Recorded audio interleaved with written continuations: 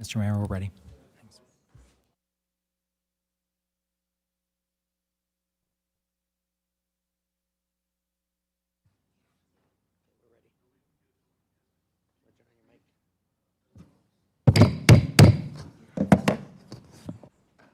Everyone. Hello, hello. So I want to welcome everyone to our budget special meeting this morning. The mayor is not feeling well. He's feeling well, but his voice is not doing well. So he's asked me to manage this meeting. So here we go. It is, for the record, it is 8:33 on Tuesday, June 15th, 2021. We'll start off with roll call attendance. Thank you, Mr. President. Councilman Borton? Here. Councilman Cavanagh? Here. Councilwoman Perot? Here. Councilwoman Strader? Here. Councilman Hoagland? Here. Councilman Burnt? Here. Mayor Simison? Mr. Holden, you ready to roll? Yes, Mr. President, we don't have any changes to our agenda, so I move that we adopt the agenda as published. Second. We have a motion and a second to adopt the agenda as published. All those in favor signify by saying aye. Aye. Any nay? Passes. Next on the agenda, consent agenda. President, Mr. Hoagland.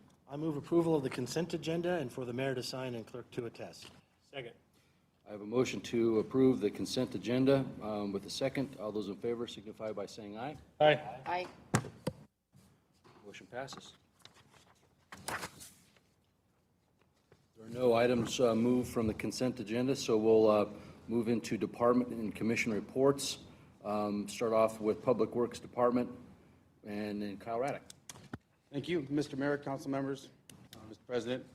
This item is a budget amendment in the amount of $500,000 for well 17 water treatment. It's the second year of this project, which is also the year we will complete it in. We have insufficient funds at present. After bidding it out, we had five contractors bid on the project, and a low bid of $1.3 million. Not a huge spread in the bids, so competitive. However, I guess unprecedented is probably the appropriate word to use in this bidding environment.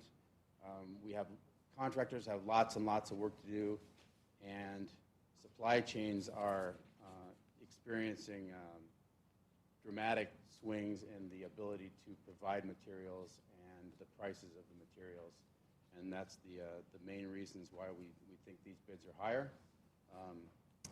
So with that, I would ask the mayor and council to approve the well 17 water treatment budget amendment for $500,000, and I'll stand for any questions. Thank you, Kyle. Any questions for Kyle? Council President. Ms. Ryder? Thanks, Kyle. Do you think that is there an acute, I know that we have supply shortages in a lot of industries. Is there any benefit to waiting and rebidding this project to see if maybe in 6 months we would get a different outcome? Mr. Mayor, Council President, Councilwoman Strader, we think that if it were a different kind of project, that might be true. In this case, we have pre-purchased the equipment, which is a significant amount. I think about on the order of $500,000 worth of equipment that we will not only have to store somewhere because it's being fabricated right now. We'd have to store somewhere, but then it would affect the warranty of that equipment. So, mainly because of that, we recommend, and because of the reason we're doing this project, we're trying to clean up the water for our citizens, and even at the higher cost, we think that the project is worth moving forward just on that basis alone. But mainly because of the equipment issues, we think that moving forward is the right decision. Thank you. Yeah, I think we're in process already on this one. It's a lot of money. Any other questions for Kyle? All right. Mr. President, Mr. Hoagland. I would move approval of the Public Works fiscal year 2021 budget amendment in the amount of $500,000 for well 17 water treatment facility. Second motion. I have a motion and a second to approve Public Works Department budget amendment in the amount of $500,000 for well 17 water treatment facility. All those in favor signify by saying aye. Aye. Any nay? Motion passes. Item number 16 is also with Kyle. And Mr. Mayor, Mr. President, council members, this is just a follow-up to the previous item. This is a request to approve the award of bid and construction to contract to Erminger Construction for well 17 treatment facility for not to exceed amount of $1,532,332.24. Now that we have that budget amendment approved. Mr. President, Mr. Hoagland. I move that we approve the award of bid and contract between City of Meridian and Erminger Construction, Inc. for construction of well 17 treatment facility as in the amount as cited by Mr. Raddick. Second motion. I have a motion and a second to approve the award contract between the City of Meridian and Erminger Construction. Any discussion on the motion? All right, with that, all those in favor of the motion signify by saying aye. Aye. Looks like the motion is passed. Thank you so much. Down to item number 17, the reason why we're all here, the nuts and bolts and what we do as a city and the budget. So I'll turn the time over to Brad, Jenny, and Todd to, mostly Brad, it looks like, in charge of the budget. So we'll turn the time over to you, Brad, and take it away. Great, thank you, Councilman Burnt. I appreciate everybody being here today. A lot of effort's gone into putting this budget together. So I appreciate everybody's comments, everybody's questions, everybody's dialogue. We've received a lot of questions in that. Thank you. I would encourage everybody to continue to do that. You know, it's kind of funny. I was talking with my wife about, you know, today, you know, a little bit of nerves, and she gave me some advice I'd like to share with you guys today. Let's hear it. She says, just pretend you're talking to me. So if it gets a little weird, I'm sorry. Little unbuttoning of the. Oh, yeah, right? I'm sorry I didn't wear a bow tie. I don't know how good I look in bow ties today, but, you know. I don't know how good we look in bow ties. You guys pull it off. You tie yours pretty good, so, you know. Not one I've figured out how to do yet, so. As far as our agenda goes, I guess I better turn this thing on first, right? Once I turn it on, then the clicker works. Perfect. As far as the agenda goes, I'm going to talk a little bit about expectations, about there are some budget updates. There has been some changes since we issued the budget book earlier. I'm going to turn the time over to Todd for a few minutes. He's got some things he wants to say to share with you. After that, we're going to talk about compensation. Then we're going to continue on with myself again. I will talk through the budget summary, some comparative on where we were last year versus this year, some of those types of things. Once I'm done with that, then we'll go into the department reports, talk about all the different budget requests that are in the budget. So with that, and then we'll end with a closing statement, which is, you know, basically what do we expect over the next few weeks, everything between now and the end of the month. Before we continue, Brad, just one quick question, just to clarify today. You're not looking for votes or anything like that. We're just going to do a high-level review, and then we'll vote next workshop to present the budget for the public hearing. Is that correct? Correct. Yeah, we're looking for dialogue. As you have questions, we encourage questions. You know, engage with. We have the department directors here. That's one of the expectations, really, is engage us, engage each other. Look at any questions you might have. Please ask those. You know, that type of thing. We have the department directors here, as I said earlier. They're here to answer those questions, to help engage with you. So please, the time is now to ask those questions and work through those discussions. So that's really the expectations today, is to do that. President, just to follow up on that, a comment. Meridian does a lot of things extremely well, better than anybody, and this process is part of it. Being accessible, your department being accessible beforehand to receive questions and answer them is really important. And the fact that you share those answers with everyone helps a lot, and part of the dialogue you're talking about. Every time I learn when another council member asks a question and the answer's shared, it helps. And there's questions we didn't realize we had, and I think dialogue here is part of that. Right. So ask away, and it's probably going to help one of your fellow council members. I know it helps me, so thank you for being open and accessible. Thank you. Appreciate that. So let's continue on that vein. Questions, discussion. That's really the expectations. Let's get to some of the changes that we have in there's a packet that we shared with you. First page looks like budget summary, or sorry, budget changes. When you open up, if you open up to, I believe there's a summary tab in your book. You can put the first two sections in. So you have a budget change page like this, along with the budget summary, which is a 10-page document. So you'll need to replace out the budget summary in the summary tab with this new version.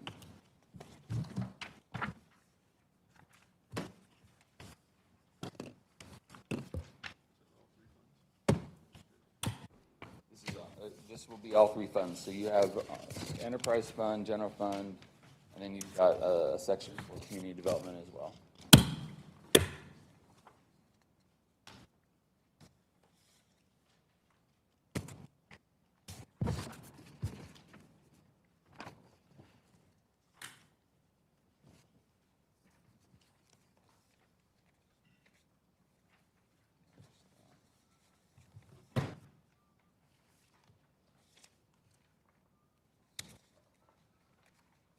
Then I believe the next piece you have, once you've done that, is a budget request for the police. Once that's done, we can move over to the police department tab.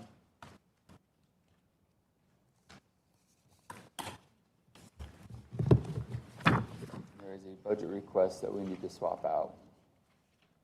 The difference really with this budget request, it's for the CID cars.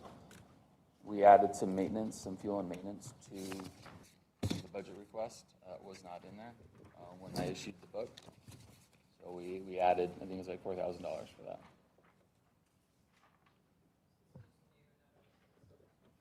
This is the new, so this will be in the back. This will be, I believe, in your green color there. Apologize, I didn't match colors on that.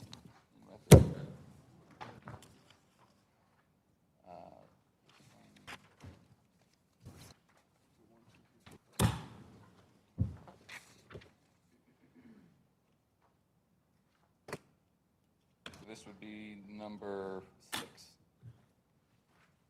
So it should be 6 in line in the police. Not toward the back? Towards the back, yep. In the green. At the very back of the green. Yes. Yep. I think they had 15, so it should be in the middle of the green. And it's labeled additional vehicles for CID.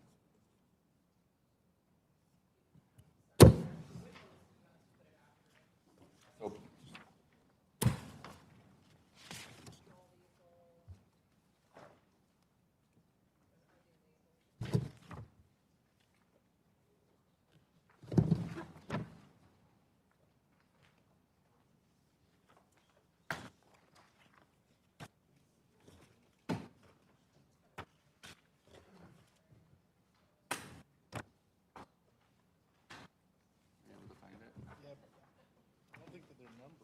They're not numbered in here. they're not numbered. It comes after the police officers 3 and patrol vehicle. Which one? It's after the police officers and the number 3 with patrol vehicle.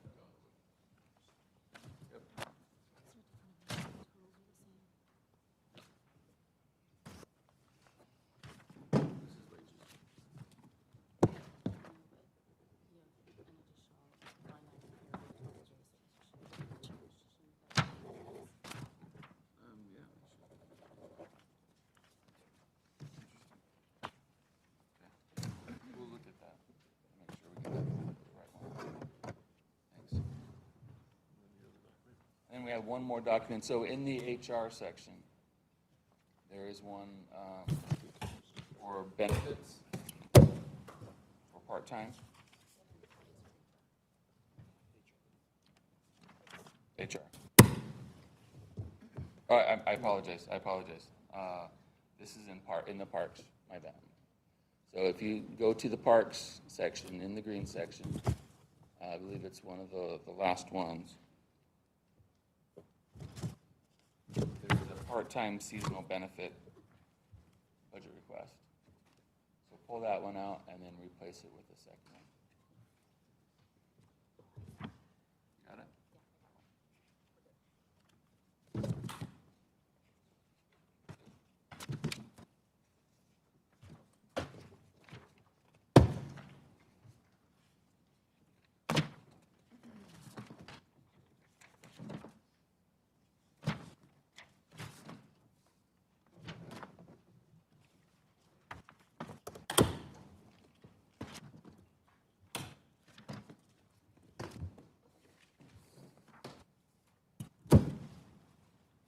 Is everybody able to find everything? We good to go? Okay. That concludes the part of the budget update. Appreciate your patience as we work through that. All right, is one mess. Take a 10-minute break. All right, now for the next wonderful section. We have our wonderful CFO here, Todd Boyd. You may know him. I'll turn the time over to him. He can share his thoughts. Well, thank you, Brad.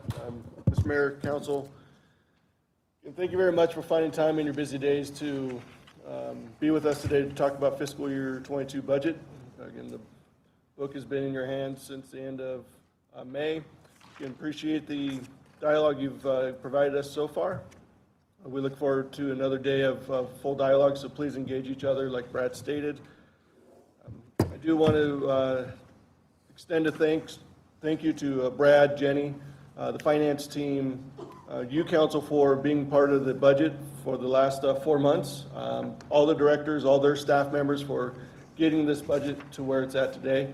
It's not a finance project, it's a citywide project, and you guys have been involved since March.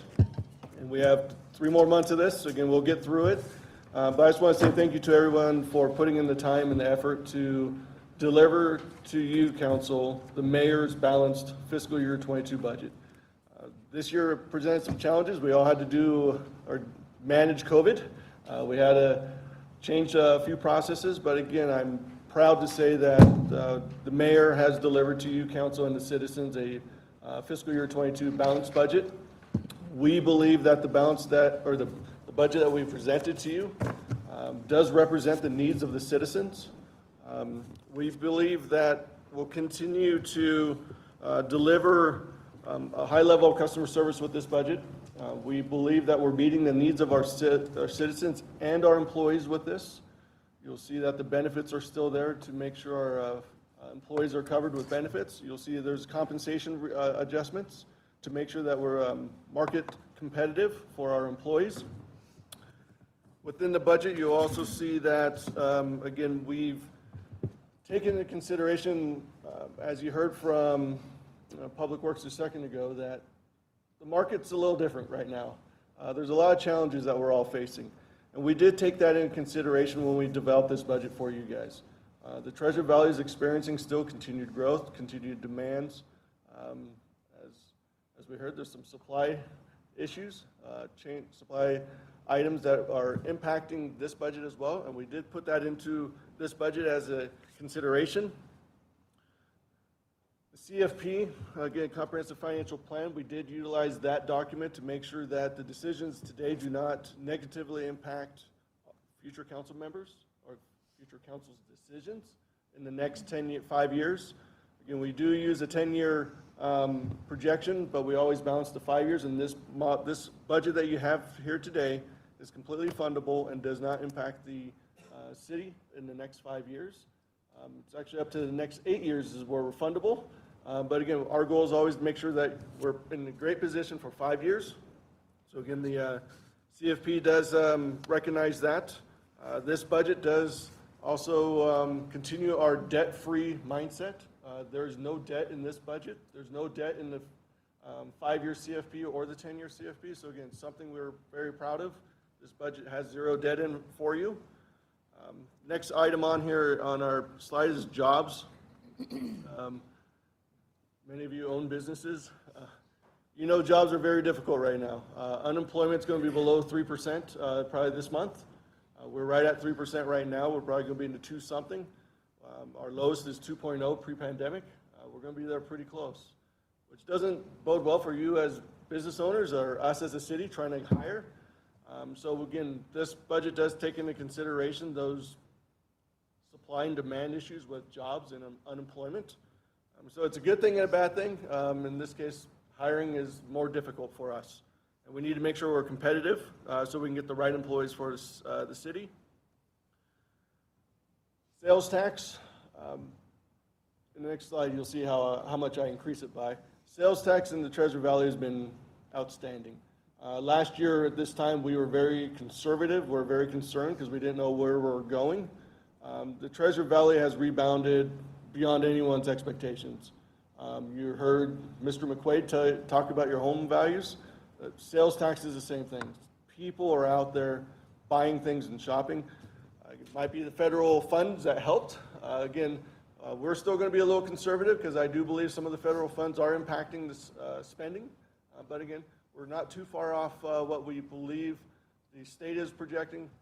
But again, sales tax is very strong. The economy of the Treasure Valley is it's very impressive. And then the last time I have to talk about is growth. We're the second fastest growing state in America per Census 2020. That tells you something. Our Treasure Valley, our city right here, Meridian, we've been top 5 for the last 6 years. So it's nothing new for you guys. We have to continue to manage our growth.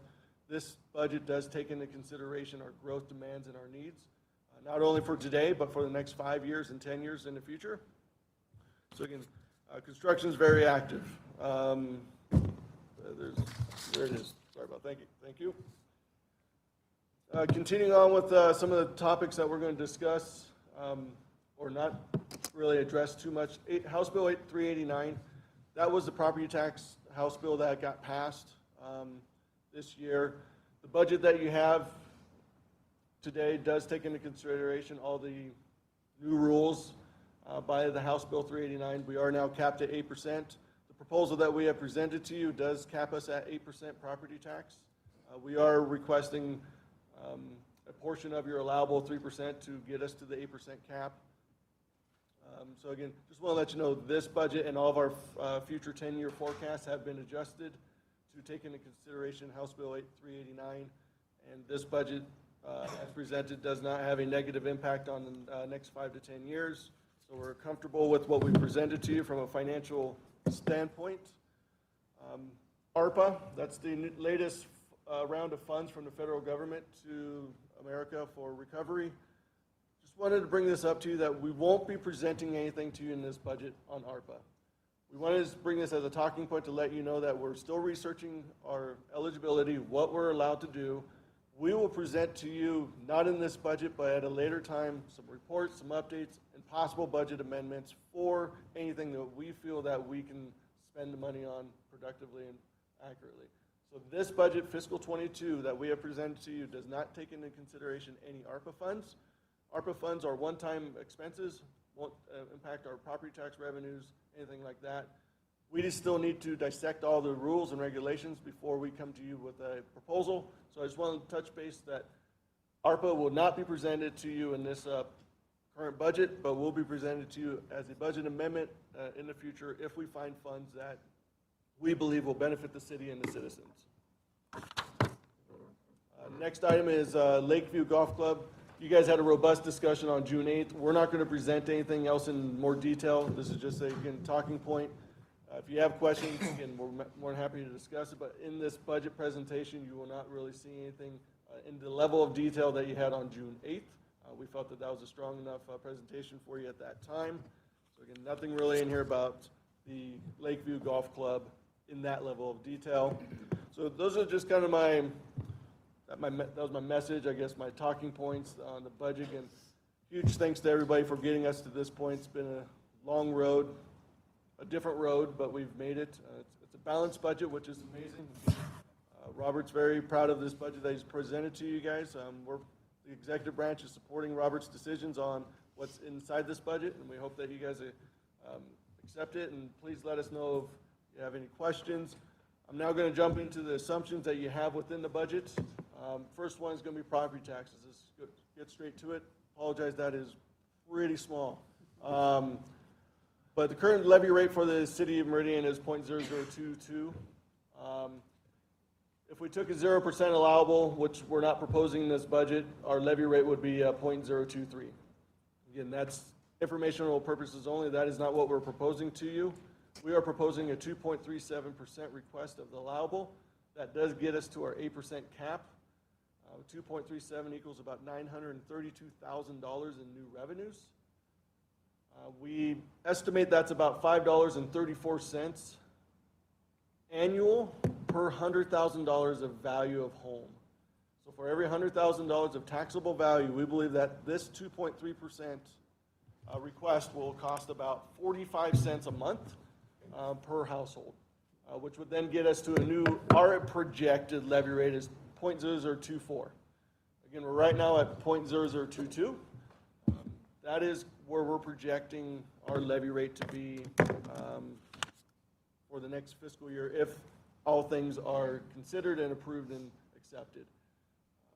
Again, this is not the full 3%, but this is as far as we can go because we are capped at 8%. So just want to let you know on that. Budgetary assumptions for other revenue sources. Water sewer sales, we're projecting a 2.65% increase year over year. Development revenues, 9.26. And that number, the next two numbers, are primarily due to our conservative approach to revenue projections last year with COVID-19. These are kind of let's fix it, let's get caught back up. So as you can see, sales tax revenue up 31%. Again, we thought the bottom was going to fall out, and Treasure Valley has done the complete opposite. Very strong, very healthy. We're moving our sales tax revenue up 31%. Liquor revenue up 3%. Liquor revenue does great during bad times, or good times. It does even greater during bad times. So our liquor revenue, again, year over year, 3% increase. And with that, those are the assumptions that you'll see inside the budget from a high level. We have some other assumptions that we're going to talk about, but I just wanted to touch bases on a few of the assumptions inside this budget for you. Joe, you had a question? Yeah, maybe there's a parking lot of questions. The first one would be, you know, the historical average of sales tax increase. It's 31% for this year. Is it generally some different percentage that we know of? Joe, the answer is yes, I do have that data. I'll be happy to get it for you. Todd? Yes, Brad. You know, the legislature made changes to the property tax rates of what could be collected when it came to annexations and new construction. They reduced the amount that we could use. You know off the top of your, I mean, we're growing robustly, so that definitely impacted the revenue we could collect from new growth to pay for the things the services we need to provide. Yep. Do you know a ballpark estimate for that amount that we cannot take? Yeah, Brad, great question. We did some early projections. House Bill 389, we believe, is this fiscal year alone, we lost over probably $1.3 million just this year alone from being able to allow our growth services to continue to meet the growth of the city. So about 1.3, 1.5 million. That money is not available to us to meet the growth demands of the city as population and construction continue. And if you compound that, you can do the math. But yeah, it did impact us. We're capped at 8. We had us at 11, almost 12% growth, but we can only do 8. Yeah. Thank you. Council President. And I think that's why you have anything taken into consideration is we're essentially making up what we lost in new growth dollars as much as we can because of that decision by the legislature. So. And Mr. Mayor, to your point, I mean, I just find it confusing that here we want new growth. People want growth to pay for the services that are required and not fall on the current residents. And yet, it does the reverse, and really doesn't offer a whole lot of property tax relief. So I'm still befuddled by it all. We would agree with you, Brad. There is no property tax relief in this program. Based on our analysis early on, all 6 houses that we manage on a trend basis, all of them have a tax increase. Because this year you had a tax reduction, well, now you have to play catch up. So again, there's no tax relief in this, in my opinion, for our residents, none whatsoever. We agree with you, Brad. Todd, I'd be curious, reverse, you don't have to go, do you have to go to the chair? Okay, sorry. I would be curious by the time we get to maybe the final budget hearing, if we could quantify what percentage of the allowable we wouldn't have to take if we had our new growth revenue. I can answer that for you now, Liz. The answer is 0. We had enough, our new construction revenue was the highest ever, but we were capped. I think getting that message out there is important. Yeah, thank you. Thank you. You know, I think it's a testament of the monster numbers that we're dealing with. Even 90% is, with these monster numbers, still we're able to capture what we need. So, I mean, we'll see what happens when, you know, when the times aren't as good and what those numbers look like. So right now, I think it's just, you know, the economy's strong, and hence, you know, the city's strong and our funds are strong. So I think that's probably about what it is. I agree. I think with the mayor's budget, he has prioritized what the needs of the citizens are, and that's what you have in this year's budget. And in the 5-year CFP, you also have the needs being met. It's just a priority of requests at the moment. But I think this budget does meet our citizens' needs and our employees' needs today.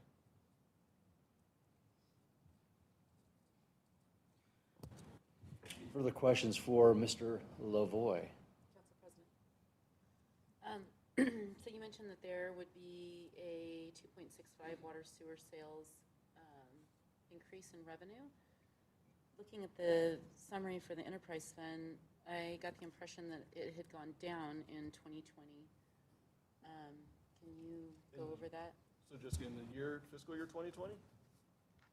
And yes, so on page, let's see, the last page of the enterprise fund, it says that the revenue, oh, excuse me, I apologize. So this is base budget revenue for 2022 that's expected to go down from 21. So it's in the, Yes. so that's a decrease of 2.64%? That's fair, Jessica. Yeah, what we have in our projections, based on the growth committee, we show our new development, new hookup, new assessment fees reducing. Again, we're still very healthy. Okay. We just don't have us growing at exponential number vertically. It's just, we're slowing down a little bit, but again, still very strong and healthy. That's what that represents. The number of the revenue? Water, sewer, that's the user fees. Different than these revenues. So I apologize for that, Jessica. So the number that you're looking at here is the cumulative collection of all revenue sources for the water, sewer, Okay. enterprise fund complete. Okay. That one slide, that one little icon represented the user fee, the water sales of when you use your water and Yep. that. Okay, thank you for that clarification. Thank you. Yeah, we're in great shape. Hopefully our neighbors, Nampa to the west and others, hopefully they're in the same boat as well. But thankfully, we'll be fine, and thank you, Todd, and your team, for Mayor, for hashing this out and putting us in strong positions. Any other questions for Todd? Brad? Jenny? Thank you, the information's really helpful. Well, I appreciate all the questions. Again, please continue to dialogue, ask us questions. We have everybody here for you. I believe the next section is going to be for Crystal. She will go over the assumptions of compensation that are provided in your fiscal year 22 budget.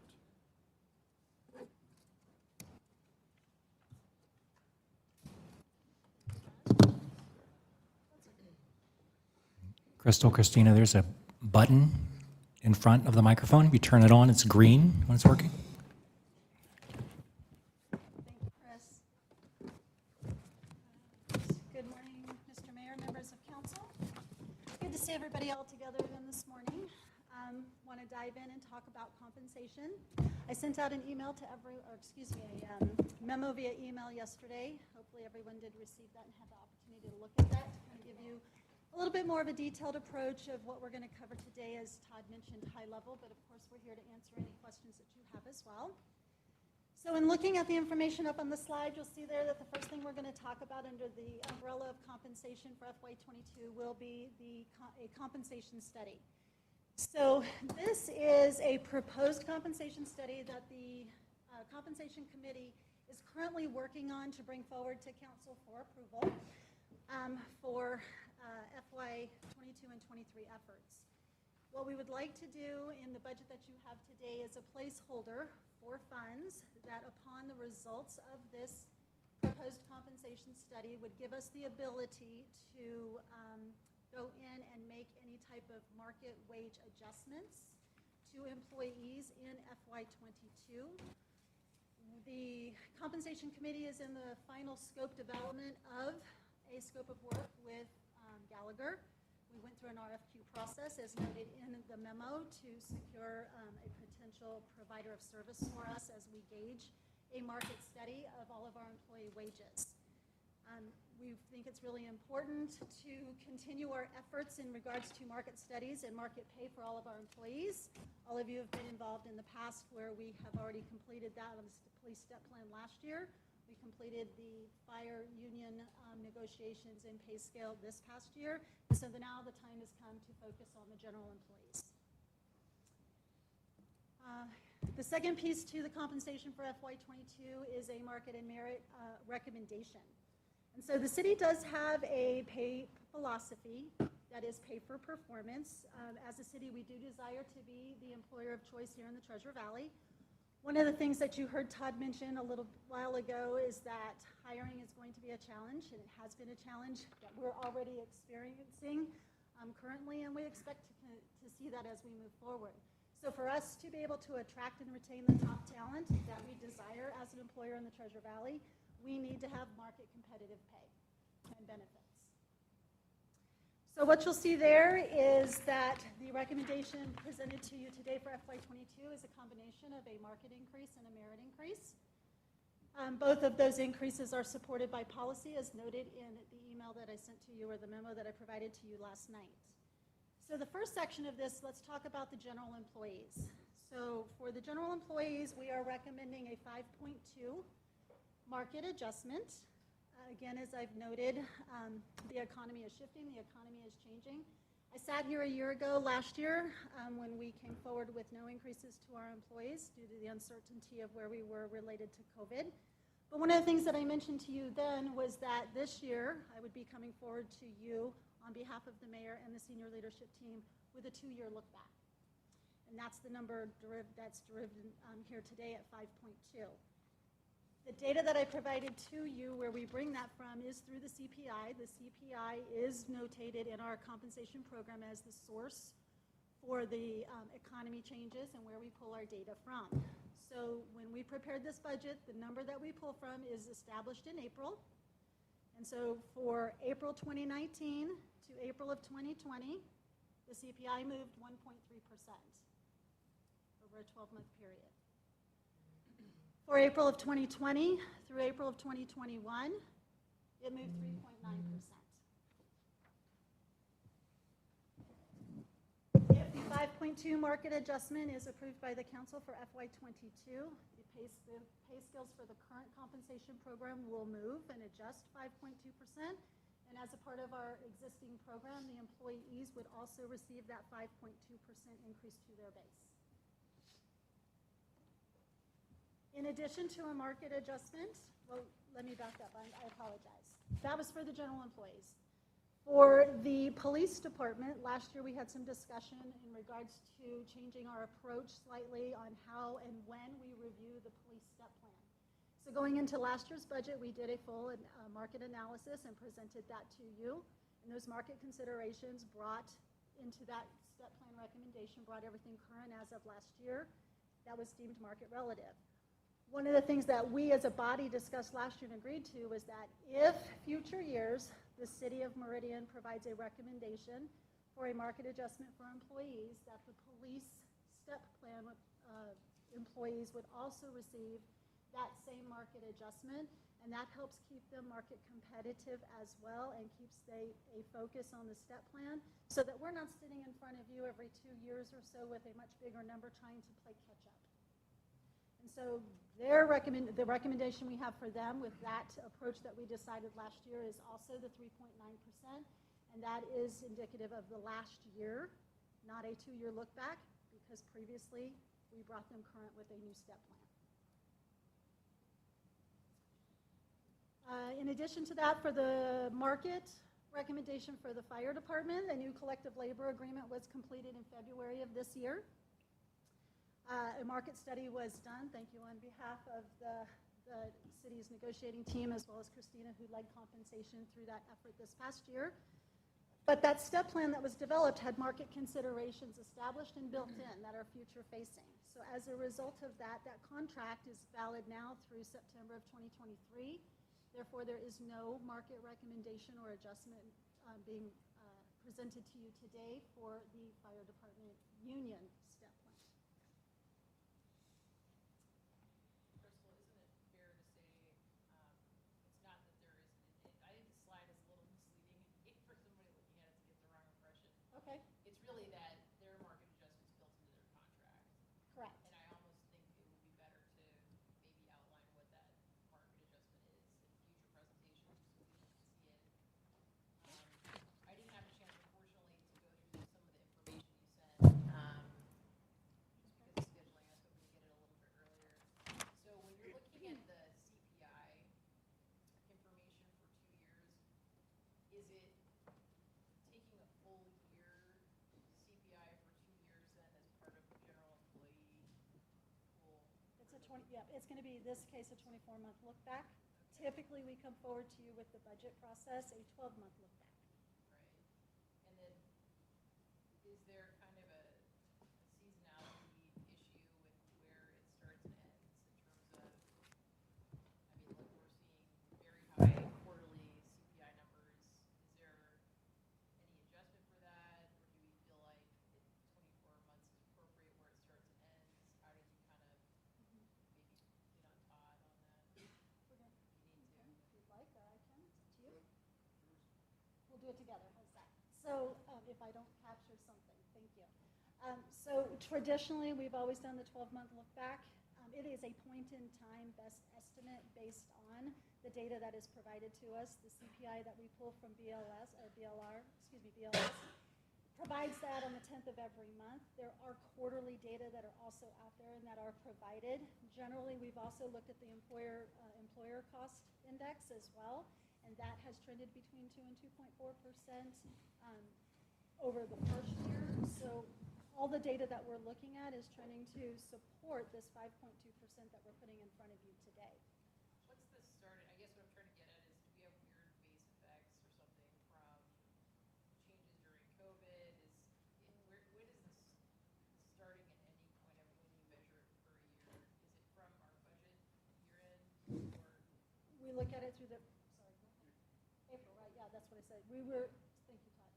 So we look at that every April and May to align with the annual budget process. The mayor and I monitor it, monthly, every other month through the off-cycle years, and then every month up to 6 months leading to the budget. But it is a point in time that we've established every year to align with the budget cycle, the budget development cycle.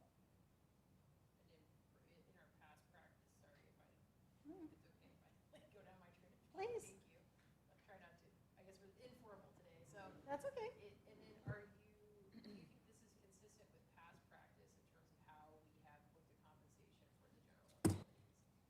The methodology. Thank you. I'm not feeling well. So the approach has been the same every year. I can speak to the last 6, 7 years. Obviously, Bill was prior to that, but we've always taken a look at the market and the merit. What you will see that has been slightly different in the past is the balance between the recommendation of a market and a merit. So in past years, sometimes the recommendation has been a higher merit and a lower market, pull in a balance. And this year you're seeing that with the difficulties and challenges that we are currently facing with hiring, that we're going to be planning to continue to foresee with hiring. We want to place ourselves in a competitive position, and therefore we've chosen to align with what the CPI is saying today, as of this point in time in April, as well as a merit increase to help position us more competitively within the Treasure Valley. And then within the police step plan, is that consistent in terms of a merit increase and a CPI? Or refresh my memory? Yep, so the police step plan is not merit-based. Merit-based is a pay for performance. They're step plan-based, which is on education, tenure, those types of things, and movement through their plan. When that plan was reviewed last year, we had an external consultant take a look at that, take a look at market conditions, as well as the market competitive of the other agencies that are also recruiting for the same pool of police officers we are, and all of that was built into the recommendation that was established and presented to you last year that was approved for FY21, and therefore their step plan adjusted, and those employees defined under the step plan did receive increases. So I guess for me, what I would be interested to see would be some of the work that we did last year. It was really hard, took a lot of assumptions to get it from apples and oranges to where there was a fair comparison between 3 different plans. I guess I would be curious if this positions us going forward to where our overall pay increases are relatively close now between the 3 employee groups, because you have the fire plan that's built in. Now you have this adjustment to the police step. It's all relative. Like I need to read through your information to see how that's grounded. But personally, what I'd be looking to see is that going forward, this got us off of police every 2 years. Fire is baked in. If you make an assumption about cost of living, does this make it so those 3 employee groups are within, close to each other and not like all over the map? So we have Scattered across the problems map. going forward that we had to correct previously, so. Rather than last year, we provided some historical data that we didn't bring to the table today, but we can certainly pull from that, and I'll get that back to everyone. Absolutely. And Liz, I think at least from a standpoint, that's why police and general employees are aligned this year in terms of that element. And at least from my perspective, I asked them to be, don't just go too close to what the number is, follow the number. If we can't afford the number, that's one thing. But we either believe in the number for our employees or we don't. But trying to make it more alignment throughout the plans. Yeah, so there's consistency and we're not setting ourselves up for future timing issues because we inherited that before and it wasn't fun. So just getting to where every year there can be more consistency would be good. I've captured that, and we'll get that information. Thank you, Chris. Crystal? I apologize if I missed this, but can you go through the increase from the original proposal of 2.5 to 3.9 on the police step plan? Yes, so, sorry about that, I was trying to follow your question. So the market, that was an error on my part. So Okay. the number at that point in time is actually 3.9, and we double checked that. Okay. So, and with the direction that we've discussed. As So a that's leadership based on the team. plan that's been decided. That's not an additional 1.4% beyond the plan. Nope, this is based, that 3.9% number, both for the police step plan and for part of the general employee recommendation, is a CPI-driven, Okay. data-specific Okay. number. All right. Yes. That makes sense. So that lines up with the CPI for 2020. Correct. Okay. Crystal, I guess I better not make it a form of a question because it's a difficult question. Okay. We look at market adjustment, and it's a good increase. But when it comes to hiring for people who are out of the area, look at job openings and come here, our housing prices have escalated so quickly. And we've had instances now where people say, I can't afford to take that job based on this salary and the market. And not that we'll ever catch up, but, city employment is typically not top of the pay range compared to other industry. And I guess that's why I want to make it a comment. We're going to have continued difficulty because I don't know if there's an answer to that. So it's just going to be one of those things. Hopefully we can make, whether it's benefits or just the culture or things like that, attractive. But from a salary standpoint, even this is not going to be enough to fill all the positions that we might have open. It's because of the rise in housing costs. So we still have challenges ahead of us, even though I think what you're doing is really trying to stay on top of things and make it fair wages for folks here in the community. But we are still behind because of the housing costs. Well, thank you for the comment, Councilmember Hoagland. I agree with you, this is a great first step. However, this isn't the only step that we're focused on over the next year. This is why exactly what you're speaking to is part of the importance of the compensation study that we're going to be bringing forward in front of you, requesting your approval to pursue and complete. As not only will it help us as a city take a look at developing a new compensation structure and program for FY23 that helps support our philosophy and position within the Treasure Valley, but in addition to that, it is also including a market analysis of every position in the general employee step plan, so that we can determine where are we market strong and where are we lacking, and that's the placeholder that you have in your budget to help us make those budgetary adjustments to bring people, if we have folks out of market, which is likely, up to a market rate, to tackle one piece of the comments that you've chosen to share today. Crystal, to clarify that, you mentioned for FY23, but there could be, but once that study comes in next summer, let's say, there will be, that will go into effect for part of 22, correct? So thank you, Councilwoman Pearl. Let me just clarify for you. We are anticipating the results in the early parts of FY22 of the compensation study if everything goes as planned. Based on those results, we are anticipating that it is going to make strong recommendations for adjustments to positions across the city, and the placeholder that we have placed in the budget today for a little over $700,000 is to give us the ability to implement some of those changes that are recommended in FY22. We don't know what those results are going to tell us yet. There could be that will cover the recommended changes, or it could be that will be a step towards making those adjustments. And then we will be in front of you with a proactive approach with the study and a number to move us into FY23, along with the potential of bringing forward a new compensation program to support the city's mission, vision, values, culture, pay philosophy, etc. One clarifying question, when you say a new compensation program, are you suggesting that we might change how we handle market and merit adjustments? And like, is this a policy change as well as a dollar figure change? Or percentage change? That could encompass all of that, and that's the first step is to do the study. The next step then is to look at positioning the city with a strong compensation program, just as we did 5-6 years ago with the plan that we had in place at that point in time. And could that require a different strategy, different approach, different type of philosophies and policies? Absolutely. That's the focus of the comp committee, and we will be bringing all of that forward. Crystal? Oh, go ahead. The medical benefit piece, is that related to the supplement then for the trust? Is that where that percentage is coming from? The 4.5 is simply the medical benefit. The supplement for the trust is a separate item.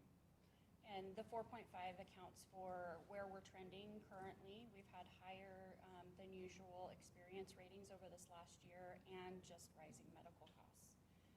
I do know that the Benefits Committee and the trust are committed to implementing some strategies to try to mitigate some of those costs, specifically around our pharmacy costs.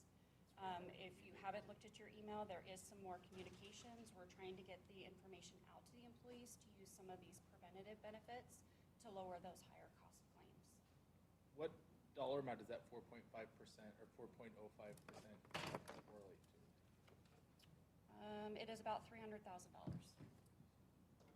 So, Crystal, again, political science major, so my math isn't great, but when I add up enterprise, community development, general fund, dig into the budget assumptions for compensation, the merit adjustments, the study adjustments, and the cost of living, it's about a $3 million investment in our employees. I'm not a numbers person either overall. I do them broken down like you do, so I'm looking to our numbers geniuses over here. Quick, Matt, we will double check that for you. Okay. We did not add up all those Quick math, numbers, yeah. but we can find I out. just think that's I don't want the moment to pass. Like, I think that this is something that we really need to talk a lot about. Is we are really investing heavily in our current employees. We're very lucky to have great employees, And we're taking the feedback from last year. Mayor's bringing forth a budget that is really investing in our staff. So I just want to make sure that the number in my head of what we're investing is actually correct, and so I appreciate that. Employees are our greatest asset. Yeah. They run our city services, they meet the public's needs. It's a big conversation, so I appreciate questions. And just to clarify, the one thing, I think the market, or the $700,000 is a maybe ingested. Yeah, there are two different components to this, because we don't know if it's an unfundable compensation plan that comes back, then that money may not be invested in this way, but we have it for potential other ways. We're planning to budget, though. You are and that planning to costs budget. A little over $3 million. So Correct. 100%. I just want, whether that gets spent this year or whether it's next year, we don't have to take as much because we have that money there for other ongoing personnel needs will be determined, but just, we have to see what it says, but I think so the employees are clear as well. I think there's 2.3 million, if your numbers are correct, that is being put towards them right now. There's additional money that could go that way, depending on what we hear back. Based on the results. My question would be how did that Liz? Hey, when you're talking, if you could talk into the mic like this, there's folks that are online that are having a hard time listening. Need to get us headsets. So, yeah, you can just be like, Can we hold it? just lift them up a little bit, talk into the mic so the folks online can be able to hear us. Sorry about that. How did we size the $700,000 for, let's call it the placeholder, which we don't usually do placeholders, but how did we size that? A fair question, Liz. What it is, we put a 10% placeholder in there based on the results of the fire department and the police department and some other comps, some other positions. We saw we're right around 10% off. So if you recall, last year fire was off by 10%, 10 to 15, police was off 10 to 15. We did a few checks on a few positions in-house, off by 10 to 15. So I said, I made a recommendation to Robert, let's put a 10% placeholder, because if fire, police, and our analysis are accurate, I wouldn't be surprised if we might be off X percentage. So it's a placeholder and based on those data points. Then what we did is we took 2% off the 10% and we put the 2% in the merit, so now you're down to 8%. So that's kind of how we got to that $700,000 number, is that logic of putting a placeholder in. Got it. So, yeah, I was going to ask if you're double counting. And then I guess if a position's off by 10%, that doesn't mean that we're going to increase it by 10% in 1 year either, right? So, Not necessarily, but yeah. we'll have to wait to see what the results provide to us so that we can determine where we are in market, where we are out of market, and an approach the compensation committee will look at to move it forward. Like Robert stated, if the data is supportive, we'll recommend, or, make our recommendation. If the data says we're in market, we'll return $731,000 to the general fund, and we'll remove the reduction of our needs of fund balance, because you'll notice in the general fund, we are requesting the use of fund balance. So again, this would just help offset that need of use of fund balance if we do not need all the funds of 731. We'll see what the study says. It's a placeholder as is right now. Yeah.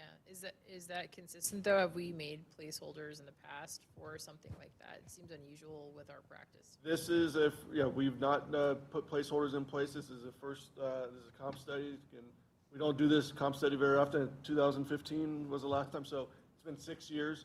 So maybe 6 years ago we may have, but yeah, this is a placeholder for the comp study. Yeah. We want to make sure we have the funds available for Robert and Crystal to be able to act upon to make a proposal to you at the end of the day. Mm-hmm. But I guess I'm thinking timing-wise, if the compensation study is completed at the end of the fiscal, at the end of the calendar year, then you're 6 months out at the most from your next budget cycle. So is a full year's the right sizing for that? I guess. We don't, it's a fair question. We don't know what the results are going to be. We could be off much less or much more. We don't know. It's really a best guess placeholder at this moment. Okay, I'll chew on that. Thanks for the info. Thank you. I have a question for Christina about the medical benefits. Is that premium increases, or is that based on actual claims that came through, and so can you also give us then an understanding of the self-funding, the expectation was that our costs would go down? So is this a reflection of cost decreases, but then an increase in the use of medical benefits over last year plus premium increases? So it's a combination of many different factors. The idea behind going self-funding was not necessarily to save money, but it was to give us greater flexibility and more levers to pull in our benefits. First year, we have experienced higher than normal experience rating. We had 5 years of really good claims, and now we're having a not such a stellar year. We do have reserve funding. We have surplus funding. I have that in the budget as well to cover that. So it's a combination of the claims that have come in, the increase to the contributions based on market rates, medical costs, those types of things. We are seeing higher than normal RX. You have all of these specialty drugs, which are wonderful. They're, life-changing drugs, but they are very, very, very expensive. And we have several individuals on those drugs, so we're trying to figure out ways to mitigate that going forward, but still provide competitive benefits. So that 4.05% really is reflective of market changes as a whole and how we're trending as an organization. Is there any way to know whether that's going to be a consistent increase year over year, or do we think this is just a unique situation, or do we have any way to know? We don't necessarily have any way to know. You can even ask Blue Cross. It's like looking into a crystal ball and trying to make some assumptions. What we are doing is we are making some steps forward to try to mitigate some of those costs, like the RX, specialty drugs, communicating some of those benefits that we have in our plan, Benefit Advocate Center, preventative exams. We noticed that our preventative exams went down during COVID. We need people to get out there and find these illnesses that they may have before there's major claims costs. So we're taking a couple different approaches to try to mitigate those costs. We're hoping that next year those will trend downward, but we just don't know. Is Blue Cross seeing this happen with other organizations that they insure? Absolutely, yep. Yeah, my guess is 4% is actually probably pretty low in the overall market altogether. And even when we were fully insured, a 4% increase would have been seen very welcome as a general rule. So I'm surprised it's not a lot more. We have heard other organizations in the Treasure Valley are experiencing double-digit increases. Thank you. I appreciated the context. That's what I was looking for.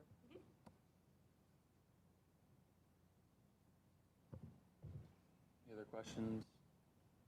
Crystal, Christina?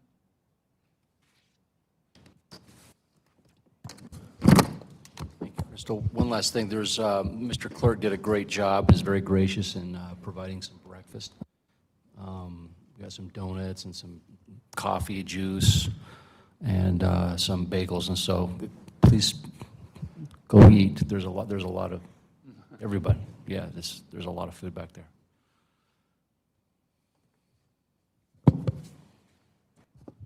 He spent all night baking it, right? So we gotta eat it.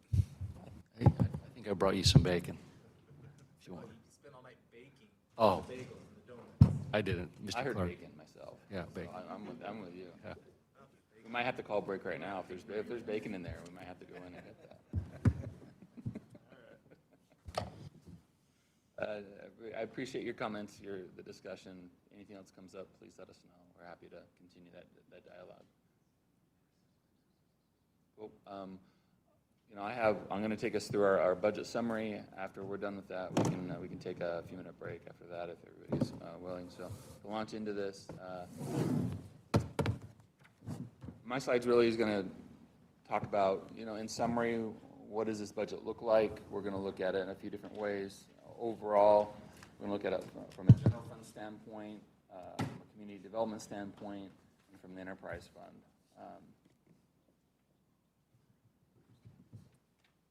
So if you'd like, you can look at the budget summary. If you look in your file, you have the budget summary in the summary area. You can use that to kind of follow along with what I'm talking about here. So overall, total city budget, you'll see that we're actually increasing from about $107 million from last year to $152 million this year. That increase is really related to, we have about 8 or so large capital projects 2 precincts, we have 2 fire stations, we have a Discovery Park. All of that rolled in together, and the compensation that we've been discussing, all combined, are really what makes up the increase this year. It's not a to-go, it's a kind of a one-time in nature, capital in nature.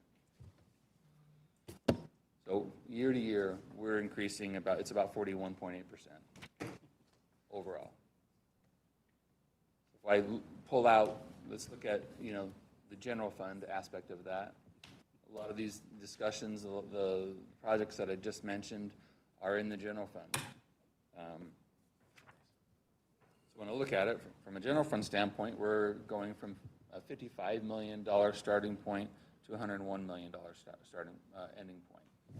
It's a $45 million increase or 81.4% increase year to year. Again, that is from, we have 2 fire stations, the precincts, those projects are really what are causing the increase year to year, one time in nature.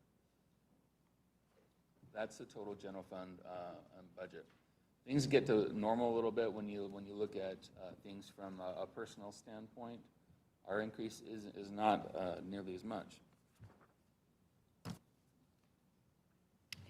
We actually increased by about 3.7%. The far majority of that is due to the compensation study that we just finished talking about.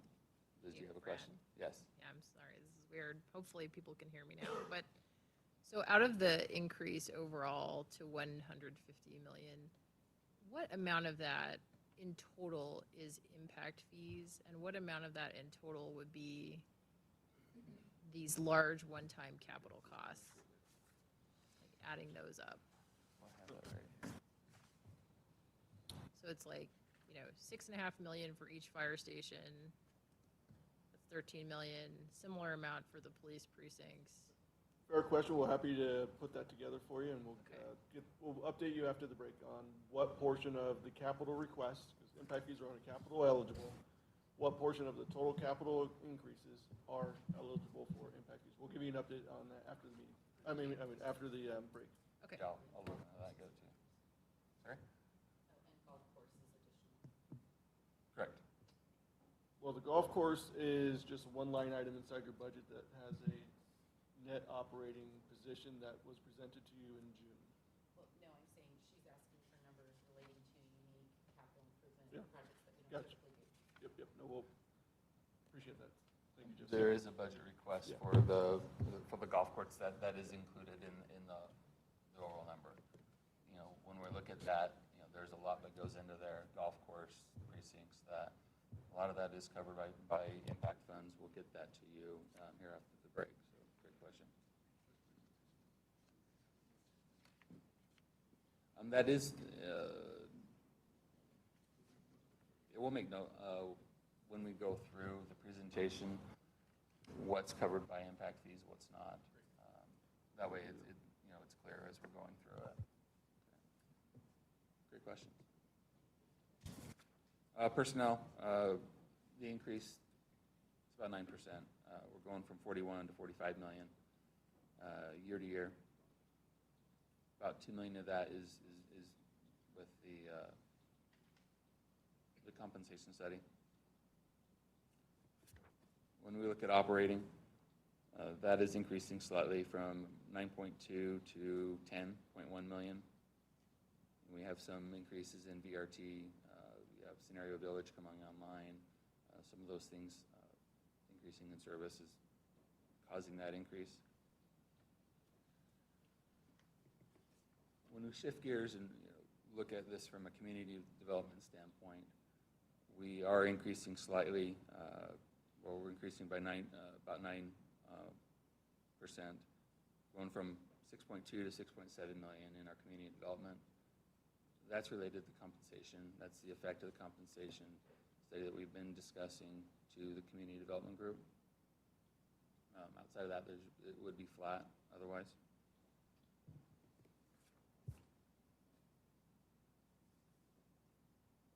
From a personnel standpoint, kind of the same type of situation, from 3.8 to 4.5. That the increase is basically related to the compensation study. So a lot of the increases that we're seeing is from that. Our operating base budget is pretty much flat year to year. It's increasing by 1.6% from an operating. So really, the only change from the community development standpoint is from the personnel actions that we're taking. I'm going to shift gears and look at enterprise fund. In a total, we're actually decreasing our budget. We're going from 45.4 million to 44.4. That reduction, we don't have as many projects from an enterprise fund standpoint that we're funding. That's why we're less from an overall standpoint. When we pull that back and look at it from a personnel standpoint, it does increase because we have there's a compensation adjustment assumption that's built into that as well. So that's why we're seeing when we look at our personnel, it is increasing by about 16.9% as a result. When we look at our operations, that's increasing by about 5.3% in our enterprise fund. We're going from 7.9 to 8.4. There's some general increases, sewer line repairs, there's water meters that are, a little more expensive, and some water treatment that we've seen an increase on, that are contributing to, it's a 5% increase in our operating. Again, that's kind of overall year to year where the changes were. I'm happy to field any questions you guys have.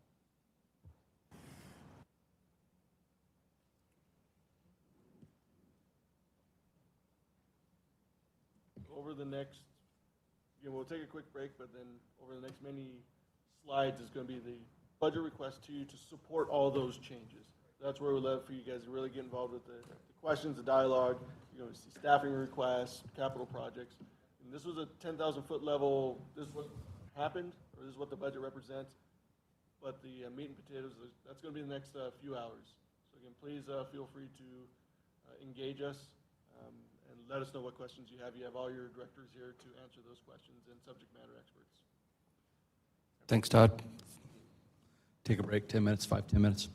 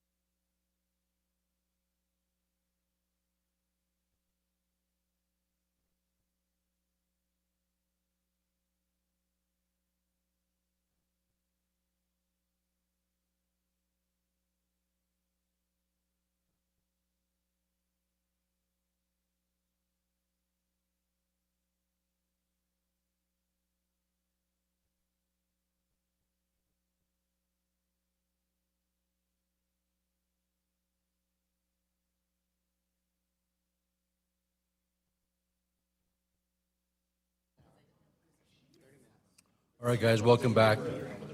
Council, your microphones may be off, just letting you know. We good? Mr. Okay, welcome back. Next on the turn the time over to Brad. Let me turn on the green button again. Thank you, guys.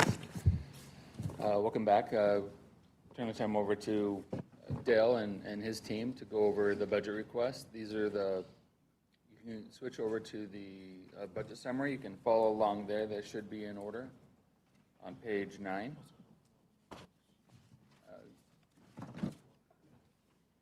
And as we go through it, so as you see, if we're starting off with water, you can actually go through and follow along in the water tab and look at, if we're talking about, one of the wells, you can see what the individual request is in there. So you guys can follow along as they go through the slides. Joe?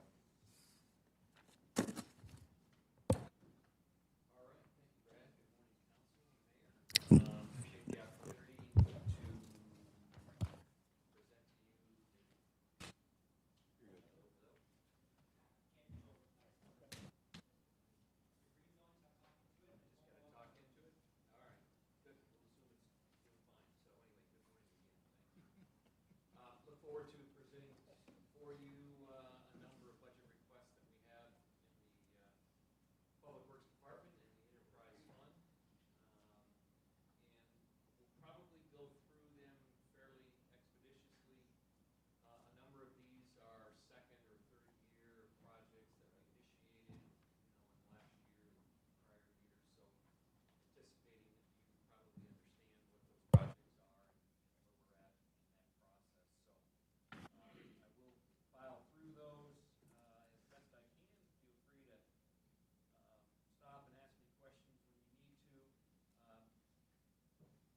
This is actually a great seat for me to sit on because you don't have to look at my little thing. Lo and behold, damnedest thing, our dog's vet is actually pretty good at figuring up and whatnot, helping on that medical cost. So I exit the city here on that deal, but anyway, so. It's innovative. Getting my good side here today. It's innovative. That's a good place for me to sit. So, let's talk about the water department first. We supplied you with a summary and a listing of those projects. First one that we have on the list here is a well treatment facility for well 26. And that's a first year of a project to put well treatment on that well. We typically look at these projects, assuming we've done well assessments, we understand the water quality issues and concerns, we do them over multiple years, and have design and equipment procurement in the first year, and then typically followed by construction of the well facility that brings that well treatment online. So this is the first year, a 2-year project, and we're numbering these. This is actually the 9th of the 12 that we have planned to be completed by FY25. When we get to our completion of that 12th facility, we'll have the ability to supply about 90% of the city water through treated facilities. Today, we're about roughly 60%. So important investments for us as we look at both the need to reduce typically iron, manganese, and ultimately uranium that's naturally occurring in the water systems, and the ongoing pressure from a regulatory standpoint with the health advisories and things that we've faced in the past. So we'll have a great portfolio completed here over the next 3 or 4 years.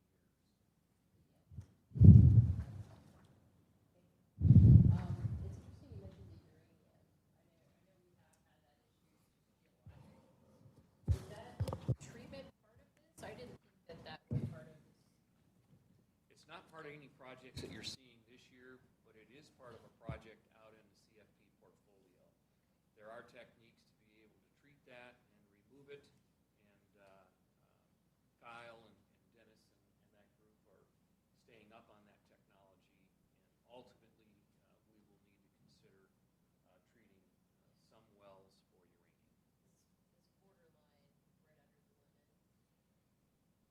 There are some wells that are actually exceeding. We can use those for fire flow purposes and things, but if we're going to introduce them into an ongoing domestic use well, we're going to have to do something for a treatment standpoint. Just curious, is the treatment for that, is the cost significantly higher than treating for these aesthetic, manganese and iron and stuff?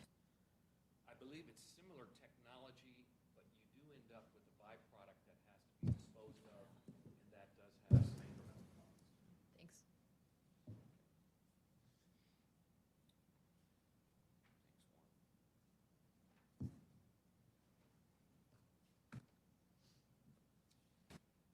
So the second project that we have presented for you is in the second year of a 3-year project for treating, water treatment on well 31.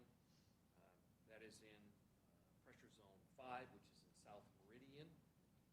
And this particular project then would do the treatment design and equipment procurement for the specific well. This is identified actually as the 8th, because it's a year ahead of 26th of the 12 that are planned. Questions? Okay.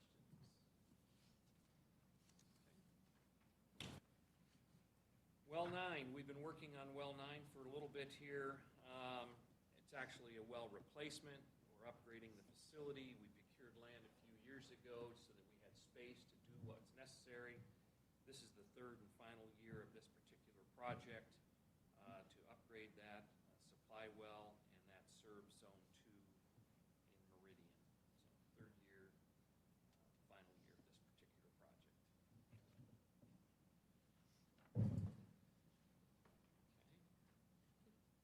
Dale? Yes. Real quick, I think your team does a pretty good job of kind of projecting out costs. When we look at, say, I think well 31, is well 31 a 2 of 2, or is well 31 a 2 of 3? Well 31 is 2 of 3, and I believe last year we did some pilot testing and well assessment effort. Those historically were included in year 2. Sometimes we pull them out and do them separately, and in fact, we did a number of pilot testing this year so that we have a better idea of projecting forward of what our specific treatment needs are going to be. Moving forward, should council kind of expect a 900 and change plus cost increase for year 1, 800 plus cost increases for year 2, and then that 1.2 plus cost for year 3? I mean, is that how we should kind of start getting into the mindset of being prepared for these each year? Or are there differentiating factors that will really impact the costs of each of these phases? So in general, you're correct, but there are costs that impact the wells differently. The size of the well, the amount of treatment that's required, facilities that are required, all play into that. And so you have small wells and large wells, and you've got more complicated treatment versus less complicated, and those all play into it. But there is that pattern of we do initial piloting and assessments, which assist in the design and procurement of the equipment, and ultimately go into a constructed facility and come online. So that typically 2 to 3 year process comes as you're suggesting. Okay, great. Thank you.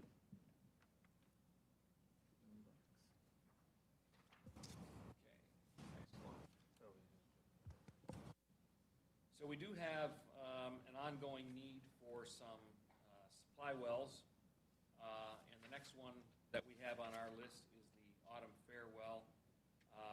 That is going to be supporting pressure zone 1, which is in the northwest priority growth area of the facility, or of the city, and this year 1 supports the design and construction of the test well. So much like treatment facilities, on the production well side, when we're adding new wells, we also have a typical pattern of determining location, drilling test wells to determine the best aquifer, and then we go into pumping facilities to complete that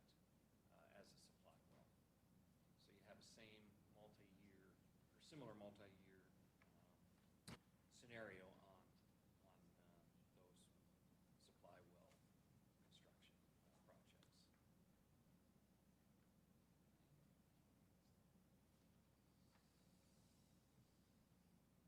The third treatment facility that's in this portfolio is well 10B.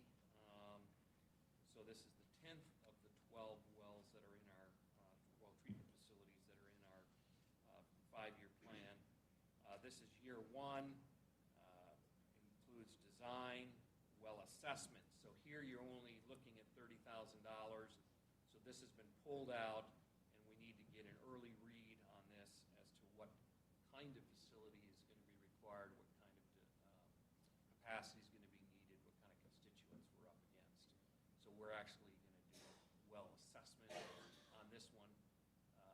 Sometimes we've done those in the past, included in this larger first-year project. We're pulling this one forward and getting a jump start on that. Dale, we're getting reports from YouTubers that can't hear people speaking, so please try to get this close to your speaking point. And I've now been handed the remedial mic.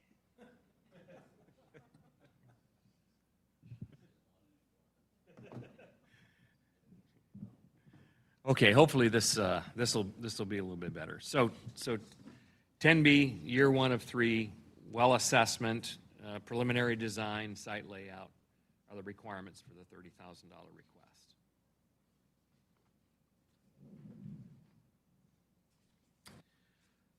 Water main extensions and adjustments, typically we see this in our budget every year. We do not have any mainline extensions that the city is progressing on this year.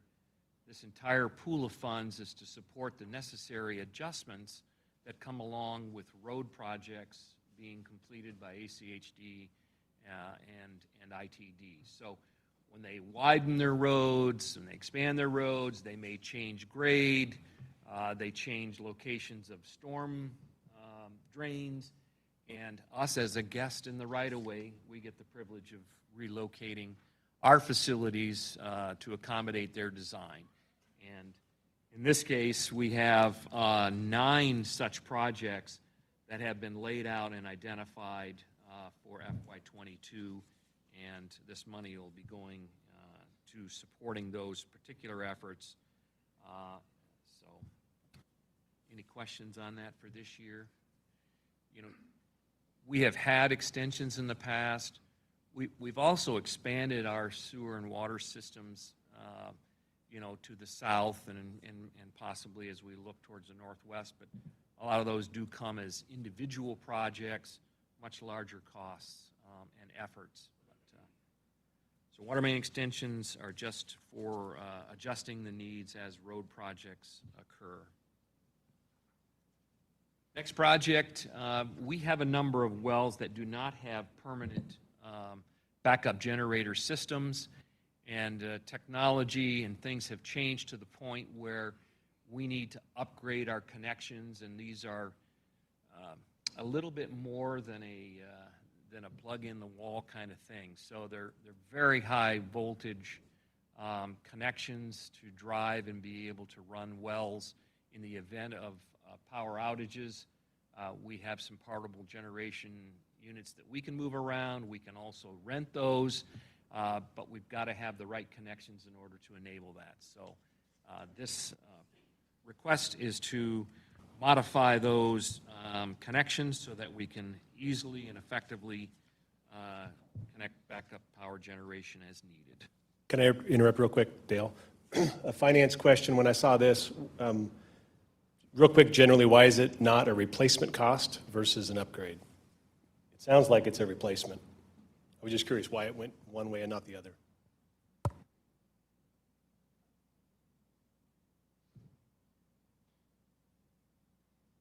Something new, isn't it? Like,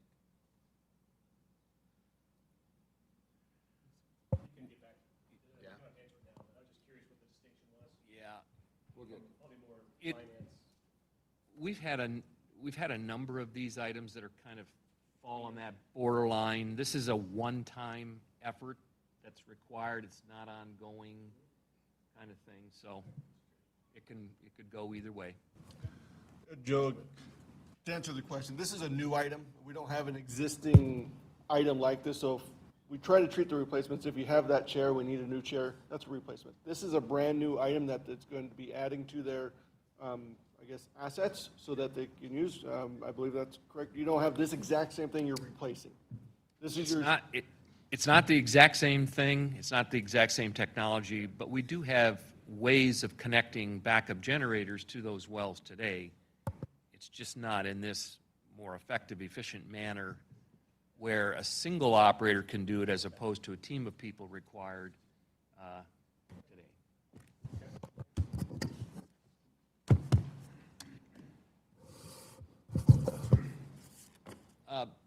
In our facilities, we rely heavily on our SCADA control and the radio signaling equipment that we call the telemetry upgrades. And those are nearly on a constant evolution of efforts to keep those updated so that we have good ongoing communications with various well sites and facilities. So we have a number of these. This pool of funds will satisfy 6 different projects that include some PLC replacements already at the Victory Reservoir, well 10B. So this is an ongoing effort, and we've got hundreds of these type devices throughout the facility, and like laptops and everything else, they're an obsolescence type product, and in order for reliability and consistency through the system, they need to be replaced and upgraded. Dale, so is that then, this is a budget request, but isn't this essentially something that's going to need to happen every year and is or should be part of the CFP, or is this something that this is part of the buildup of SCADA, and then once the entire system's put together, then it's going to be a replacement scenario as new technology comes out? No, these investments come and go as needed based on age and when they were initially put in and the technology that was put in at that time. Again, we've gone back and forth as to whether or not these should be, annualized replacement. The dollar numbers change. All of these projects like this, including replacements, are included in Enterprise Fund CFP. So we've captured all of these, and then we come forward and look at whether or not this is going to be something that's happening every year. What's that frequency? How do you build it in? So on some of these items like this one, we've chose to do it as a budget request as opposed to building it into our ongoing budget. Next project, we have some new PRVs that have been installed that need the SCADA control capability. For the most part, PRVs are constructed as part of the development projects paid for by the developers, and then the city comes back with our standard SCADA control systems, and we put them on the PRVs.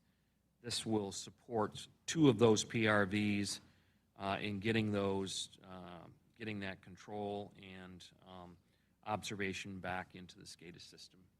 So we have visibility of what's happening in those PRVs.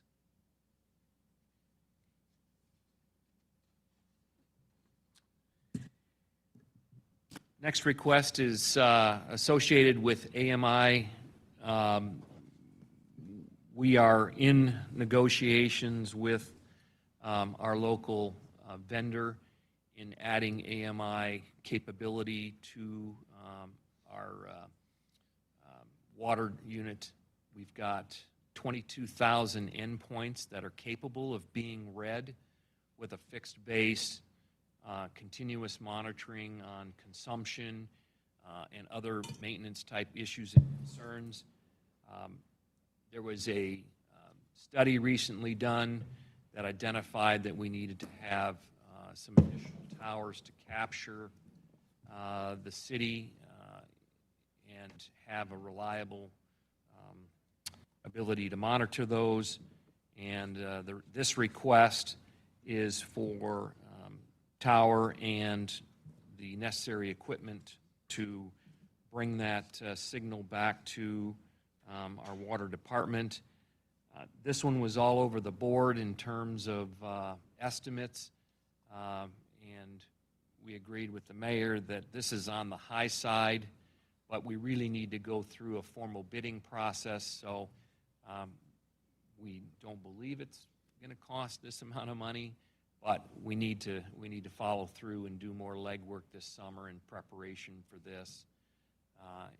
This is hardware that allows us to get that signal in our budget. We also have then the subscription fee that we pay that allows us to convert that radio signal into information, allowing us to monitor continuously the water consumption occurring in those endpoint devices that we can read. So we're over 50% capable in our system. We're adding about 4,000 to 5,000 endpoints a year that are fixed base readable, and ultimately will be 100% fixed base, but that's still a number of years out. Dale, what's the height of the towers? I believe these are between 80 and 100 feet with the top of it's kind of an erector set type tower, very simple. There's no power. It's a pad mounted, and then it has a whip type antenna on top. Have you or your team explored any type of screening around that? I mean, we hear a lot from folks that always get a little concerned about the visual elements of towers of any kind. I think they typically focus on cell phone. We've certainly heard a lot from people about 5G. I'm just curious if that's options, if that's something that your team has explored, and if that's something that we could potentially include, just to be sensitive to the neighbors. I'll tell you that the topic has come up. I don't know how far they've gotten, and I'll defer to Dennis.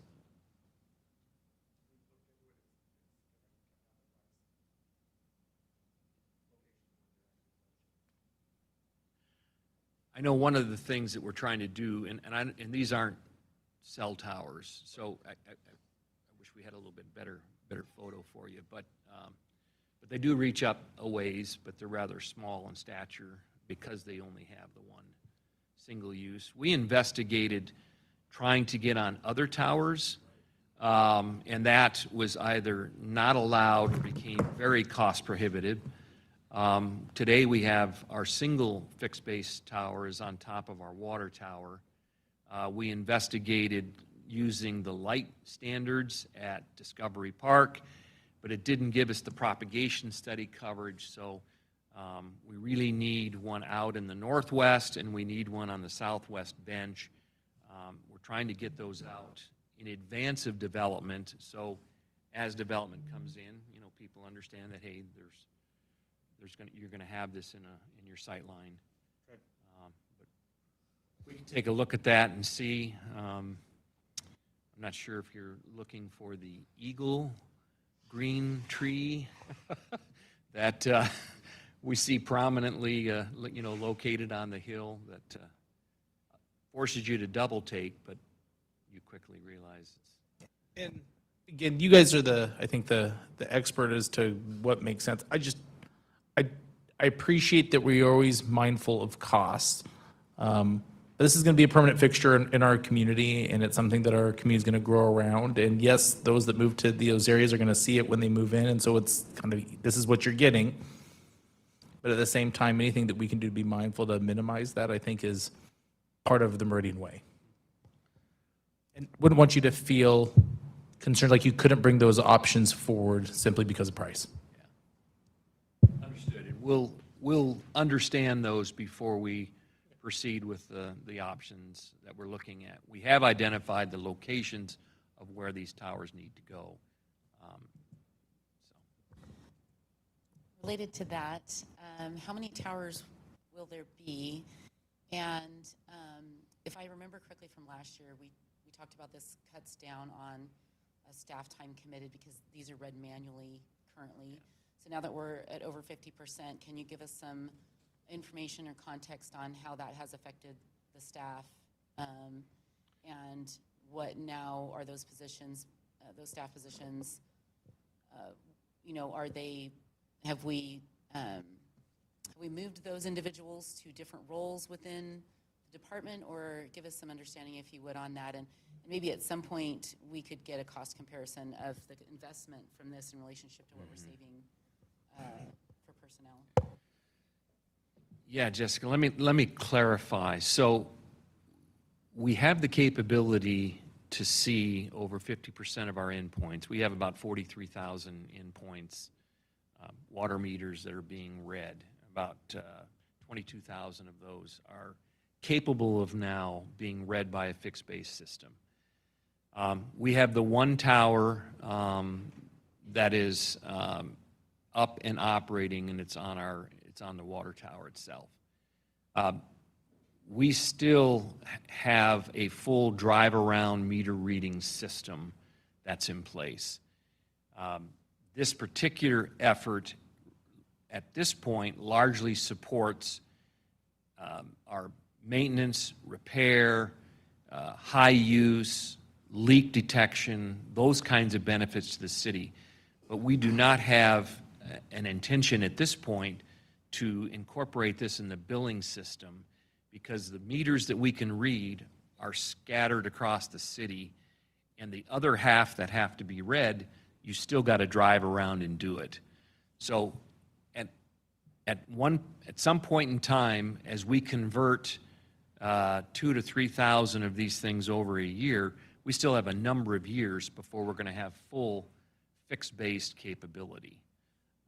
So we still have a meter reading team. They're still out and doing their meter reading routes every couple weeks. So that has not changed.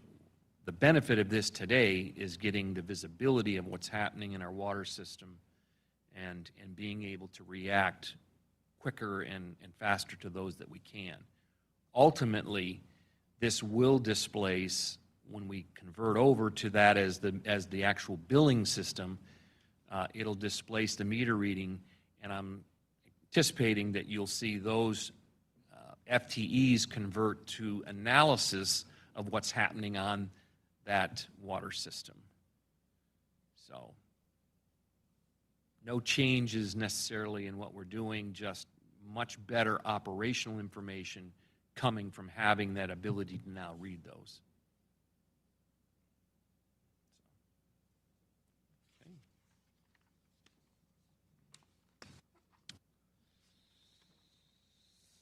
So good news is, as we continue to convert over on our water treatment facilities, it's reducing the amount of flushing that we have to do, but we still need to do flushing. That's a regulated activity that's required to keep water fresh and cleaned out. And recently, we've moved to a unidirectional programming system that is a modeling effort that tells you how to flush your system for maximum efficiency. This request is to add the final 2 zones in our system to that modeling capability and update the other zones that we've had in place the last few years. And this will be a periodic activity that's required as we modify, change, grow that water distribution system, is to have that modeled. And we actually, the outcome of that modeling is an actual very specific plan on how you take an area and how you flush it most effectively to remove any particulates that might be in there, or freshen the water and those kinds of things. So this request is to continue to expand that capability to areas we didn't have it and update those that we did. Okay.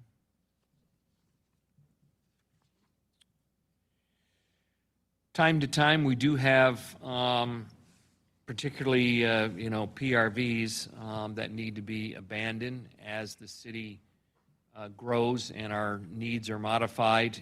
We have a couple of those that we want to abandon this year. This $30,000 is to abandon PRV 1 in '24. So otherwise, they sit there, they have to be maintained, they present risk in the water system that's unnecessary.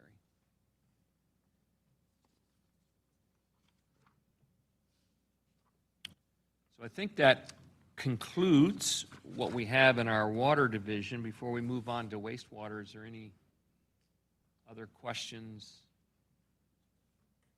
at this time? Okay. So we'll jump into the wastewater portfolio. First project on the list is our digester 6. This is dealing with the solids side of our wastewater treatment facility at the wharf.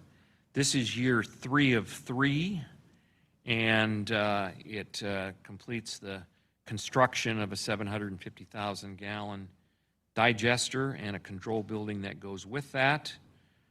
This is required to meet our capacity growth requirements as well as regulatory, and this is a third unit that is duplicating the other 2 digesters that we have at the facility.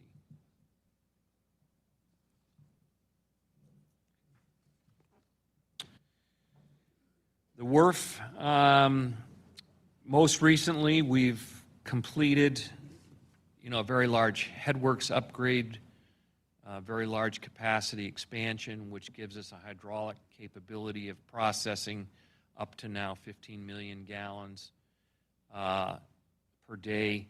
And now we're, this particular project for upgrades is taking and enhancing and improving our overall process capability. This is year 2 of a 3-year effort. It takes the original aeration basin systems, upgrades those and converts them into the comparable process that we just put in new. It also adds a couple additional new aeration basins and ultimately will give us that processing horsepower to allow our biology to drive the nitrogen levels down to final permit limits.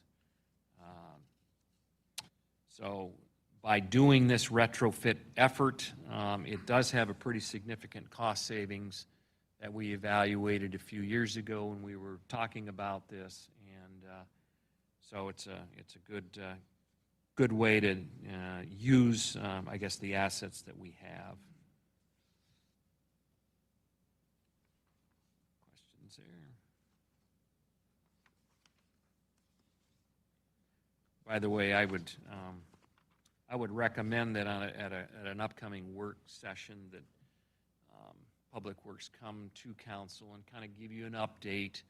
You know, this is a long haul project to get our wastewater treatment capacity and capability up to speed so that we can meet our final 2027 compliance schedule requirements out there, and we're over 50% and heading towards 2/3 of the way being completed.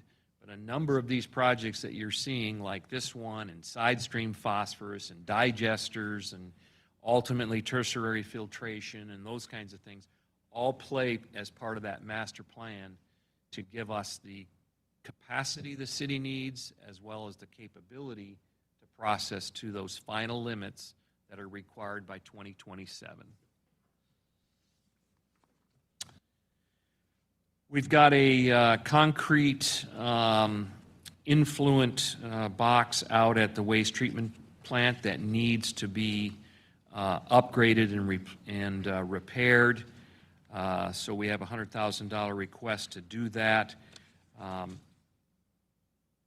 Although there's not a whole lot of real technical things here, a good part of your cost is that we have to set up a bypass pumping operation that can handle, 12 to 15 million gallons of peak flow while this is being done, and that's no small task. So a good part of the cost you see here is associated with that bypass pumping capability while we actually repair the influent flow box here. So one-time effort. I mentioned the tertiary filtration. This is a significant effort that's going to ultimately get us to our final limits, particularly as it relates to phosphorus. And this is year one, where we look for designing that tertiary filtration system at the plant, and will give us, as I mentioned, ultimately the capability to meet those permit limits.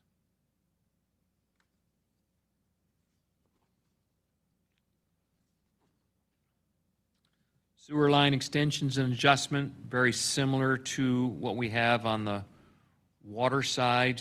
There are no actual extensions that we're doing on behalf of the city. All of the efforts here are reflective of sewer adjustments that need to be made associated with road projects from ACHD and ITD.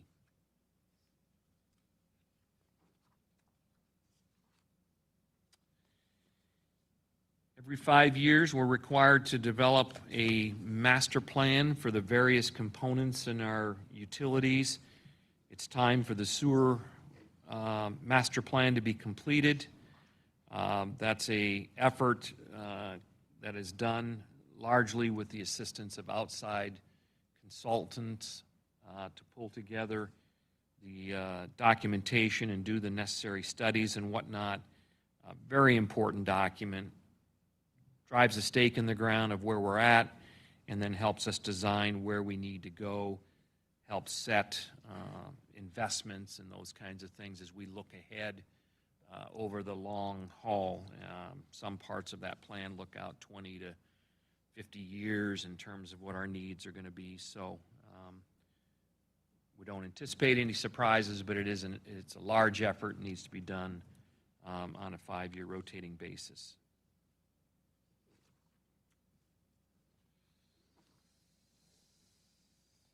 We are approaching the conclusion of our 4th year of our MPDS permit that we have right now. That permit expires a year from this July. Going into that, we try to be very prepared in terms of understanding what the regulatory landscape looks like, what the capability of our facilities are, and this particular money is an effort where we seek outside consultant assistance on analyzing data and posturing us for negotiation with, this year, Idaho DEQ, who is now has primacy over this effort from the EPA. Substantially lower than what it was 5 years ago. And I'll tell you, part of that is because of the internal capability that we have in our deputy director, our superintendent, and the staff out at the wastewater plant, having that ability to do a lot of the effort in-house that's required. But we still do seek some outside assistance on that, and this $75,000 will be used for that effort. We actually have to submit our application for that this coming winter. So all of this work will be completed between October and December, likely to hit that time frame.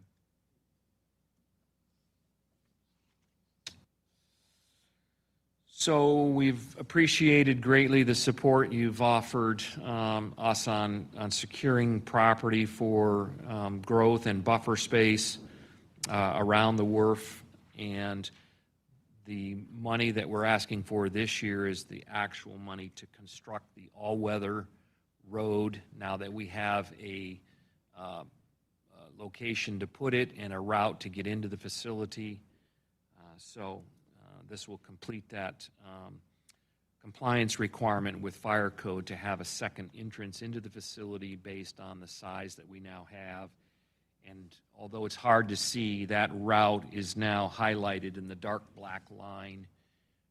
Will actually tie into the collector road that's being constructed as part of the Quartet subdivision by Brighton, and then comes down and across the current easement that we have for our pressure sewer system that runs along 5 Mile and brings you into the northwest corner of the facility.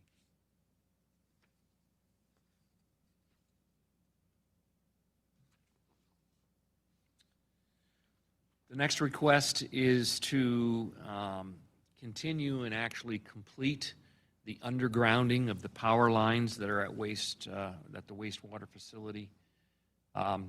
This is our highest risk of power outages, and unfortunately, our backup generation also relies upon the integrity of the power distribution system.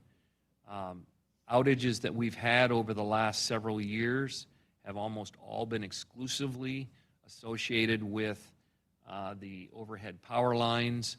So we've started on a number of fronts to underground all of those facilities. So anytime we've touched a component out there, like with our capacity expansion and headworks, we've taken that all underground.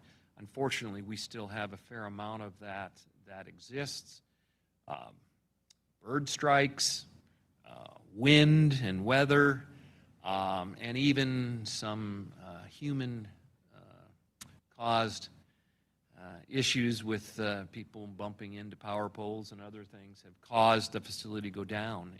And we've got a great backup power system that does not have the full capability we would like if you can't circulate your power around if it's associated with the power lines. So this effort, although appreciably very expensive, is a long-term benefit to the facility and reducing the risk of any kind of power outage. And you've got about 30 to 40 minutes where your power's out that before you have more liquid than you know what to do with. So.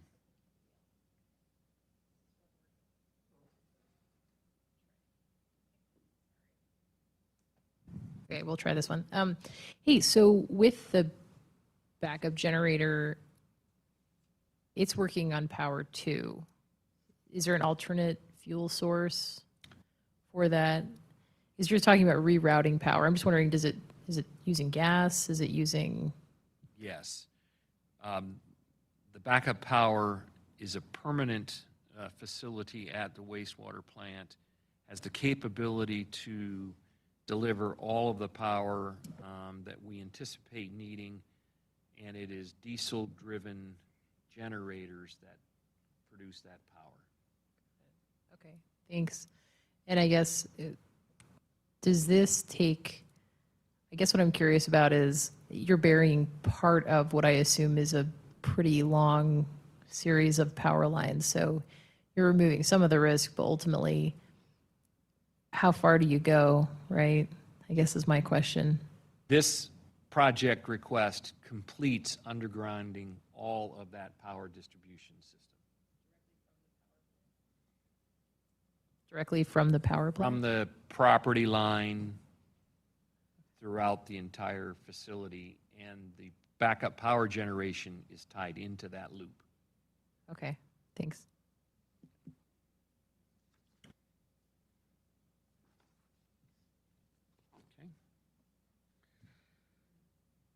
We have a periodic cost request to remove the buildup of struvite that occurs out there in the facility. This request is to purchase the necessary chemical to flush and clean those areas and dissolve that struvite. The issue in time should reduce as we remove phosphorus through side stream and other methods. But you can see that This thing, this stuff is as hard as concrete and builds up on our internal equipment, pumps, pipes, reduces capacity, causes other maintenance concerns. And so every 3 years or so, we need to go in and flush it out. So that's why it's being handled as a budget request, is it's just, it's kind of on an as-needed basis to take care of that. Likewise, we have periodic needs to get inside of our digesters and clean those. That's a fairly significant process. It is an outside contract effort, and we've recently completed 2 of the 3 larger digesters that we have out there, and this is kind of the rotation, and the request is to clean our digester 3.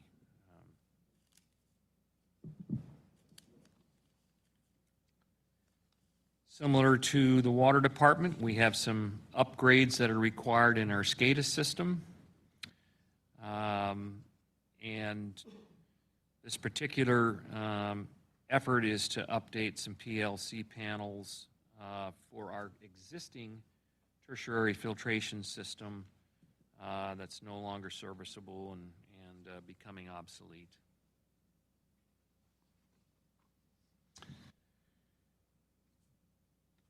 We're asking for some money to do some security improvements at the facility. We've got a number of items. This one in particular, though, is to upgrade and improve the security gates. We have one out that is the main facility gate. We also have 2 additional gates that are in closer into the facility, which still allows some access to the RV dump and those kinds of things. But the gates, the controllers, those kinds of things all need to be replaced, and that's what this money would be used for. Dale, what's the need for the replacement? Has there been failures with the current equipment? I'll let Lorelei. Yes, Councilman Cavanagh. So our current gate system is relatively old, and we have trouble getting it to open and close. And then this also gives us additional programming capability to be able to tell who is coming into the facility as far as gate and badge access after hours. So yeah, our current gate is failing and doesn't have the capabilities that we need. Forgive this. Have we had security concerns that are people entering the facility after hours that shouldn't be? And I guess it's a fairly hefty request for a building. I guess I don't look at that gate as old. So when you say it's old, that I appreciate hearing that, because that wouldn't be my perspective. And I'm just I worry about us having to replace security gates every 6 or 7 years. That seems not a good fiscal decision. And so give me a little flavor as to kind of the why behind some of this. Sure, Councilman Cavanagh. So I believe this gate it's at least, was the gate that was there in 2009. So it's older than you might think. So it's not only this front gate, but as Dale mentioned, there's 2 other gates. So it's a total of 3 gates. And then if our funding, so we've received some initial quotes for the gates. And then, because they also include some power and control runs too, that does increase the costs. But we don't anticipate that we would have to replace these again for a significant amount of time. And I guess as far as your security question, yes, we do have vulnerability in the front of the plant, particularly because of the RV dump. That is open access to the facility for most of the daytime. And so we do need to make sure that our area is secure. So is it intended then that the gate would go in front of the RV dump? So we actually have one that's at the very front of the facility, and then we have the RV dump, and then we have 2 other gates that would prevent further public access into the facility. So the RV dump gate at the main front, we close sunrise to sunset. but then during the daytime, that gate is open.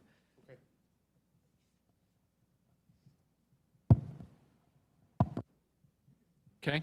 Dale, real quick.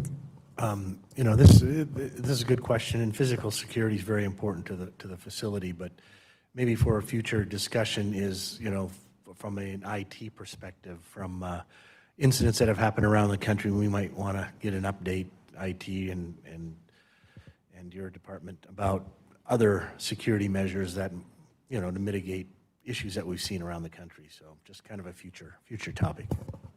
Yeah, and that is a very important topic, and we discuss that regularly with Dave Teedy and his team to make sure that we have adequate security and protection. There's been a number of efforts done over the last 5 years associated with servers, redundancy, backup systems, fiber, introduction of fiber looping so that we can get that information stored, City Hall. We can run other facilities from other physical locations. So it's a good topic and a changing one, and one that's certainly got a lot of exposure here recently. So be happy to discuss that. So the next project at wastewater, we've got the first of 3 proposed efforts over the course of the next few years, involving odor control at the wharf. So 33% of our odors come from one single source, which is the centrifuge building, which is the step that takes and lowers the moisture content of our waste biosolids. And this investment would put a scrubbing system on there, and we know that those are very effective. We actually have a couple of them, most recently with our Headworks effort, which now took that whole part of the facility and generally contributes 0 to any odors in the area. So this is a good investment, and we'll have some additional ones in the coming years that we've recommended that the city also make to work towards containing any odor issues, you know, onto the site itself. So.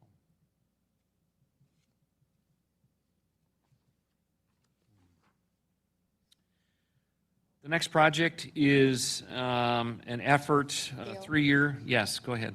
Can I ask That's right. questions about that? Can we go back on the slide? So this is the first project of its kind at this level that we've done, right, with the odor control? Yeah, this is actually much smaller effort than what we just did on the Headworks project. So it's very small in scope. It still, you know, carries a reasonable price tag. Do we have an estimate of years 2 and 3? And Yes, we do. Is essentially the project complete at year 3, or are there additional? I mean, now we have this set up, but then what does the future look like after that as far as maintenance goes and Sure. and whatnot? So this, I'm looking for actual I'm looking for dollar amounts for 2 and 3, but what do we do after year 3 as far as controlling the odor from that location? So this is year 1 of 3. There are 3 distinct different projects that create a portfolio that will reduce odor in the facility by about 2/3. So about 65 to 70% of what exists today based on the odor study we just completed. So this one is a effort to take what's already an existing exhaust stack and run it through a stack scrubbing system. The next 2 projects tackle the primary clarifiers that are in pairs. So you've got the 2 old primary clarifiers, you got the 2 new ones that have come online, and over 2 years at approximately $1 million per year, those will be covered. The odor producing areas will be covered and run through a similar cleaning system as well. And it's the combination of the three projects that gets you to that 2/3 reduction of odor generating processes, if you will, that are at the facility. Going forward, then it's our recommendation that the city consider, as they add and expand the facility, if they're adding odor generating equipment, that odor reduction be part of those investments as the city and or the facility grows. Hey, Dale. So I'm glad we had that odor study completed. I guess one of the things I'm trying to wrap my head around, $2.3 million investment by the city over a few years is a lot to invest in odor control. And I guess part of what I'm struggling with is, are the primary beneficiaries of the odor control technology, new development up against the wharf? And is there a mechanism to try to get development to pay for that if that's a development growth concern, or does this benefit the whole city? I'm just being open about that. It's a little bit of a struggle for me with that amount of that investment. The generation of the enterprise fund balance is coming largely from development as they pay for connection fees. And so from that perspective, growth is paying for, these investments.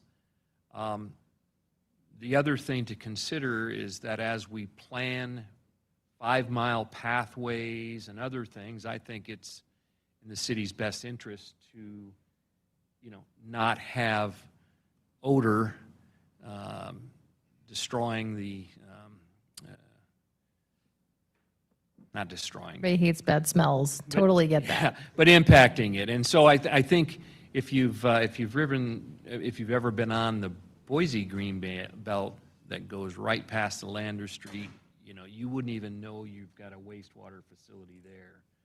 So I guess part of my struggle, it really has to do with, I think, just really questioning our priorities and what our priorities are. I mean, we're investing a lot in removing iron and manganese, which that is partially a health concern, but it is also largely an aesthetic concern. And we're investing a lot in odor control, but, we're not yet tackling removing the uranium, which is a health concern, I think. So I guess I'm struggling a little bit with the prioritization of what I would call more aesthetic type of concerns and quality of life concerns over maybe something that we should be considering moving forward in terms of reducing the uranium content in our water. I'm just talking out loud right now, so it's just something to chew on, maybe follow up with the mayor's office, but I think this is important. It's a big investment over time, and I'm kind of questioning the timing of our investments and prioritization. the discussion around the uranium issue with some of our wells is appropriately prioritized. So we have a lot of well capacity, and when we complete the current portfolio, we're going to be in good shape and be able to look at those facilities on the water side. Now, you're talking investments in two different utilities, and we're on the cusp of completely separating those two utilities into their own enterprise fund circumstances. So, yeah, that makes it a little more challenging once that step's completed. I guess, you know, it's just sort of an overall, I'm just sort of questioning it a little bit. This one for me, I'll have to chew on this request. It's not a huge request this year, but over time, it is a big investment. And I guess if we do year one of year three, you know, is this where we have equipment in place and we really need to follow through on that schedule? they're all independent projects, and they can all be dealt with themselves. Okay, that's helpful. So.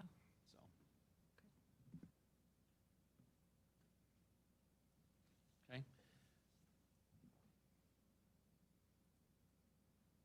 in support of and in preparation for our northwest priority growth area, this particular project is to fund year one of 3 that enables the city to ultimately construct a lift station in the, what used to be called the Fields District, and bring that via pressure sewer back to the Oaks Lift Station, where it continues its trip back to the wharf, as well as put in some of the mainline infrastructure to support development in that 4 square mile area. So this is the first year, it's the design year for that effort, and I think you're likely familiar with the city's interest in that particular area. Most recently, we invested about $8 million going and doing something similar in the south by delivering mainline and water services to the south, and that's obviously experiencing a lot of growth as a result of that. So, okay. And I think that concludes the wastewater portfolio.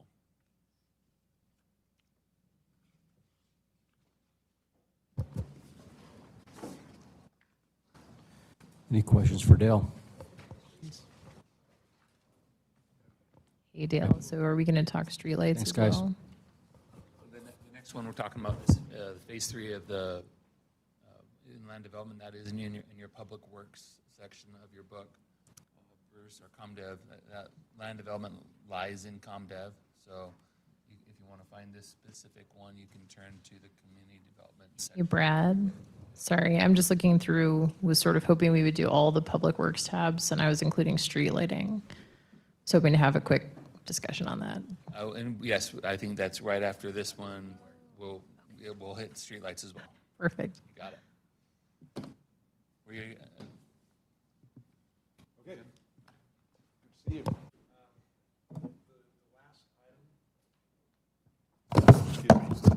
The last item in the enterprise fund is for a land development request, and it is for phase 3 of the project docs software integration.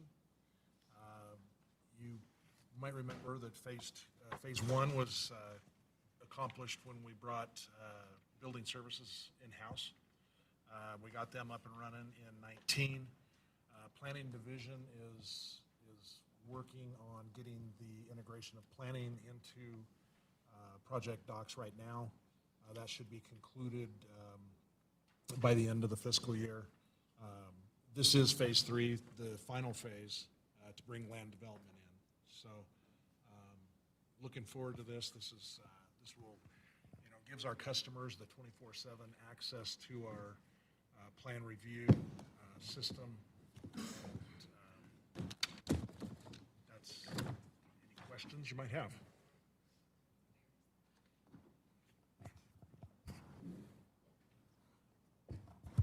Hey, sorry, where in the budget book should I be looking? I think I remember reviewing this, but I don't remember what tab. I believe it is the last item under enterprise. Oh, okay. so in the public, I think in the public works, under the public works tab, there should be one of the green items. This always gets confusing with land development. And Liz, also under community development, it's there under the executive summary. It's the number 1. Yeah, Cameron did discuss it in his executive summary. Find it? So under public works tab. Yeah, I'm in public works. I remember seeing this in community development, so I guess I'm just wondering where to follow along, that's all, but it's fine, just move on. Right, so it should be mentioned in 2 places. One in his, Cameron's executive summary. The actual green sheet that they're referencing should be in the public works section of the thing. Let's see if we can find it. Oh, yeah, project docs integration, I see it. Yeah, I see it, it's in project docs, it's in the main, you're saying the main tab of public works, got it, okay.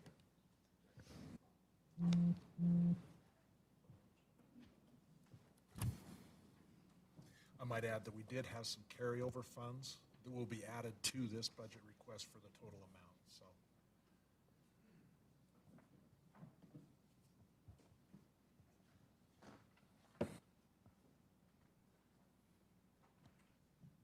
Any questions on the project, Doc? Are we good? Okay, I think we move forward to community development. There are two, so if you'd like to move over to the community development tab under building. So you'll find a building tab. We'll get to the next two. You want to there we go. You should see a plans examiner under the building department tab. Mr. Mayor, Council President, and council members, it's a pleasure to be with you and present this couple items for you, just high level. Like has been mentioned, various points in the budget discussion is just the growth of our community. And the first section of this, of the community development requests, are particularly growth related. We are moving into phase 2 of our in-housing of our plan review team, and we're really excited about this. This is just the next steps of that. We're already seeing incredible service improvements by the implementation of this plan, as well as cost savings. So we're proposing 2 positions there for plans examiners. And then we also have in our economic development team a request there to essentially right-size that and manage the workload, the tremendous workload that's coming in. So all exciting, good signs of growth, and looking forward to any questions you may have. I'll turn a little time over to Bruce for some more detail into the plans examiner positions. Thanks, Cameron. So as Cameron mentioned, we do have 2 positions we're requesting. One is for a building plans examiner 2, and the other one is for a building plans examiner level 3. These positions are commercial plan review in nature. We like to think of the level 2 as a minor commercial and a level 3 as a major commercial plans examiners. Services are currently being satisfied right now through third-party consultant. We want to, as Cameron said, phase 2 of this project is to start bringing these services in. We're not trying to 100% replace the services that we are currently contracting for. We want to kind of take a conservative approach, bring them in over time, while also at the same time monitoring building activity and making sure that things are justified. So we are excited about these positions. Right now we do have a single building plans examiner level 2. That plans examiner 2 spends a lot of their time doing what we call pre-screen. So when commercial applications roll in, whether they be minor or major commercial, the plans examiner 2 does pre-screen of the application, make sure that all the documentation is appropriate, that they've got all the calculations and plans and everything that they need before we turn it loose for actual plan review. That step in the process really helps streamline the actual plan review when you sit down and start that. The building plans examiner 3, that takes us up into the major commercial, as I mentioned. We'll start being able to do school projects and things like that, where statutorily right now, where we don't have an employee in-house, we're barred statutorily from doing school projects. We have to ship those out to a third-party consultant. So schools, that'd be a good thing for us to do here. Also with our commercial projects management program that we have going now, when we get projects in here that have good economic impact for our city. We'll be able to put focused attention with an employee on those projects and make sure that they're completed in a good, timely fashion, providing high levels of customer service and that sort of thing. So, one of the other great benefits that I see of having these positions is they have to have levels of certification all the way from residential up to the commercial. My ultimate dream would be to have all of our plans examiners certified at a level 3. What that does for me is it gives us maximum flexibility to be able to put the human resource where we need them based on the volume of activity in residential or commercial. So that's an exciting aspect as well. So the positions, we do anticipate that, our total cost, fully loaded cost for these positions is equal to or better savings than by a third-party consultant, to the tune of, almost, we're $110 an hour roughly per employee for outside consultation. We're about $50 in-house. So,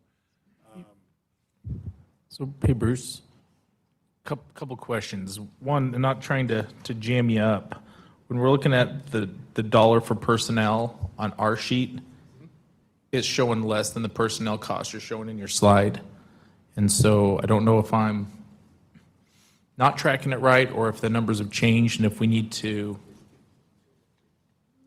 So on that, if you're looking at the summary there, you're going to see a decrease in the operation.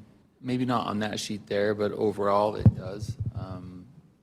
So you're going to see two things. You'll see a decrease in the operations cost overall in the budget, and then an increase corresponding in the personnel cost. Kind of what you're seeing in here. That might be slightly different. We opted not to print out every little single change in the interest of time.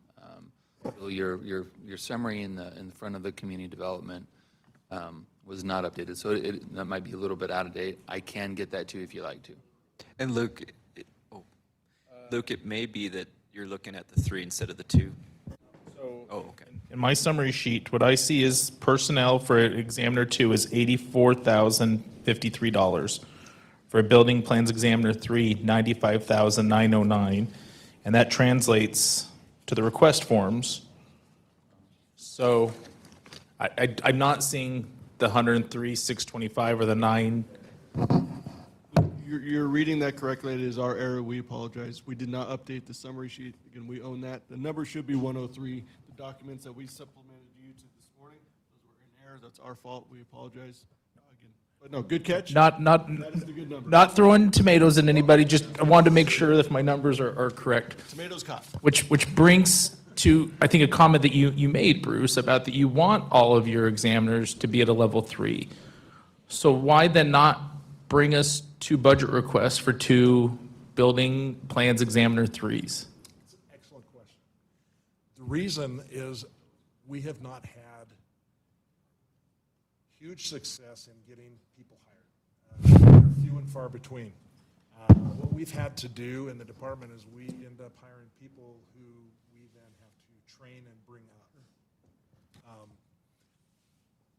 So, yeah. So this may be a conversation for us when we come back in a couple of weeks, is maybe it's for HR, is could we budget for 2 building plans examiner 3s and then give you the flexibility to hire at the level. If you what I don't want to have happen is you get lightning in a bottle, you get 2 great candidates for the 3, and then you're going to come back to us for a budget amendment or something along those lines. So just maybe helping us understand that process so that you've got the flexibility to hire the right people and get you to where you want to go. That would be fantastic.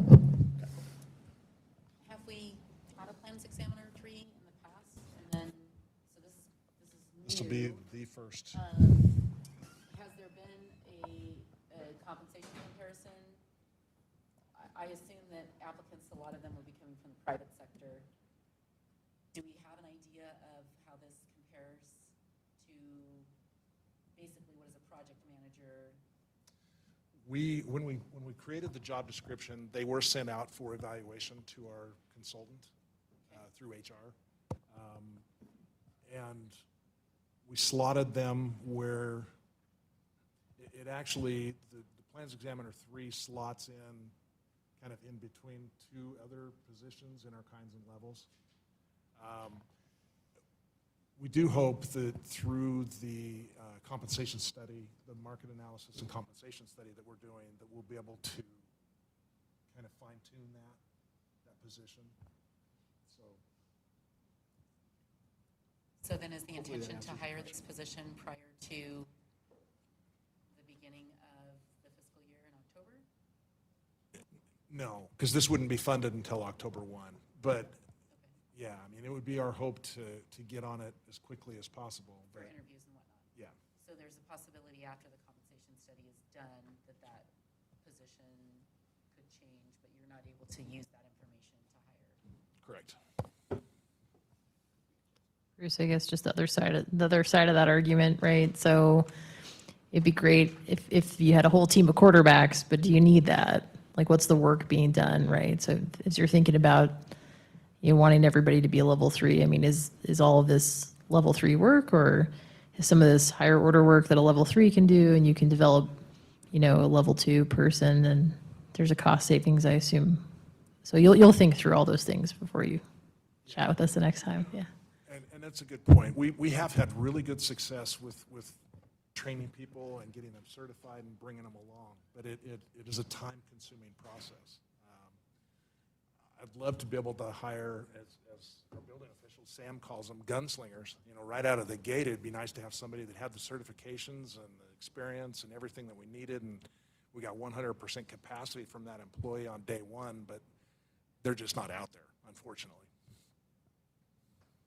And I think, kind of going back to the main point, this is currently all being outsourced, so we're going to learn what the true capabilities and needs are. But some majority of the work under this scenario is still going to be outsourced, more than likely. So we'll figure things out and try to right size appropriateness. But if you want to give them 6 positions, in case they get 6, then we don't have to do any of the contract, I'm sure they would take that too. If we're feeling generous, we want to grow as reasonable moving forward. That being said, for the future, I know there has been hesitation in increasing the FTEs because we don't know what the demand will be in the future, and like you're saying, you want to ramp this up kind of slowly, but is there sort of a sweet spot where we anticipate, and likely always going to have a little bit of outsourcing because we just don't know what the future's going to hold for economic development? Is there a point at which we kind of go, okay,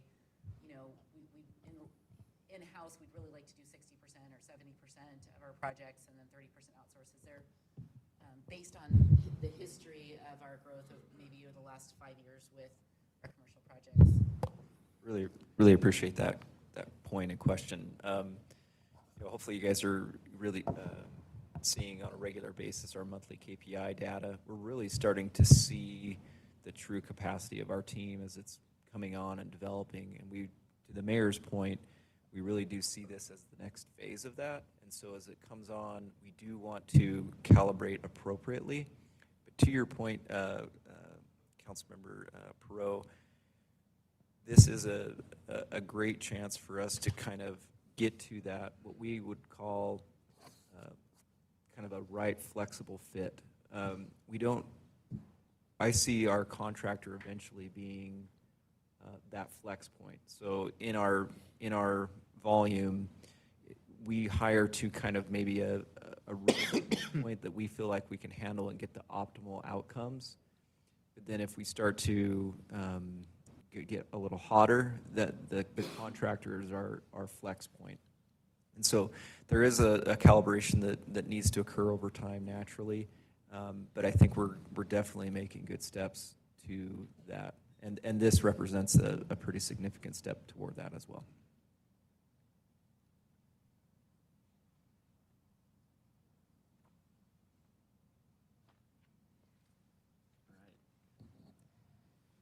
Okay.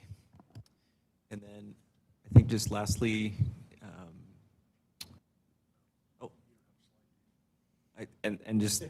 evidently there's no slide, but there's also in your executive summary was a request for our economic development administrator.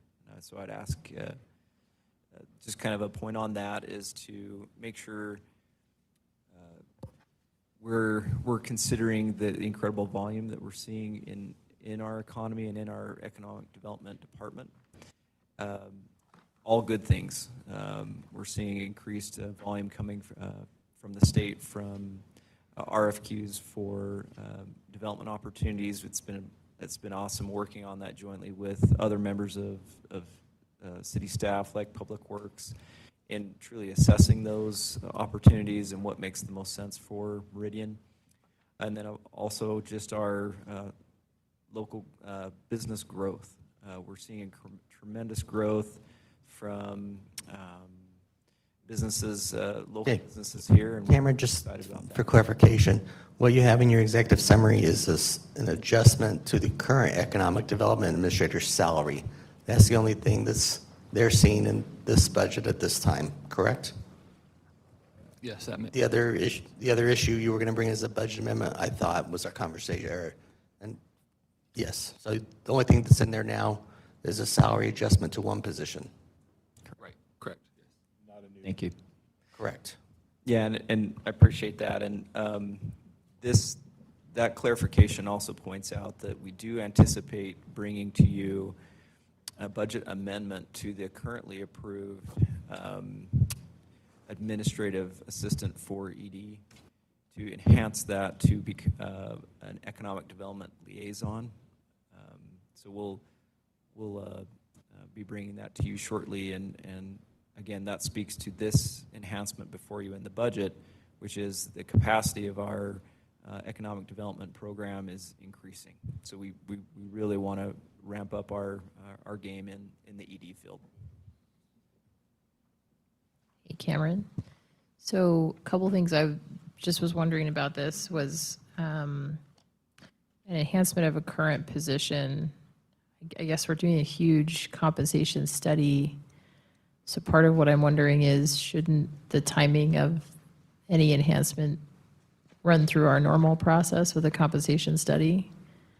Is one thing I'm wondering. And then just for context, which is a little weird to talk about compensation for one specific position, that I don't know if I'll ever get over that coming from the private sector where it's like all behind closed doors. But help me contextualize this increase as a percentage of that total, or how to evaluate that, and why wouldn't this run through our normal compensation process or our normal compensation study? Appreciate that question. In my mind, really, this is to address the workload and to really recognize what we're trying to accomplish in the division. Hopefully that helps. Maybe we should follow up separately if you want to talk about this specific request. But I would love to hear from Crystal about why we would, just not specific to this job, but why would we do an enhancement of a specific job as opposed to running through our normal either compensation study or our typical processes? Crystal's here. Welcome. Thank you. It's a great question. I think, Cameron, you and I need to spend some time maybe looking at the specifics to that question. I agree with you.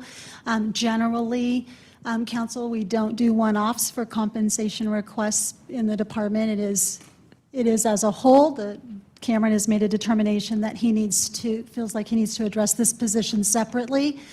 I don't have the data in front of me and the numbers that you're looking at, so we can certainly come back and address that, but I'd like to visit with you, if that would be okay. Sounds great. Perfect. Thank you.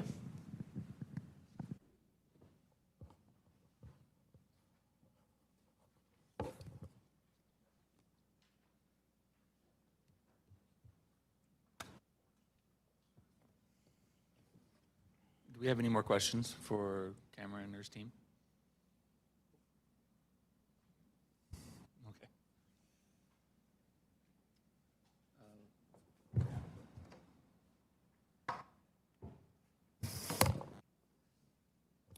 Okay.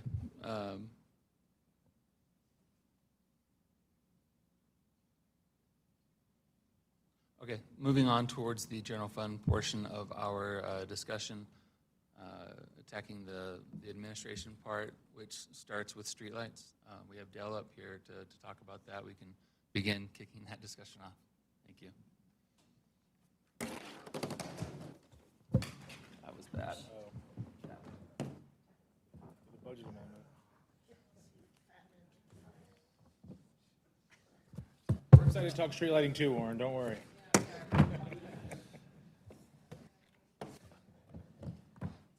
All right, let's talk streetlights. We have 3 requests. We'll get the easy one out of the way first, and that is, as you're aware, there are circumstances where we collect funding in lieu of having a developer install streetlights because of the situation. This is the first one here, Linder Road streetlight install, is one of those circumstances where we actually collected the funds in advance with the developer, and now we're prepared to go in the coming year and make that investment. So this is really a net zero spending authority request that's in the budget for the year. So don't imagine probably any questions on that one specifically. The second request we have is an ongoing budget request in the general fund for streetlight fixtures and upgrading them to LED. We have ongoing investment funds in the 10-year CFP in order to achieve this, and the effort this year in the CFP is identified at $75,000 to make those upgrades. We're coming off of this fiscal year where you approved an incremental amount of money at $250,000. I know that this is one of the questions that Councilperson Strader had requested. We had answered that. Hopefully you've been able to take a look at how that was answered. We're making great progress. The bulk of that $250,000 is under contract. We have others that are on the verge of that and will be completed this year. Also in that document, I believe it stated kind of where we're at in terms of how many lights remain as high-pressure sodium and would be candidates to be converted over to LED technology. So roughly, I think it's around 4,000 lights between 100 watt and 250 watt. All new lights going in, be it by us or the developer, are all LED. So we do have kind of this limited number of streetlights that are eligible to be converted over whatever time frame the city would like to try to advance that. So we have projects and locations and things identified here. The number of 250 watt LED lights is declining. We put our focus on that because we have greater savings in terms of energy and things. So that pool now is relatively low and scattered. So really the bulk of what remains is the 100 watt lights that have a lower annual return on power savings. Hey, Dale. It's my favorite topic. I'm so sorry. Okay. So I don't know. I'm looking through this. I think our budget should reflect the priorities overall that we share. We passed a clean energy resolution that when it's economically and functionally viable, we're going to consider cleaner technologies. These LED lights are much cleaner, but even if we look at, some of the lights have a 4-year repayment period, some of the lights have a 7-year repayment period. I'm assuming you can efficiently target some blocks that have some of the 4 years. So if you assume it's a 5-year repayment, by the time we're sitting here next year, our investment from the last fiscal year already will have saved us $50,000 in foregone energy savings, I'm assuming, with those repayments. So, I think not only should we continue down the path of converting them, I would propose, right now, if we did $75,000, it would take us, I think, close to 20 years or something to what we had calculated last year to convert them all over. We were on a 7 or 8 year conversion schedule. I would think that this is a good investment for the city, that a 5-year conversion schedule would be appropriate, because we'll hit a point where, 2 years from now, the energy savings from the previous 2 years will start to sustain that investment. And those are foregone costs, they're not a sunk cost, but it's still something in our plan that I would think makes sense for us to consider. So I would hope to see some kind of an enhancement on this topic. I would hope for at least, if council would support 250,000, but I actually would propose 400,000, more in line with a 5-year conversion schedule. Would be curious to hear different people's thoughts, or maybe next meeting, but however you want to do it. Question for finance. In the CFP in 25, we moved from 75,000 to 100,000. Was there a reason, a decision point that why we made that move? Dale? Sure. Yeah, Luke, I can answer that. So when we looked at doing the Winco LED lights, or it could have been the Costco part of it, but anyway, we agreed that in the first 5 years, we would reduce that to help self-fund, if you will, the efforts to get those sections completed. And so that was dropped down. We historically had carried $100,000, but we reduced the, for that first 5 years down to that 75 to help offset the incremental costs of the Costco Winco Chinden Boulevard effort. I appreciate Councilmember Strader's kind of pragmatically aggressive stance on street lighting. I'm curious, Dale, from your standpoint, a move to 400,000, is that something current staffing models could support? Yes, it could. In fact, we identified probably maybe the quickest and also the most efficient time frame would be about 5 years. We estimate that'd be about $375,000 per year for the next 5 years to roughly compete that effort. And that took into consideration the investment that would be required, as well as the 20-year life savings, and it ends up being kind of the sweet spot. To go quicker than that, you're going to be throwing good money after bad a little bit, because you have very adequate high-pressure sodium lights that have just recently been installed, and we don't think it makes sense to just go change those for the sake of changing them. But assuming a 5 to 7 year life on those, if you've got to touch them, it would be something to consider as replacing them at that time. We can accommodate it from a project management standpoint.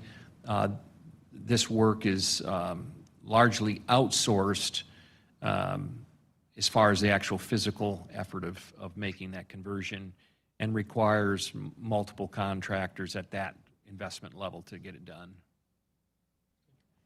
You also appreciate that this is a general fund line item. It needs to compete with the other general fund items.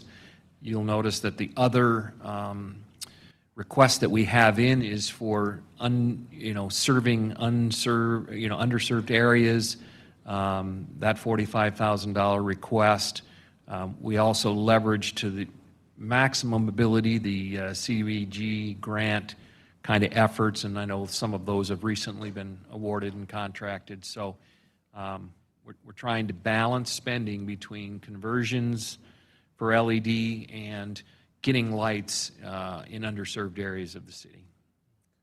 One other thing, just for council's awareness, since again, everything's going on the table, you're going to see a budget amendment for $200,000, likely in October, for streetlights for another project. So there is an ongoing cost and impact of other streetlight projects that you're going to see from that. And that is for the Winco section of Chinden. So there are other obligations that are coming your way as it relates to these type of items. I know we said we weren't going to talk about ARPA, but it's my hope that we can find a way to do streetlights in ARPA, for example. But those are those type of things that we have yet. Todd's not giving me the good eye or the bad eye, so I don't even know where things stand. But just want to let people know, it's not in this budget for whatever reason, I'm not exactly sure, but you will see a budget amendment for that. Mr. Mayor, that's good news to hear. That interests me. I'm excited to learn more. Thinking long-term, it may be beneficial. You know, we've established a public safety fund. We've done maps where we've kind of built these mechanisms for certain projects that are important to our community that we allocate dollars based on a methodology. Streetlights may be one of those projects that may bubble up that we could work as a council to determine a mechanism. So this isn't an ongoing discussion every year. We know based on A, B, and C, that's going to kick out X amount of dollars. Now, we don't always have to utilize those dollars, but at least gives us a flavor about where we're headed and can get us closer to closing this gap. So maybe a conversation for a later point in time, but I'm excited to learn more about the ARPA bucks. It is in the strategic plan, so I would expect both between the underserved as well as the energy efficiency. If you give us this year, by next year, we'll come back with a plan or proposal. That would be my commitment for this to help address this, because there's also, even hearing 375 over 5 years, going into the CFP, along with other things that we heard maybe from Steve this last week. Again, competing priorities, numbers are numbers, so I think it just has to be fully evaluated along with everything else. But I've spoken to Councilwoman Schrader. She knows I'm not opposed to more, but this was my direction to Dell and the team back in the day. It's hard just to go spend money without looking at where your offsets are. And that was how we approached these large expenditures on Chinden. Thank you, Mr. Mayor. And I think underserved areas are important too to focus on for streetlights.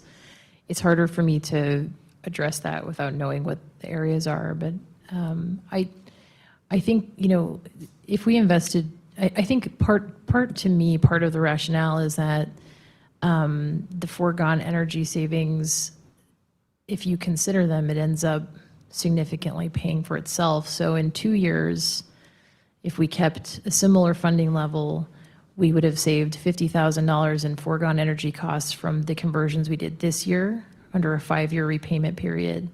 And then we would have saved another, you know, call it $80,000 from a similar investment the following year. So that's $130,000 that in foregone energy savings that we would have already realized. And so part of what I'm trying to get us to think through is this is a good return on investment. And so I would think that, you know, sustaining some level of conversions, especially where Dale's team has identified a good group of these and has a path forward to converting them, I think it makes tons of sense. So really the source in the CFP is, to me, the point is that it starts to pay for itself in the CFP.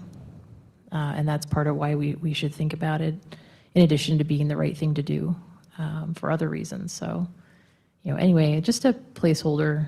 I think I'd be pushing for this in our next meeting.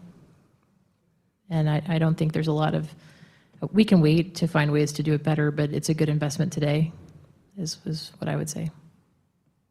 If I could just maybe comment. Alex has been doing, and his group has been doing kind of a look at where this optimum sweet spot is.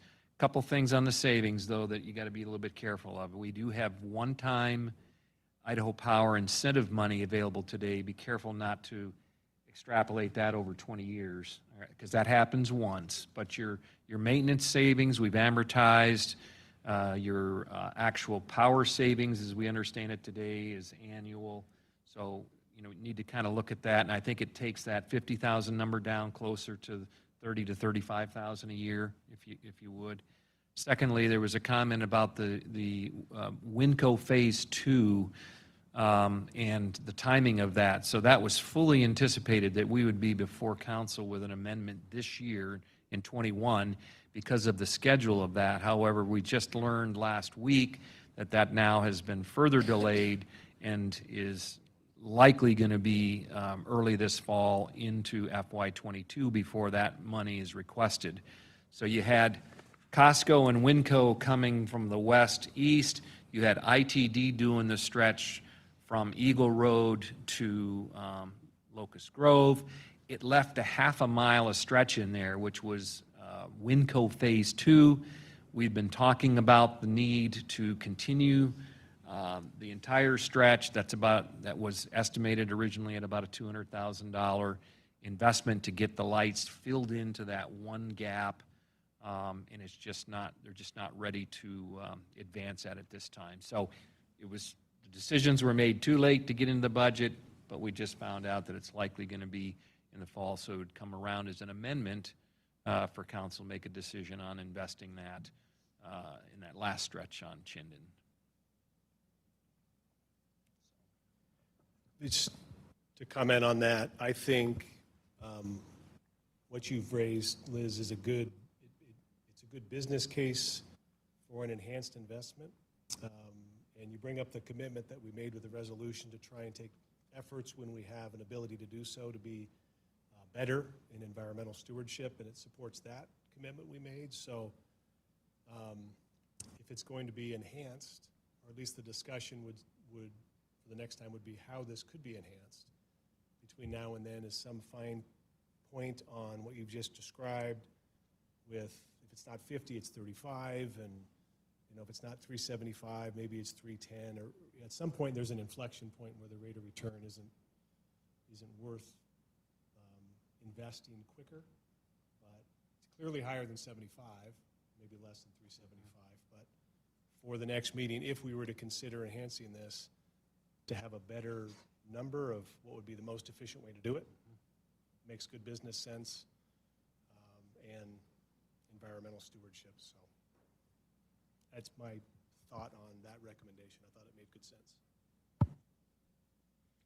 A lot of that legwork has been done and is available for us to share where we think that is and what that looks like on an annual life or annual savings basis, as well as over the 20-year life of that investment.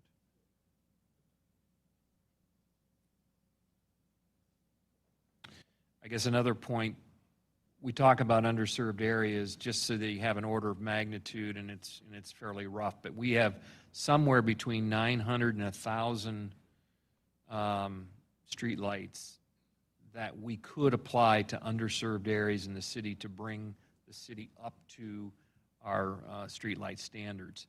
At $7,000 a pop, you can see the order of magnitude of investment that's required there for those underserved areas. Maybe that's a good follow-up. So at the current investment, for the underserved areas, how long would it take us, to get to that goal? Well, Liz, I think we would believe that we're not doing it on our own, and that we would look to development and other things to have a pretty major contribution in some of those areas that development could. Yeah, I guess if we're having a streetlight discussion for the next meeting, maybe what I would think would be interesting is, are there underserved areas for streetlights that we've identified where that development input in shouldering the cost is not going to be available? And we already know that because it's an infill area, or it's, if there are some, similar to how you replace them in blocks, if there are blocks that are clearly underserved and there's a reasonable investment amount, I think that's an important priority as well. That's just my 2 cents. We could make a stab at an estimate of what that might look like. Again, I just want to set expectations. This is part of the strategic plan. I think this will probably be something we'll work on over the next year to truly identify. But obviously you can look at this number, 45,000 divided by 7. See, it's not going to go very far. You're going to get 6 to 8 streetlights in underserved areas in this next year's budget out of the 900 to 1,000.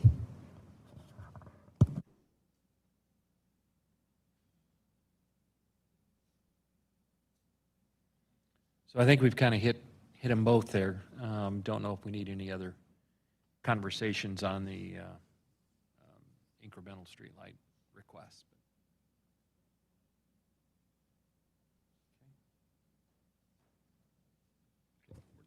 Okay, with that, we have a couple more. We got HR, then we'll move on to IT, and then we can go to that. And then we have some neighborhood grants as well. We can go to that point. So in preparation for the HR discussion, we can move over to the HR tab. Again, in the green section, the budget requests are in they're green in color. So we will start off with the Employee Benefit Plan Trust surplus. All right, so this item before you is $185,000 that's required for compliance with the Department of Insurance for our self-funded medical, dental, vision plans. It does provide a surplus amount for the run out of claims. So as we went through this process and had conversations with the Department of Insurance, the word reserve was always used. We later found out there is two requirements. There is a surplus, which is the run out of claims, and then there is a reserve amount, which we have to have to maintain compliance with Department of Insurance, and that is utilized in the event that we decide to dissolve the trust. It gives us the ability to pay out at least 3 months' worth of claims. So there is a difference between those two, and we were not made aware of that until just a couple of months ago, and so that's why this is before you. The amount at $185,000 is not to exceed. If our plan year runs better than we expect it to, and we have reserve funds or surplus funds left in our trust account at the end of the year, that will be used to offset this amount. In the event that we do not have those funds, then we would request the use of the full $185,000. That amount was determined by our actuary, so they took a look at where our claims are running, and in compliance with the Department of Insurance and their calculation requirements, this was the amount that they felt would suffice this requirement. Quick question on that. Changing surplus to, or reserves to surplus, it sounds like budgetary judo. Does the figure change with the employee population? Does it go up over time? It would go up over time. Our hope is that we can, use some of these mitigation strategies that we're employing now, providing education to our employees, employing some RX strategies to mitigate the expenses out of our trust to be able to cover or offset that amount. So is this disclosure, I guess, did that come from the Department of Insurance? Or, I mean, not looking to wag fingers here, but we're not the expert in doing this. We rely on experts to show us the path. And I'm just trying to understand who fed us bad intel or didn't give us the full picture. Well, I'd prefer not to throw individuals or companies under the bus, but frankly, the Department of Insurance did not let us know that there were two separate requirements, nor did our previous broker. Okay. Thank you.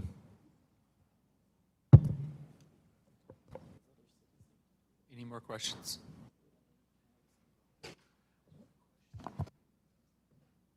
Thanks, Christina. All right, next up is IT. So to follow along with IT, we can go to the IT tab of your budget book. And we'll be starting off with, you can find a communications infrastructure extension. Again, in the green section of the IT tab.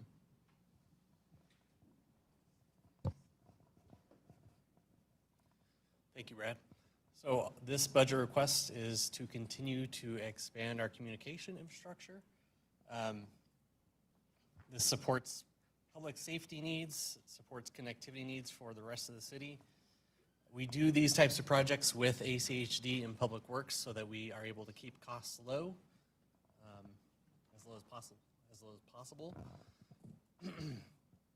Our current projects that we have this upcoming year, the focuses include getting out to the Discovery Park area for a fire station and precinct, Owyhee High School area, also for the same reason, and connecting various sites for redundancy. So one of our efforts that we've had over the last couple of years is trying to get connectivity so that we have a full loop or ring in our network so that if we have a cut or equipment failure, we don't see downtime when that happens.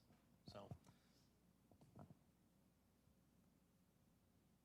any questions about that budget request?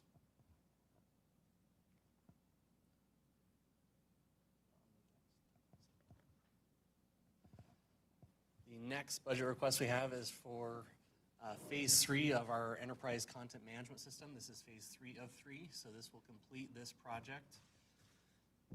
As you've heard in the past, our enterprise content management system is, the intended idea is that we store currently, problems that we have are we store documents all over the place in many locations. That makes it a struggle for records retention. That makes it easy to or hard to find things. That makes it not indexable, searchable, and also means that it's not something accessible to the public. Moving to an enterprise content management system will address those issues, make it searchable, easy to find. Our current enterprise content management system is Laserfish, which is already in use by the clerk's office and the police department, with a few other departments that do currently use things or store things in there. We're continuing to expand that and also introducing digital workflows, automation, a lot of different cool things. We're actually in the process right now of working on one such project with community development with Project Docs, so where we'll store records in there in perpetuity. So, any questions about that budget request? I have a question. So it seems like this expenditure is quite a bit of money. Is this the preferred way of doing it? Is there other ways that we could do this that would create more value to more savings? Or I'm not familiar. I don't know anything about this, so. Okay.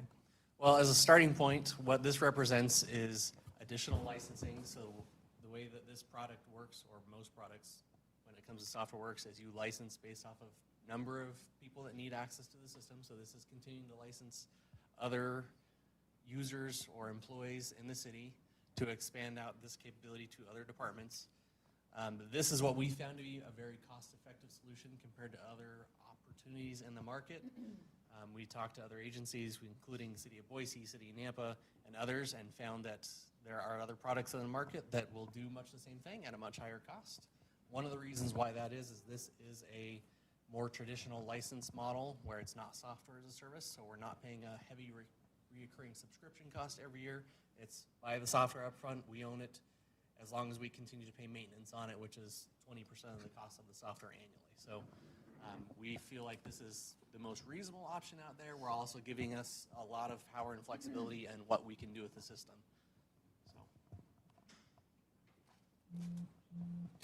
So. Dave, question on, several years ago, I happened to be at the Historical Museum by the penitentiary, and we're doing a tour and had brought some people from out of town, and going through there, it was interesting to look at how they talked about saving records, and we happened to be in the city's records section.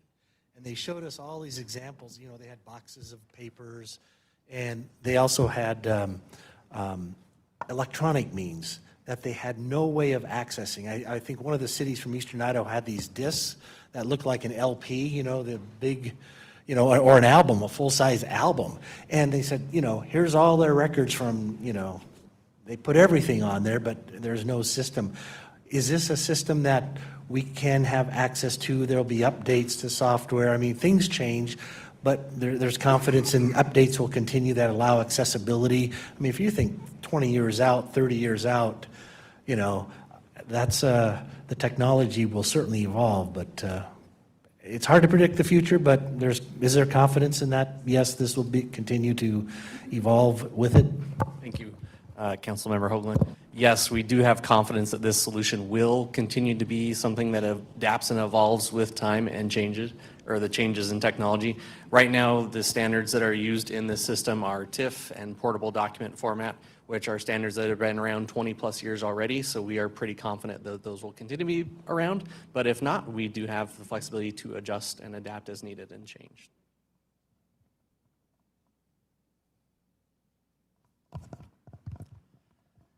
The last budget request the IT department has is for ortho imagery, and this is a joint project that we attempt to do every 3 years with Compass.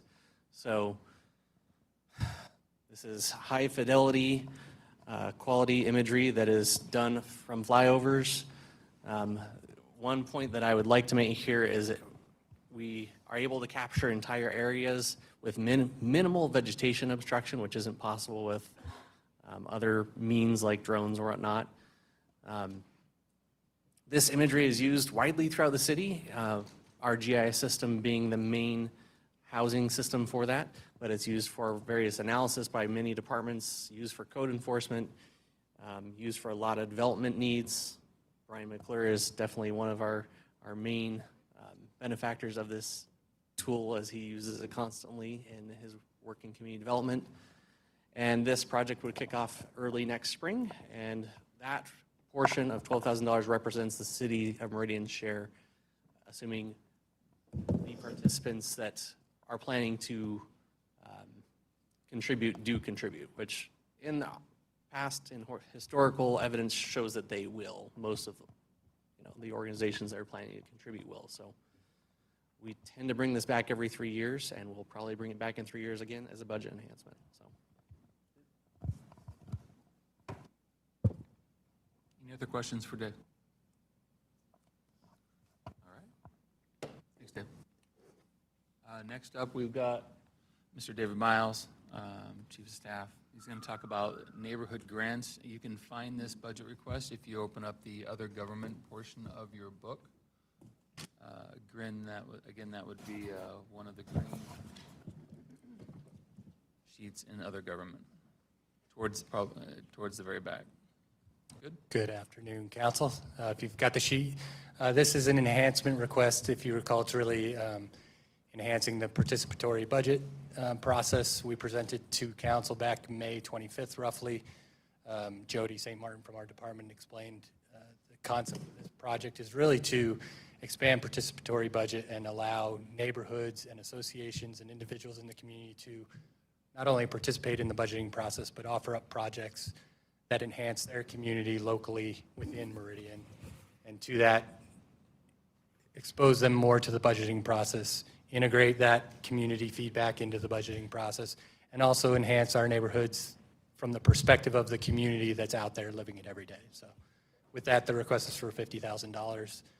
The intent would be to evaluate the project. We will have standards, rubrics developed if the concept is approved, and bring those forward for the council as well, and then look at it in future years if it is approved to do next.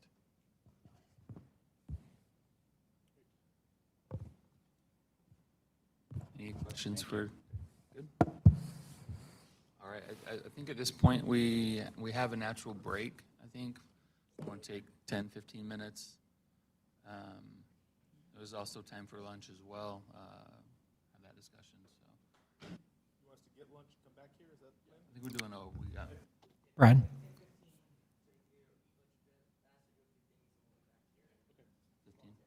Mr. Mayor, Brad, we might need to charge the microphones a little bit. Can we do 20, 25? If they're off, that's good. Okay.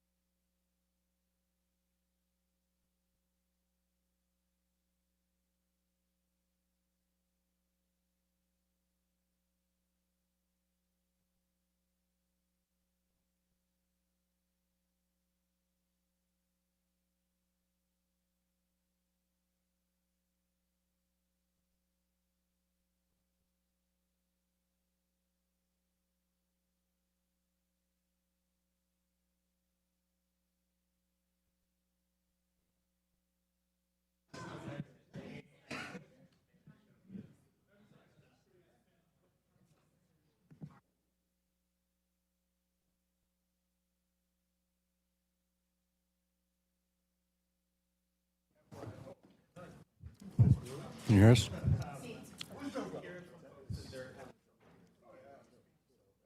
Chris, we ready?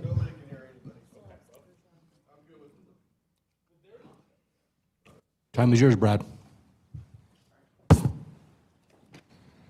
Welcome back. Got our Parks and Rec folks here with us, so I think we can get started with them.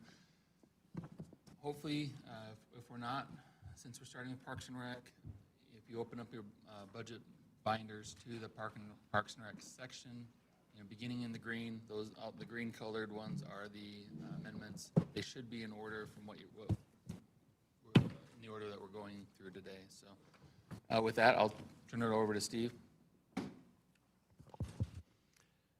Thank you, Brad, Mayor, Council. It's our pleasure to be here today and present to you our FY22 budget request for Parks and Recreation, trying to meet the growing needs of our growing city. I've got 11 budget requests to go over with you today, and hopefully you're able to read over our executive summary beforehand and have a flavor for what we'll be talking about today. So the first one is our pathway connections.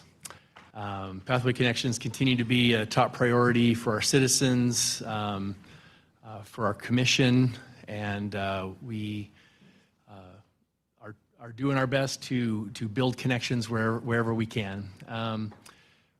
This time last year, we came to you with a request for funds that would help us investigate a dozen different projects.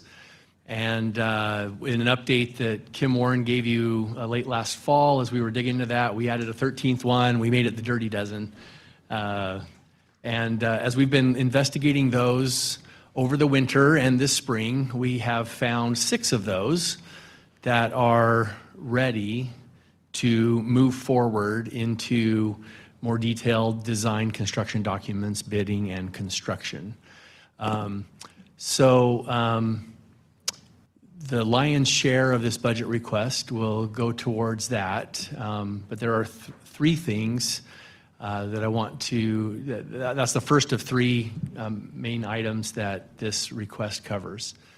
Those 6 locations, though, for that first request are, cut out for a second, detailed in the summary. I can go through them if you'd like, but I'm assuming that kind of detail is not necessary at this in here. But the second item that we want to cover, other than those, is a cost share with Brighton. So one of the 6 pathway projects is what we call Segment D. It's the one just on the south side of the wastewater recovery facility, between 10 Mile and Black Cat, and it involves some creek and canal crossings, and we have an opportunity for a partnership with Brighton. Brighton is building Quartet subdivision just to the west side of the wastewater recovery facility, and as part of their project, they are building a bridge. And we approached them and say, hey, instead of us building our own bridge, a little ways from yours, could we partner and just have you expand the width of the walk as part of your bridge? They agreed and have agreed to handle the planning and engineering and permitting of that if we will just fund the additional cost that the widening would be, which amounted to a little over $46,000. For perspective, if we were to try and do a bridge on our own, it would easily be 3 times that. So we think this is a pretty good, cost-effective solution for that crossing that's needed to get through that mile. And then the third item is this ULI partnership. ULI is the Urban Land Institute, and I don't know if Cameron's still here, but Cameron brought this as an opportunity to us several months ago. I think the planning department was approached by the Urban Land Institute looking for a potential partnership. It's basically a grant, but there are matching funds involved. It's about $80,000 worth of services that we would have to pay $15,000 for. What they do is they bring a team of experts in and look at an issue, planning type issue in the community. We had offered that Pathways, our Pathways network could be something that they could help us look at, specifically, our acquisition process, our amenities package for these future pathway connections as they continue to happen, and they produce. There's a public process as part of that, and they produce a report afterwards. So we expressed some interest and are bringing it to you for consideration. But once those two things, the cost share for the bridge and the ULI partnership, are paid for, the rest of those funds will go towards those 6 pathway projects. It says partial construction because we don't expect that it will build all of them to completion, and I can't tell you exactly how many they will build until we get through construction documents and bidding and know exactly what those costs will be. But this is the amount that was plugged in by previous council as we were building the CFP. The goal was to grow the amount of pathway projects that we were doing, and this is our effort to do so. So I'll pause there and see if there's questions on pathways. Steve, a couple questions. We've got kind of placemaking already on some of our pathways. Does this partnership with ULI anticipate that we're going to change or evolve how we're doing that? Yes, it would be about evolving that, maybe some more robust outreach with citizens, with focus groups to talk about what people want to see. Yeah, I don't know exactly what it will look like until we go through it and hear what the desires are. And then on the pathway connections request, if I'm hearing you correctly, less the bridge project with Brighton, these other ones, it's hopeful that we could accomplish them with the budget that's allowed, but we don't necessarily have X amount of dollars allocated to each individual project. Is that correct? That's correct. Yeah, it basically is a pool of funds that we will use to build as go as far as we can through the construction process with those 6. Okay. And so if we're not able to accomplish them with the budget that's being proposed, council should expect to see a future budget request maybe next year to complete those projects out? It could happen a couple of different ways. We can either come, hold some over for the next budget cycle and just do them like this here today. If we get the bids back and we're close, but we need a little more, we can come and approach the council for an amendment if we need more. Okay. Thank you.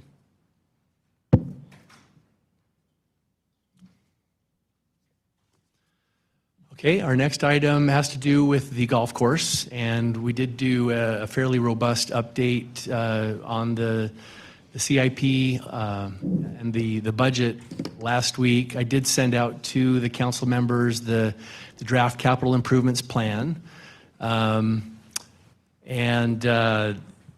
This request basically covers 3 main items that are part of that tier 1 of the of that CIP. Tier 1, just as a quick overview, are those items that we would at least characterize or define as the must-haves, right? They're the irrigation infrastructure, the maintenance equipment, the ADA compliance. Tier 2 in the CIP are those things that we think we should have, which are better cart paths and drainage improvements and improvements to the tees that we keep hearing about that are rounded. Tier 3 are those needed but lower priority items like improvements to the greens and the sand bunkers and things related to the clubhouse like the future roof replacement, things like that. This budget that we're asking for today funds a little more than half of the Tier 1 items. How did we come to this number? This number is simply the number, this is the number that was in the CFP. So we didn't want to change the request from what was anticipated. Similar to the pathways, we're like, we'll go as far down the road with the irrigation as we can. Now, similar to the pathways that we just talked about, when we get the bids back on the irrigation system, I think it would behoove us to have a conversation about, you know, where did the cost come in? How much more would we need to do the whole thing? I don't know how much that will be to tell you. I do have the estimate that's in the CIP, and that's the $3.63 million for the whole Tier 1. So there's another $1.2 million on top of what this request is that is anticipated. Right now, we're planning to do this in you know, split it between a couple different years. We'll go as far as we can with this money for FY 22, 23, and then come back and ask for the rest. But as we get into that and we start to figure out the programming and we start to figure out the timing, and is it better to get the whole, you know, do we want to tear up the course 2 years in a row, or can we get it done 1 year? Those are some conversations that we will have to have. Right now, we're keeping our request to the amount that was anticipated per the CFP and taking that as far as we can down the Tier 1 request items. So this would fund the rest of the maintenance equipment that's critical to the operations of the course, getting the existing course restroom ADA compliant, and then going as far as we can with the irrigation system. And with that, I'll see if there's any questions about the golf course capital replacements. Steve, when you say this will cover as much of the irrigation as possible, are you saying maybe like half of the 9 holes? Roughly, yeah, because we know that the other, if we look at the anticipated costs in the CIP, there's about $2.4 million of irrigation costs that are for the system, and then there's also the pump system that, for rough numbers, a little more than over $500,000. That all needs to get done.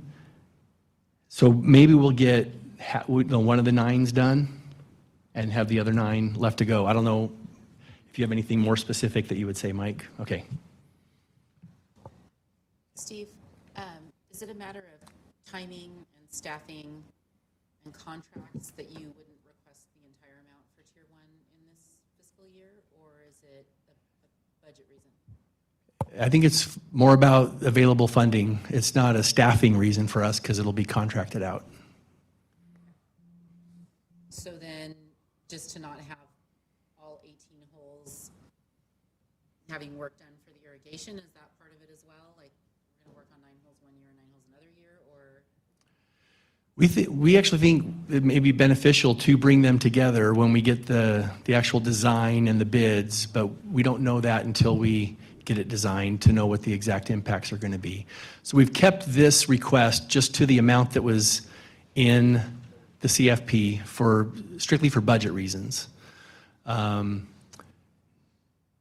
when we start to piece that together through the design process and say, okay, are we closing 9 holes at a time and keeping 9 open, or are we doing 2 holes at a time to try and keep most of the course open? Those are the things that we'll have to decide as we get into the design further.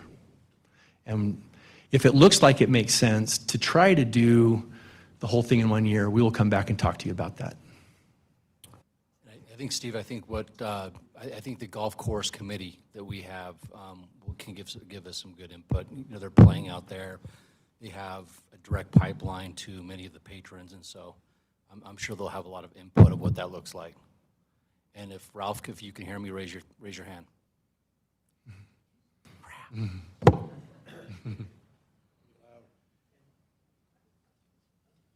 Let's see, I get my microphone working.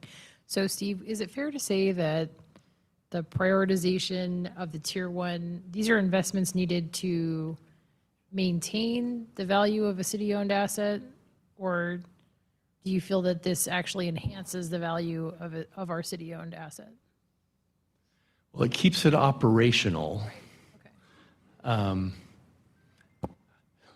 a way, I think it's both. So it maintains it. It enhances it only in the sense that if the irrigation system's not functioning, We're done. we're done. So is that maintenance or enhancement? Yeah. I guess what I'm getting at is functioning irrigation system is essential for a golf course to have any value. And I guess what I'm sort of trying to get at though is, will we have to make, if we were to own this asset in perpetuity, would we have to continue making these investments? Like, what is a reasonable amount going forward to maintain the irrigation system? Or do we even have an idea, like, what's the useful life of an irrigation system for a golf course? In the draft CIP that I sent you, I think that there is a chart of the anticipated useful life of several different amenities. I don't know if I can flip to it fast enough to answer your question. That's okay. We don't have to dig through it now. But we do have information about the lifespan of many different aspects of a golf course. We're just kind of trying to get at is, we may not know. We don't have perfect information right now. We're just starting to take this thing over, but it would be great to know once we get it stabilized and operating, like what's the true ongoing cost of this asset for the city and what's it really worth? I think those are part of the future discussion on the master plan and the long-term arrangement for the golf course. Cool, thanks. Maybe a similar question. When do we replace our irrigation system in our parks? I mean, I assume that they are not that dissimilar. Maybe I'm wrong, but they're both irrigation systems.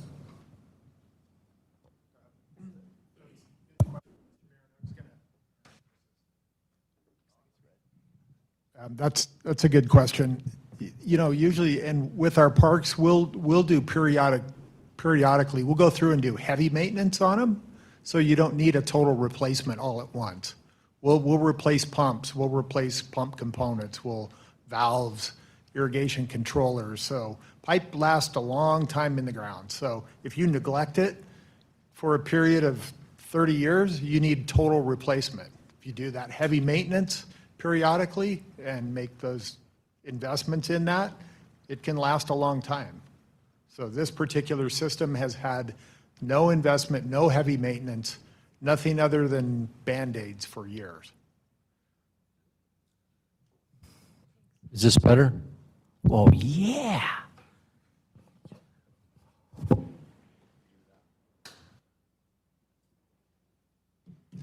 Okay, our third one, which will be no surprise to you, you've had several presentations on this one as well, but Discovery Park Phase 2 is the next big phase of a major park in South Meridian.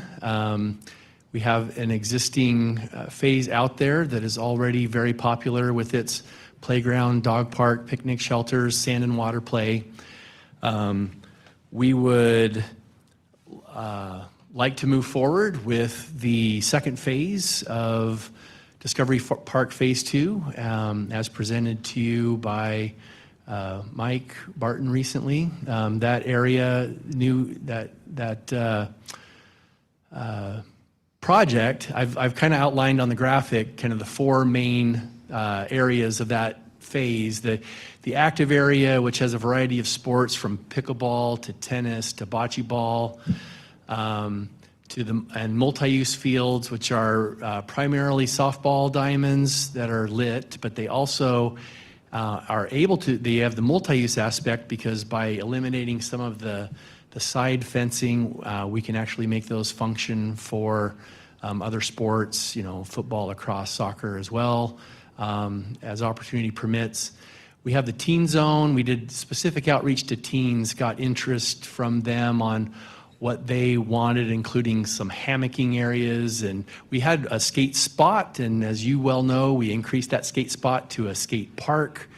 And then we've added a bike park for BMX style biking, and a couple of pump tracks that we can split users from the little toddlers to the more advanced folks and try and avoid some of those conflicts. We are proposing to budget our existing capital improvement, our park impact fee funds for the capital improvements out there of $14 million. And then we will, as we go from this concept design into construction documents, we will, adapt and adjust and find ways to bid it so that we can design and bid to that available budget that we have. Steve? Yes. So I think I've told you, and no surprise, I'm having some sticker shock over $14 million. It just is a huge amount of money. And I guess I'm a little bit concerned about the idea that maybe we're managing toward using an impact fee number as opposed to, I guess, refresh my memory, what kind of park impact fees we expect going forward annually? Like, will we have enough impact fees the next year that we're sitting in this room to address other parks? Will this take us to zero? And then we have to realize that there's a trade-off here. If we're investing in Discovery Park, then next year we're not going to have enough to invest in other parks. Good question. Looks like Brad's giving me the high sign. I was actually anticipating some of these questions and was talking to Todd just yesterday. I don't know. Do you want to take the question, Todd? In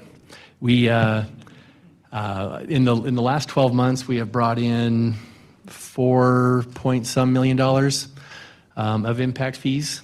So, if the current rate of development continues, then we would see a similar number of impact fees over the next year. And, in 3 years, when we're done with this phase and ready to move on to the next one, if 4 times 3 is 12, so 12 to 15. So we know we need about $4 million of the coming impact fees for the community center that we're going to be talking about here soon. So we do have regular and ongoing needs for these impact fees. But I don't blame you for having sticker shock. Let me just acknowledge that. I've been having sticker shock myself. The costs are very real, and as we've heard from other departments, they're going up across the board. When we built Kleiner Park, which was opened 9 years ago last weekend, we started building it about 12 years ago. Those contracts were for about $15 million.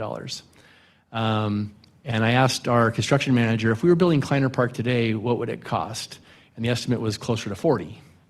So even though it's really, really expensive, it is what it is. Well, maybe, is it though? I mean, so I guess my question to you would be, is phase 2 too big? Have we looked at a scenario of cutting phase 2 into a phase 2 and then a phase 3 next year? And would that, increase? Do we just think the costs are going up so much we can never catch up at that point? Certainly some of it. The costs continue to seem to go up. While there may be, some correction with the supply and demand side of things, we're not planning to bid this until this winter anyway. So we're hoping to hit the sweet spot of when some of those supply chains have an opportunity to catch up. But, if we can always do less, I would not like to do less. But we do have a bidding strategy that maybe Mike can talk about that is going to piece this out, where we're going to build bid the skate park and the bike park independently from the rest, so that we can adapt and adjust based on costs. You want to just mention that, Mike? And see if I could just real quick. We have had that conversation. Once we see what the cost is, if it makes sense to either A, come back to council and remove amenities, or to make a decision to fully build as envisioned. So that's always part of the conversation, one way or the other. based upon the bidding strategy that Mike puts forward. So then are you using different contractors for the different sections, or is it going to end up costing more in the end to do it in phases because of, utilizing one project manager and one contractor? Yeah, so that's what I was going to touch on, is that part of our strategy is to bid it during the lower volume time of year, if there is such a thing now, in the fall and winter. And there's always an economy of scale. So the more we do, the better pricing we get. But also, we will pull things aside and add alternates or deductive alternates so that we have a menu of things to choose from in contract for. But, to answer your question, are there different contractors for the different areas? There will be a site work contractor that does the road, the parking lot, the mass grading. And they would do the utility infrastructure with water, sewer, some of the electrical conduits, that kind of thing. So, fencing contractor, if we have a fencing contractor working on the tennis courts, they would do the tennis courts and the softball field. So we wouldn't separate that out. But there will be a scenario where we can make a determination that maybe the bike park is a phase 3. If it is too expensive and it's not in the budget, or we determine that we want to pull back and say, let's put let's make this decision later. I think there are opportunities to scale it back, but still gain a lot of that economy of scale and good pricing. To Councilwoman Strader's question, are there projects that we're foregoing in other parts of the city in order to accomplish this? Yeah, and I'll let Steve take that, but basically there isn't right now. We have built and are following our CFP. So after this one, a few years out, we have planned to start design of the West Meridian Regional Park. But we kind of take them off in big bites at a time, and they're usually about a 3-year process to design it, bid it, construct it, and then construction takes a couple of years. So, as we get towards the end of constructing this phase, we'll start designing the next park. At the time it's completed, do we anticipate that the homes will be delivered there to where we feel like people are really using it? Part of my worry is we're really investing in one asset in a specific part of the city. I think your approach is like you're just doing one at a time, right? Instead of taking on multiple projects at once. I don't think that's the wrong way to do it. We've done multiple projects, but right now we're doing one, yes. Okay, yeah, I mean, I guess, it feels like a really big investment for a part of the city that's not infill yet, where we have a lot of future homes, but they're not delivered yet.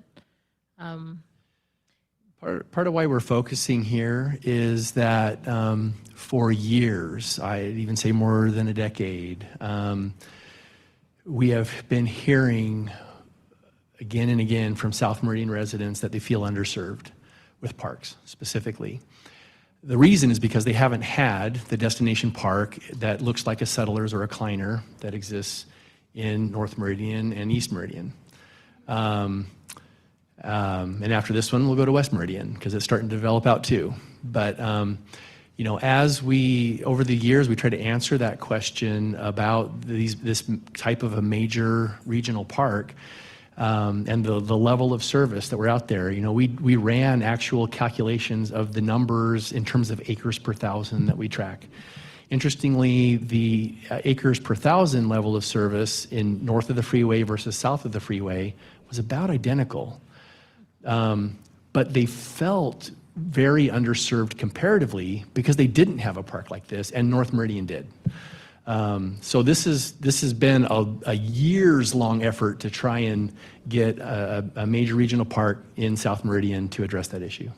Okay, I've just got one more. So if, if we're using all our impact fees and we're in an inflation environment where costs are going up, if we have cost overruns, how is that going to be handled? Are we going to do a maximum price contract? Would we cover that out of a budget amendment from the general fund? How would you plan to, or do you feel like there's cushion built into these numbers?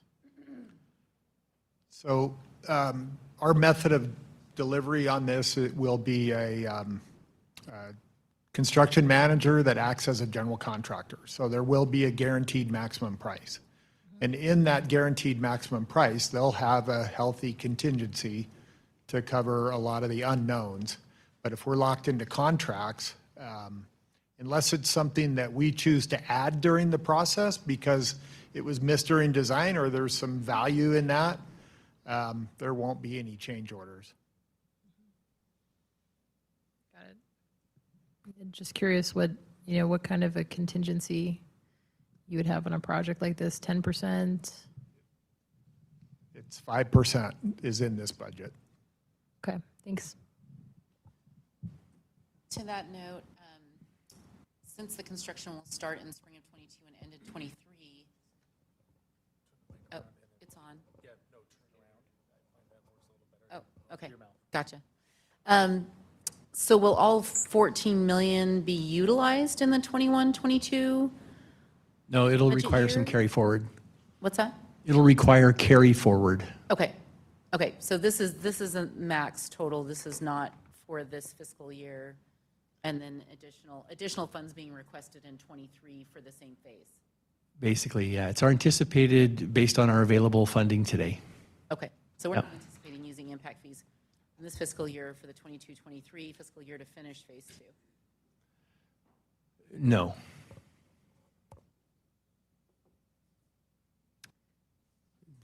Todd, you look like you had a... I'm sorry, I'll take the bait. Does that make sense, right? I mean, so 14 million is the total cost for this phase. It's going to be split over 2 fiscal years. Is it appropriate to fully load that into this year, or would it be based on paying a contract? We can't award the contract unless the funds are budgeted. Okay. So we need to budget the funds, and then we will carry forward through the carry forward process the unspent amount into the next fiscal year. Okay, that actually helps me because we're going to possibly spread this over 2 fiscal years. Absolutely. Okay. For the, All right. yeah, for the payments. Yes. For clarity's sake, the capital cost of 14.2 is what's the impact fees, if you wanted to know that, or you had mentioned that earlier, so call that out. Okay, anything else before I move on? I alluded to the next one already in that discussion, which is the community center. We've had conversations ongoing about the community center. Community Development and MDC have an RFP out on the streets right now that would make the civic block available potentially for development. We want to be prepared for that because those proposals are due here in just a couple more months. If council finds one of those to be acceptable to them, we've been told to be prepared for the existing community center to come down. In conversations with each of you, kind of the resonating message that I have heard is we want a plan for the new community center before the old community center comes down. I've heard that pretty resoundingly. This basically is that the funds to help make that plan. There's basically 2 halves to this one. I've heard from several of you that it'd be good to take a step back and actually do a formal needs assessment for the community center to look at the uses in more detail, the demands, beyond what we've done in the RFP so far. Those needs assessment are a usual thing, and we have been researching examples of community center feasibility studies and needs assessments. And so about half of those funds would help do the needs assessment, and then also be available for hiring architects to help make us do concept planning and preliminary design development, and however far we think we need to go as a group to get the answers that you need to feel comfortable moving forward. The other half of those funds are earmarked for relocating existing amenities in Centennial Park. We have a nice newer restroom with a lot of life left in it that if Centennial Park does get torn down to replace with new development, we want to relocate those and not just have them go away. And we have a great spot available for the restroom at the new 10-mile trailhead along the 5 Mile Creek pathway, where we've designed a location for a future restroom to be, and this could be craned out and craned in. Fortunately, it's the kind of restroom that can happen with. It wasn't built on site out of block. It was a restroom that was craned into that location, and it can be craned out again. So the Neos, which is the electronic play equipment that you run around and push the little light buttons on, people love that. And don't want that to just go away. We'd like to get that relocated to another location as well. We need to relocate the artwork and some of the art benches and things like that exist, but the main items are that restroom and the Neos. So this is getting us ready for what may be coming and allowing us to have those conversations about a future community center, what it looks like, and do some concept planning. Any questions? Steve, question on that Centennial Park, because the budget request is for the needs assessment, concept plans, preliminaries designed in the next budget year. So I was just kind of curious. Yeah, we could move the restroom, but if that park still stays there throughout the fiscal year, they're going to need that, so it wouldn't be moved. We will not move it until it's time until there is a plan and agreement that it needs to be moved. We're not going to run in October 1st because we have the budget and move it. We're going to move it. We're asking for the budget so that we don't have to come back as a budget amendment. And that's my question, Steve, was the fact that when I look at the needs assessment, concept plan, preliminary design work taking place in the next fiscal year, is it feasible? And I know you need a budget now, and you can always, move it forward, but is it really feasible that that park will be moved in FY '22 and not '23? I've been told to be ready for that, yes. Okay. If you need to be ready, then it needs to be in the budget, but it just didn't, it seems like, boy, that's a ways out there. But I know sometimes things like this could move quickly, but so we have to be prepared, but, okay. Okay. The next item is the Lake Hazel Road Widening Administration Fee. And I know, Brad, Councilman Hoagland, you had a question about this yesterday, and I think that went out to the rest of the council. This one's pretty tied to the Discovery Park. Originally, the direction was we don't build Discovery Park until we get road improvements and sidewalks out there. And so we've been working diligently with Brighton as the developer that's out there and ACHD to try and put together a partnership to get the road widened. I'm pleased to say that we have found a path forward for that, and Brighton has agreed to do the heavy lifting and manage the road project to advance the project for ACHD ahead of when if we waited for ACHD, it would be years. I don't think it's even in the 5-year work program, but it would be widened to 5 lanes with sidewalks. There's a great benefit to the city, and particularly to the fire department. By doing this, they would not only cover the cost of the signalized intersection next to the fire department where it meets Lake Hazel, but also build a portion of the collector along their east boundary to where we would, pick it up as part of the park project. So the ACHD has asked if the city would cover the admin fee that they would typically pay to the developer as part of that. I can tell you, I believe that we come out a winner on this request, that our cost, if we had to build that road next to fire, are part of the signalized intersection, and on, and potentially, wait multiple years when costs are only going to go up. It'd be so much more than that. So I think this is a win-win-win for all three parties, for us, for ACHD, and for Brighton, and that we all gain by having these road improvements done ahead of schedule. So ACHD will cover all of the cost of the road widening. They're just asking if we can pay a 3% admin fee, and the $100,000 is an estimate. We'll know it'll be 3% of whatever the final cost is. So.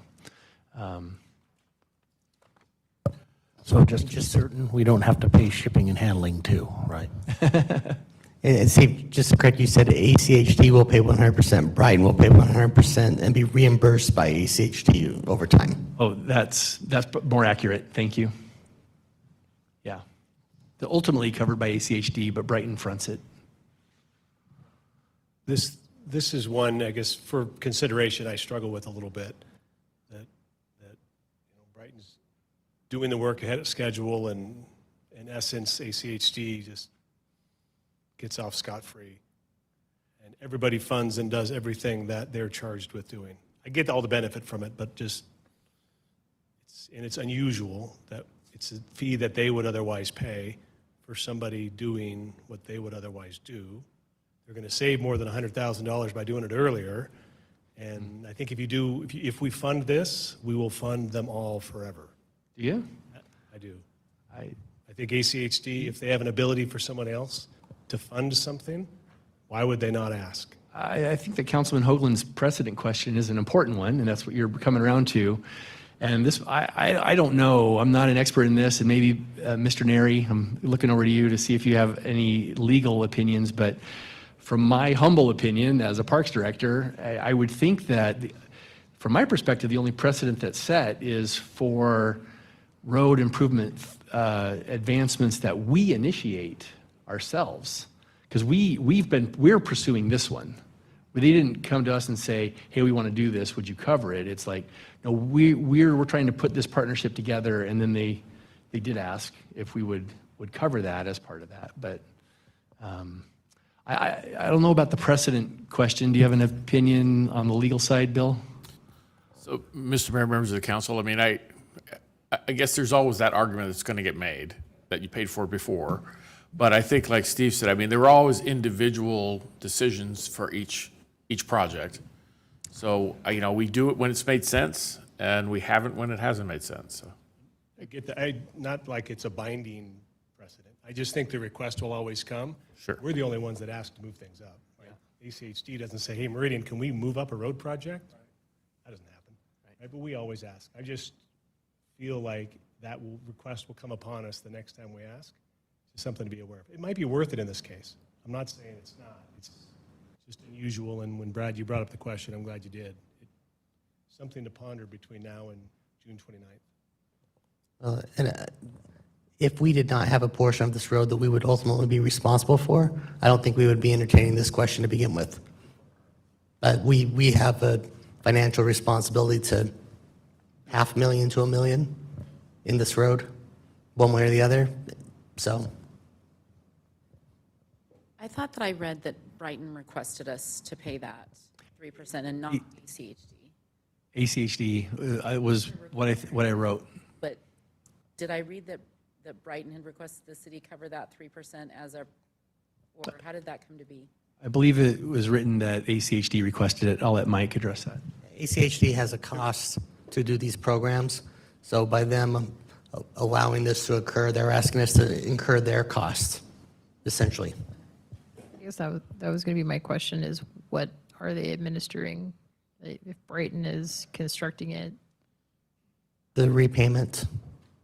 You can ask our finance department how much they like to do reimbursement programs for people. It's a real cost. Mr. Mayor, Councilwoman Strader, the 3% goes to Brighton for construction management. They're building the road. ACHD's paying Brighton.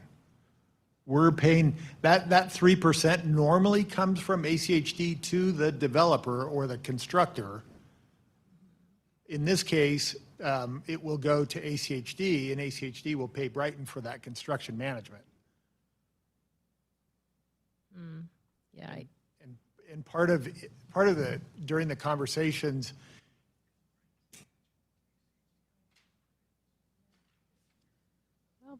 I don't know. I mean, but okay. ACHD benefits from a private developer doing the road project, so there's cost savings. And in order for them to do that, they need the private developer or the constructor needs their administrative costs paid for. And really what it is construction management.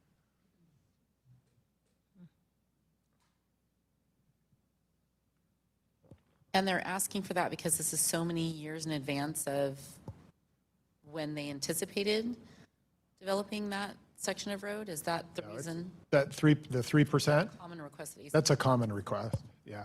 And in part of the conversation, it was, yeah, I think we could talk about covering that, and in return, we're also getting that signalized intersection and the collector down the east boundary of the fire parcel built at no cost. So there's a trade there, and like Steve mentioned earlier, we're definitely on the winning side of this partnership. And to that point, you know, that's why I raised the question, because I think there will be more requests in the future. And this is a win for us. I mean, this truly does make sense, but we just have to be prepared for those requests and maybe even say no if it doesn't, if we don't come out on top of that financially. So yeah, it's just one of those things we have to be prepared for. I'm sure, yes, if they can get away with it, they'll ask. So we just have to make sure that we scrutinize it and not always say yes.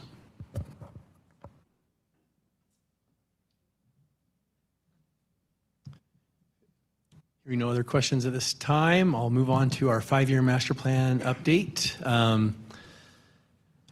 So we talked about this one last year. This is the one that got deferred last year and pushed out to this year. Our current master plan was adopted in December of 2015. One of the things that really stood out to me is just the population growth that has occurred since adoption of that master plan. The population of Meridian at that time was 84,000. The current population is estimated at 127,000. So we've added about 43,000, which is just over 50% more population than we had when it was adopted. I believe that it's time to update the plan to survey our current resident population, re-examine the needs of that changing population and demographics, and make sure that we're on the right course for the types of amenities and projects and programs that our growing city wants to see and have. The master plan includes several items: community engagement, our statistically valid survey, inventory and conditions assessment, a needs analysis, a look at operations, and an update of our goals. That's all part of the master plan, and in that 120,000, that the master plan is 75 of it, which is only 50% of what it cost us to do it the first time 5 years ago, which is frankly pretty remarkable given the increase of other costs. But they have agreed to do it for 50% of the original cost, since it's an update of work that they have previously done. There has been interest in among our council as well as ourselves of doing a cost recovery model and a resource allocation policy. We've been working for the last several months in partnership with finance, both Todd and Brad over here. We've had a lot of weekly meetings going through all of our programs and looking at what full cost recovery looks like. But like we've talked about before, what that effort that we're currently involved in doesn't tell us is what should the subsidy look like? And this is a very transparent public process to help us answer that question. The cost to do that as a standalone is $45,000. But the same group does both. And so the 120 represents the 75 plus the 45. But as an ad alternate to the master plan, if they can do them together, there's actually quite a lot of savings in the work that has to be done for the demographics analysis and the data assembly and things. So anyway, in working with them, we can cut 15,000 off of that if we do them together. So if you do fund this one, we can fund it at 105 instead of 120. The 120 is the combined number of both if they were done independently. So we would like to do that and move that conversation forward beyond what just full cost recovery looks like, but this pyramid methodology that's been talked about, from full cost recovery to various levels of subsidy based on the amount of public benefit. For example, park maintenance is 100% subsidized. The whole community benefits by having that done. Individual programs are 100% cost recovery because they benefit an individual, and there's lots of levels in between that, and this process would help us reach those levels on all of our different programs. I'll stand for questions on this one. Steve, so we're using the same consultant as we did 5 years ago, 6 years ago? That's our plan. That's what I'd like to do, yes. Were we happy with the work that they did? And I'm not looking for exact data, but how much of what they proposed did we implement? Was it successful? Great question. You know, is it worth using them again?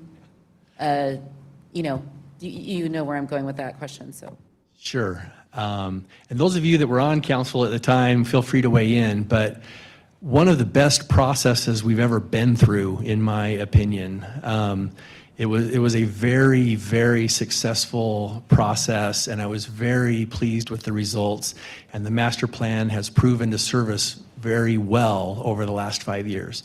If I wasn't happy with the original plan, I wouldn't come back and propose that we use them again to update it. But I am pleased, and I thought it went very well. Is home court going to be included in this as far as, are we maximizing our use of it? What does that look like for the city in the future, et cetera? Home court will definitely be part of it, but not knowing exactly, you're talking about looking into an operations analysis of some kind to see it, like is it maximizing its use, or can we do that? That, I think that's one of the primary cost recovery facilities that we have potentially. So I would imagine that would tie into, yes, operations, but do we expand on it? Are we utilizing it to the best of its ability as far as the programs that we're putting in there, the schedules? And I don't know exactly how detailed they get. But. Yeah. Yes, is the short answer. We will definitely be incorporating home court operations into that cost recovery analysis. I will tell you that, to give Garrett a pat on the back, when we did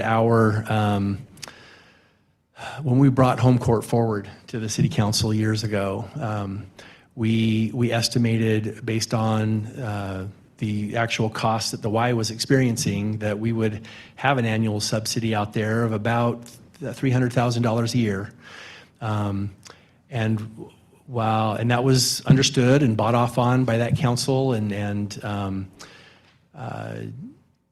but Garrett, in his work over there, has cut that to more than half.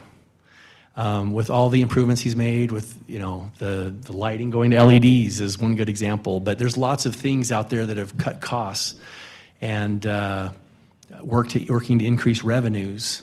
And by focusing on both cutting costs and increasing revenues, the subsidy has been decreased significantly. Okay. The next one is the MAPS funds, or the Meridian Arts in Public Spaces is what it stands for.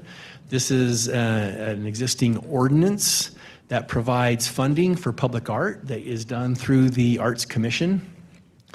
It is Meridian City Code 1-9-4C, and basically says that the council will budget 50 cents per resident with an annual cap of 50,000 max.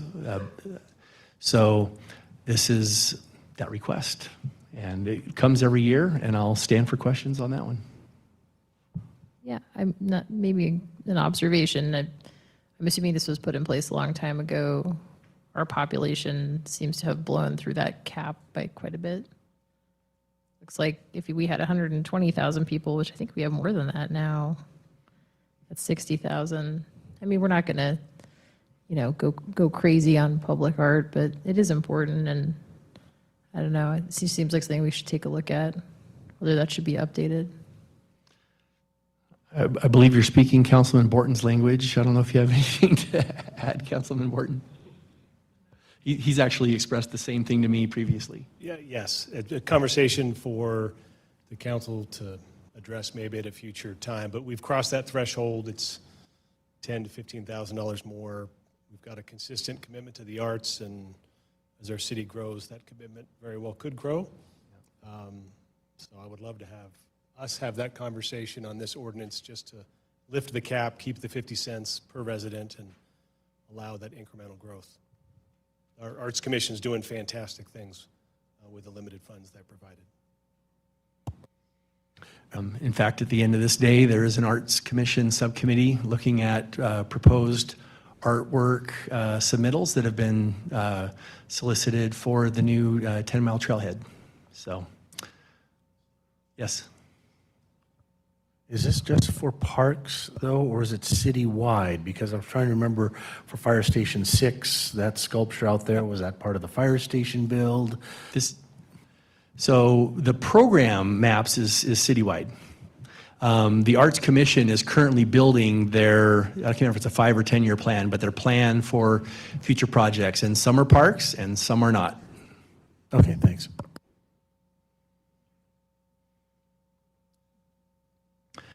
The next item is an opportunity to have, this one's also a partnership with Brighton, but Brighton has approached us and asked about the possibility of adding pickleball courts to Kleiner Park. We would like to partner with them to add 4 pickleball courts specifically. Brighton has agreed to cover the lion's share of that, the cost for 4 pickleball courts, connecting sidewalks, fencing, the court surfacing, to the tune of about, we estimate about $300,000 is what it would cost us to build that. We would have a small contribution. We're asking for $25,000 to, once those are built, to make sure things get put back by paying for the landscaping, the irrigation repairs, some drainage work that's going to happen at the toe of that slope, and signage. So it's in the northwest corner of Kleiner Park. In the photo, you can see that's what we call shelter A3, up in that northwest corner, and would be kind of offset from that. If approved, and council likes the direction, we would actually move forward with them, and they would get started later this summer. And then when we have our budget at the end of the fiscal year, at the beginning of the new fiscal year, we would take on those landscape and irrigation repairs, et cetera, as part of that project. So, questions?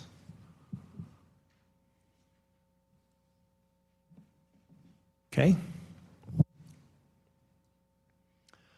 Home court staffing. We were before you, Garrett was before you just a month ago, asking to convert 2 of our existing 6 part-time positions into a full-time position at the home court. You did approve that, thank you. And I think we told you at the time that we wanted to do this with 2. We were asking for 1 then, and we would be asking for the second one with the budget process.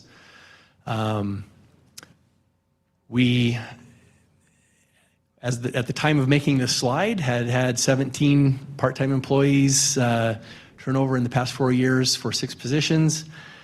As I was preparing and meeting with my council liaison a little less than a week ago, Garrett came into our office and said, guess what?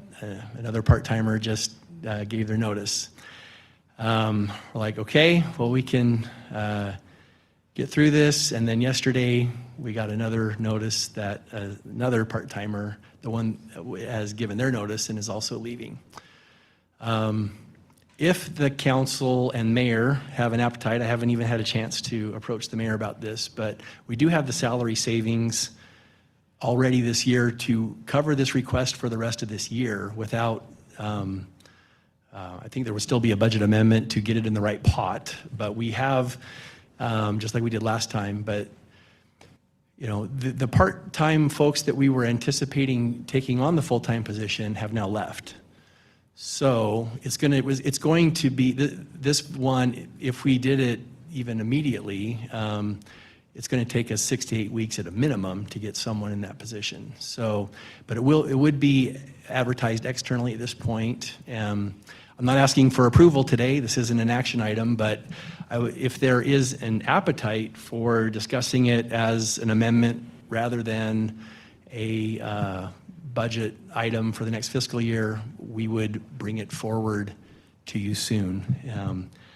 But it basically looks exactly like the last one did. We thought, you know, we could keep the wheels on the bus until the next fiscal year started, but we do have the salary savings with it because of the turnover to cover this one if it's able to happen sooner.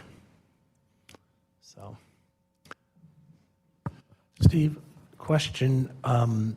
With the discussion and request for benefits for part-time workers. Yep, that's coming up. Is coming up. Yep. Does that change the equation for this? Because now a part-time position, if that's ultimately the decision of council to offer that, then does it need to be full-time? Will that secure better part-time help, more regular part-time help? So, yeah. I don't know. It's an excellent question. I don't fully know how to answer it. I know that most of the people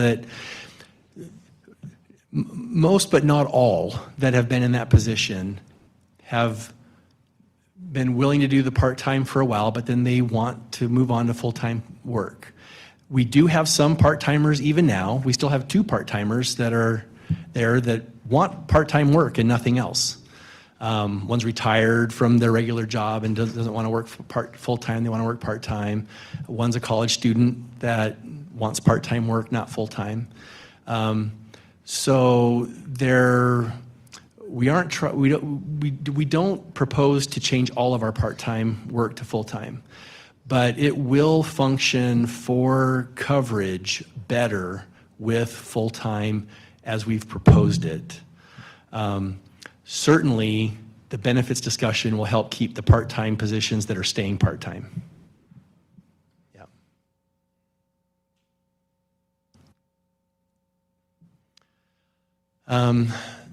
This last item of ours is and there's one more that is the seasonal benefits, but this item is one that's been has been a desire of past councils. It was identified and discussed that at the time, all of our neighborhood parks were pretty vanilla. They looked pretty similar.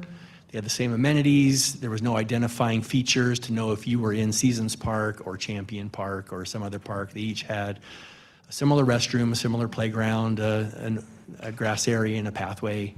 And there has been a desire to add unique features to try and theme them and give them some recent art examples. The Renaissance Park got some great art. This was a partnership with the Arts Commission. Champion Park got new signage and an art piece, and we would,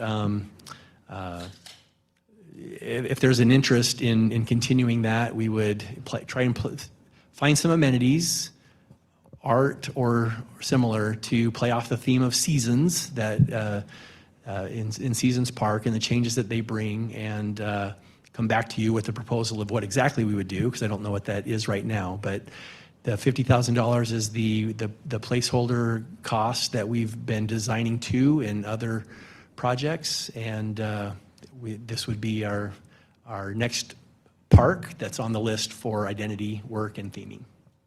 Steve, can you give us some background? How many parks are there that we're looking to do this in? How many have we done?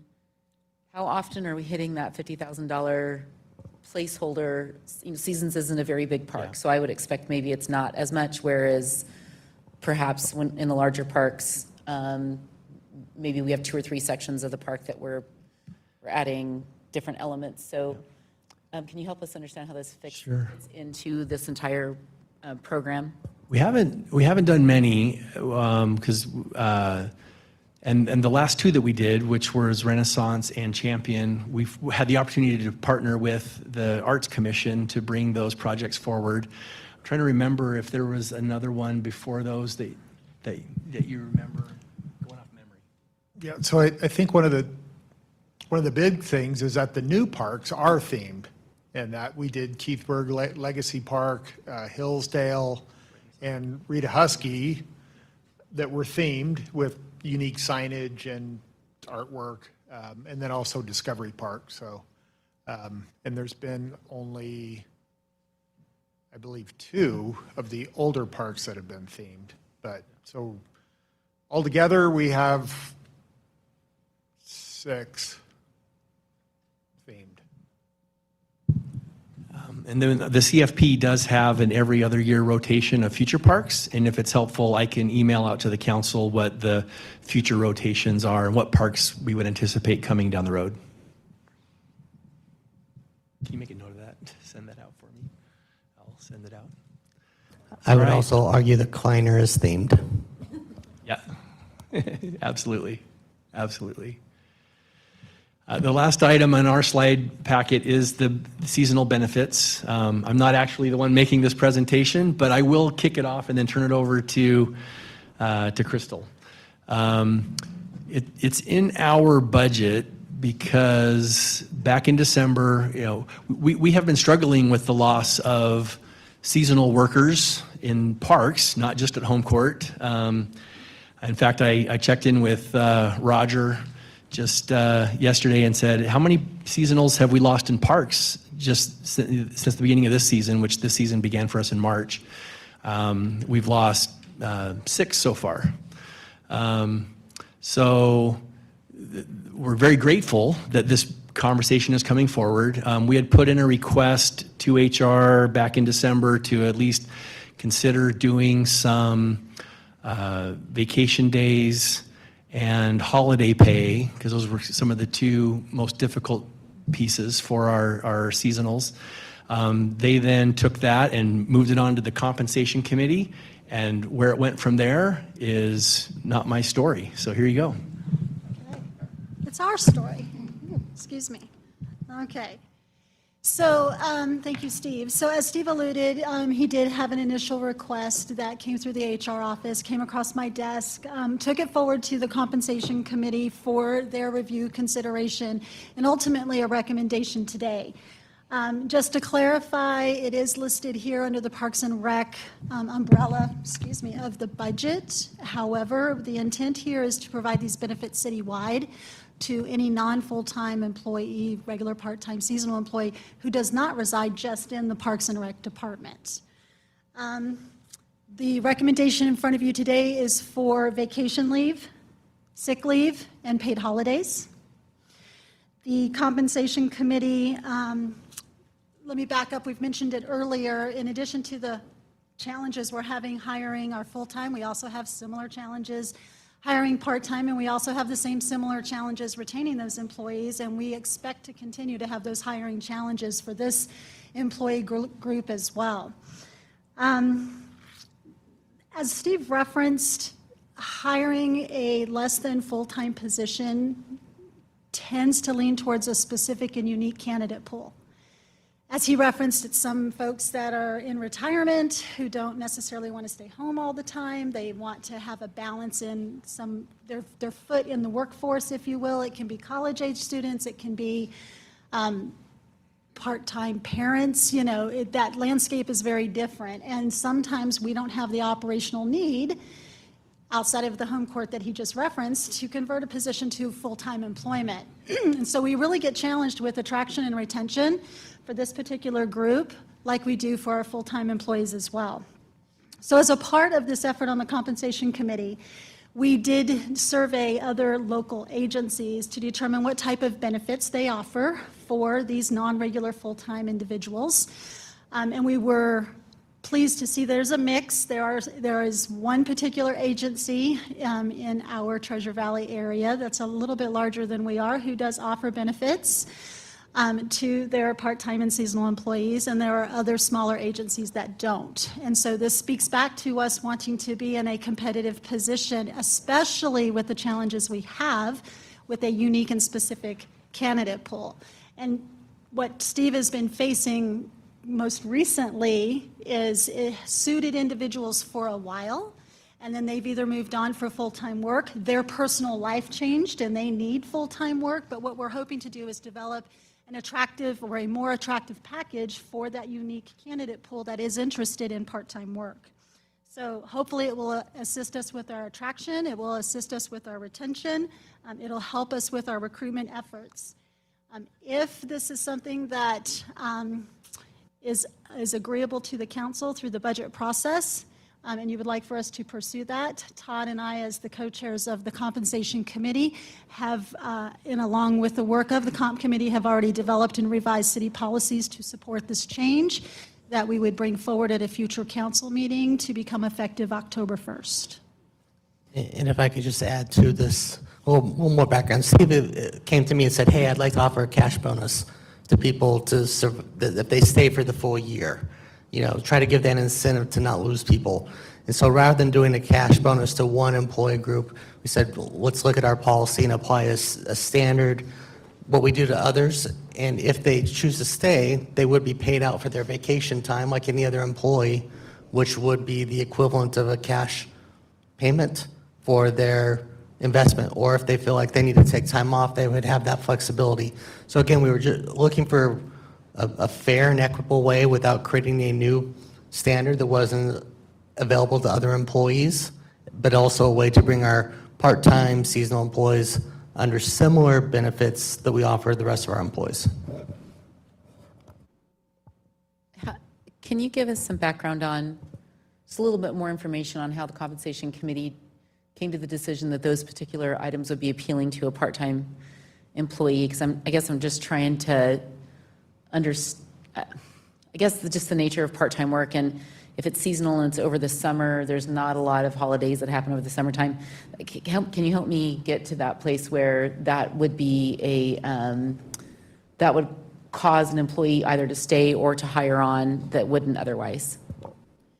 So there were a couple of different factors that the committee considered. Obviously, there's the financial factor. In addition to that, we were taking a look at what else is out there in the local area that's offered that seems to be working for other agencies, which in my HR networking world, in feedback from other HR directors, that is a tool that has worked for them. Yes, to speak to your point in regards specifically to seasonals, it's not 10 paid holidays. There's a certain window of time, but our holidays, our seasonals can run anywhere from 6 to 8 months of employment, 8 months typically.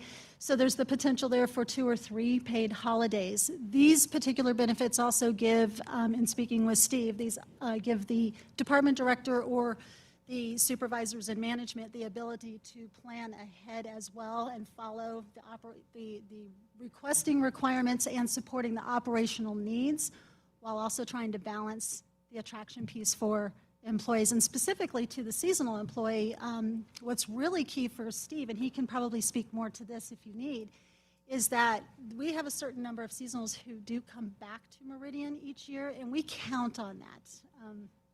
I'll speak on your behalf, okay. So we do count on that, and so this is hopefully a factor in determining whether or not they want to come back to Meridian. That sets us apart from other employers searching out of that same candidate pool. Did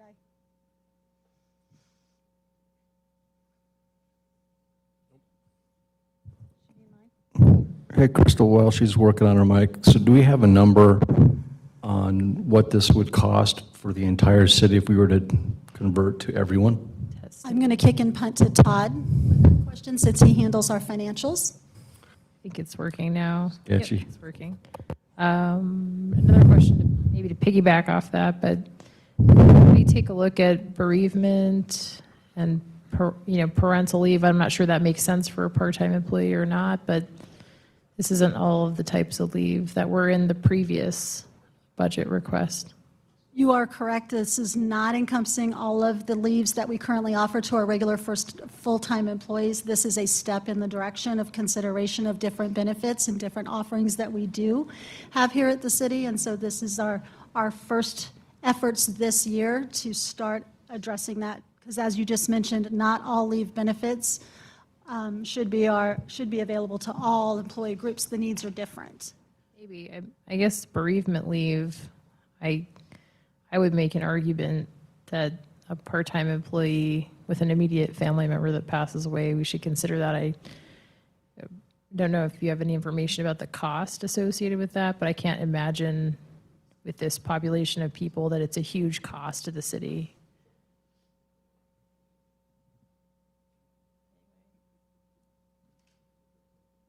Yeah, maybe something to think about for later. Well, Liz, we can definitely do some research on it. Again, this was discussed in the compensation committee as a consideration, like Crystal said, but we'll go ahead and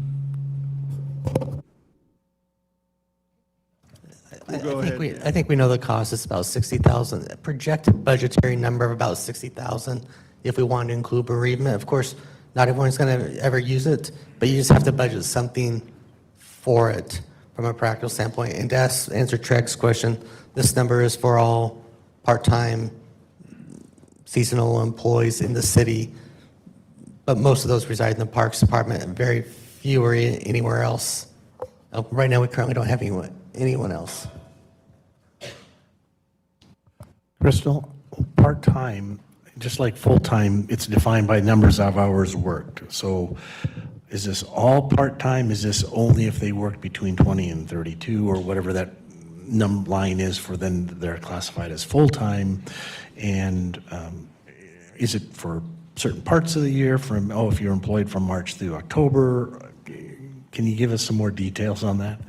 So our regular part-time employees are year-round employees. Our temporary part-time employees are typically over the window of summertime at this point in time. And then our seasonal employees are anywhere from March to about November. Year-round. Yep, they're your regular part-time. So they're year-round. So generally, your part-time employees, correct me if I'm wrong, I believe we pulled this information. They're typically working the higher number of hours. We're not seeing a lot of 5 hours in a part-time position. Of course, we have per se rules that regulate the number of hours that they can work. So this is consistent across the board, regardless of the number of hours that they're working with the recommendation that's in front of you today. Mayor, did I hear you correctly that there aren't any of the part-time and seasonal positions in other departments currently? That is correct. Currently, the positions we have that are active today reside in the Parks Department. But again, the intent would be, regardless of what department they work in, this would be a benefit eligible to them as well. Crystal, was there a discussion by compensation committee? I know this was done to be more competitive, but I'm just wondering how many people come to the city to work part-time hoping to get full-time? And if they can't make full-time, they're not going to stay in the part-time position. Do we have any indications, probably not, to show us what that might be? No, we don't. Could we come to a position of an expectation based on the past 2 or 3 years of the amount of part-timers that have left? Is there a way to sort of look at that and see if we can plan towards that?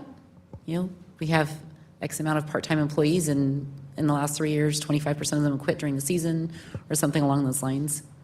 We can certainly pull that Is data. that what Councilman Hoagland was getting at? We can certainly pull the data. I think this will be a good conversation for us in 2 weeks because it does represent a fundamental shift in our operation. Good questions by the council. It's something I think that the compensation committee has wrestled with, trying to support a director that's wanting to do everything he can to retain and attract talented people with recognizing a shift in how we do business. So more to come. I think this is a good conversation for us to noodle on in 2 weeks.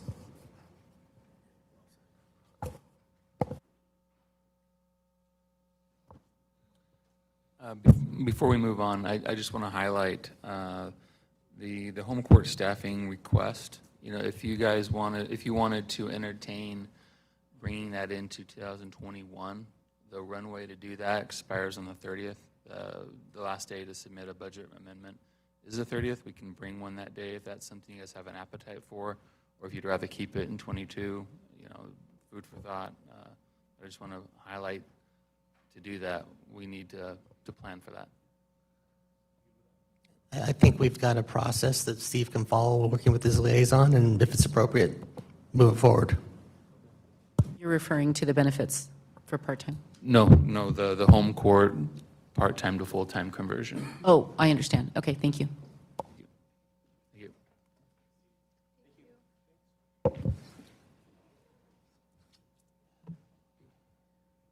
Police is up. You want to take a few-minute break? Keep going? Okay, all right. Welcome, Scott.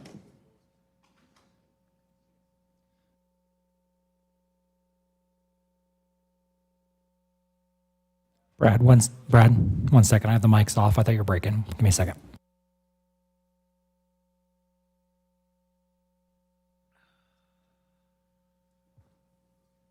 Okay, just to, that is much better. So in the budget book, so if we can turn to the PD section, again in the green, they should be in the order beginning with police captain.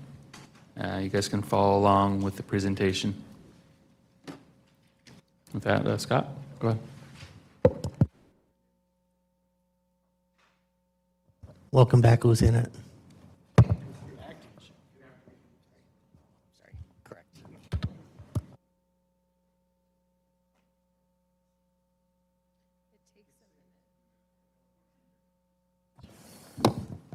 Is this better? Okay.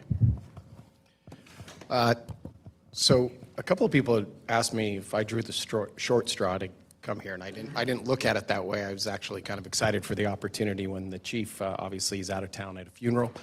I've been in communication with him, and he's at the airport, and he's going to try and watch from the airport the best he can. So I don't look at it as drawing the short straw. I'm glad to be here, and it's good to see everybody. I think I've been at City Hall like 3 times in the past 15 months, and so it's weird to see so many people in a room and all their smiles. So for the police budget this afternoon, I'm going to go through all our requests, obviously, like everybody else has, but what I've done is asked all the lieutenants and everybody to come, and Stacy Peachin, in the event that there is a specific question that requires their specialty knowledge that they may have. I don't know it all, so I'll have to defer to them for specific questions you may have about something. So we'll jump right in. So our number one priority for this budget year is captain's position. Currently, this is our organizational structure. We have the chief, and he has 9 people reporting to him. He has 7 lieutenants, an administrative assistant, and a PIO.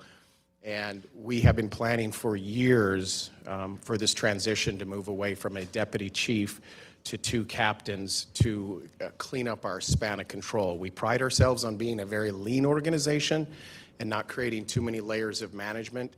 By downgrading the deputy chief into a captain slot and requesting 1 additional captain, it will allow us to function and look like this, where we will have an operations captain who will oversee patrol operations and CID operations.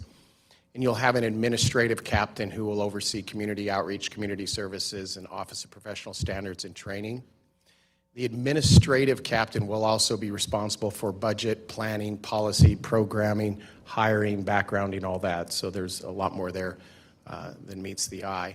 So this is what we're proposing to move forward as an organization. It cleans up our chain of command quite a bit. It relieves a lot of those direct reports from the chief, who, as we all know, is new and learning the job. And this is a good structure for us. It doesn't create any additional layers. And moving forward, we can be in this structure for quite some time, I think. So I'll stand for any questions on this particular one. I guess I'll maybe just ask a question. If you could go back to that slide. Yeah. It's sort of hard to see. Is this organizational structure sort of set in stone in terms of the reporting? I guess I'm a little surprised to see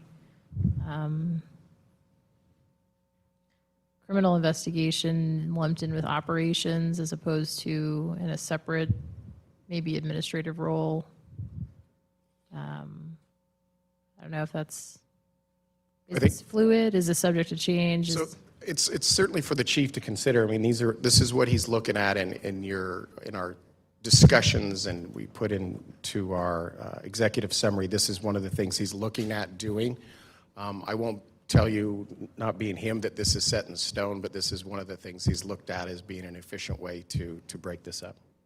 Got it. And then just so I understand, I think I had asked some questions about this previously, and just forgive me, I'm getting up to speed on it, but I actually thought the goal was actually to do 3 different captains. Maybe I got my wires crossed, as opposed to 2. There haven't been any discussions about doing 3 captains. Now, in this type of organizational structure moving forward, it certainly allows us to add captains without adding a deputy chief, because the span of control is still such that the chief doesn't have too many direct reports. So this model will allow us to do that in the future. But for right now, based on where we're at as the size of our organization and how it operates, this would work for us. Okay, thank you. From a budget standpoint, I didn't see any information in regard to the cost, the personnel, the total cost differences between this and then replacing the deputy chief position. Where are we with that? So is that fairly equivalent, or?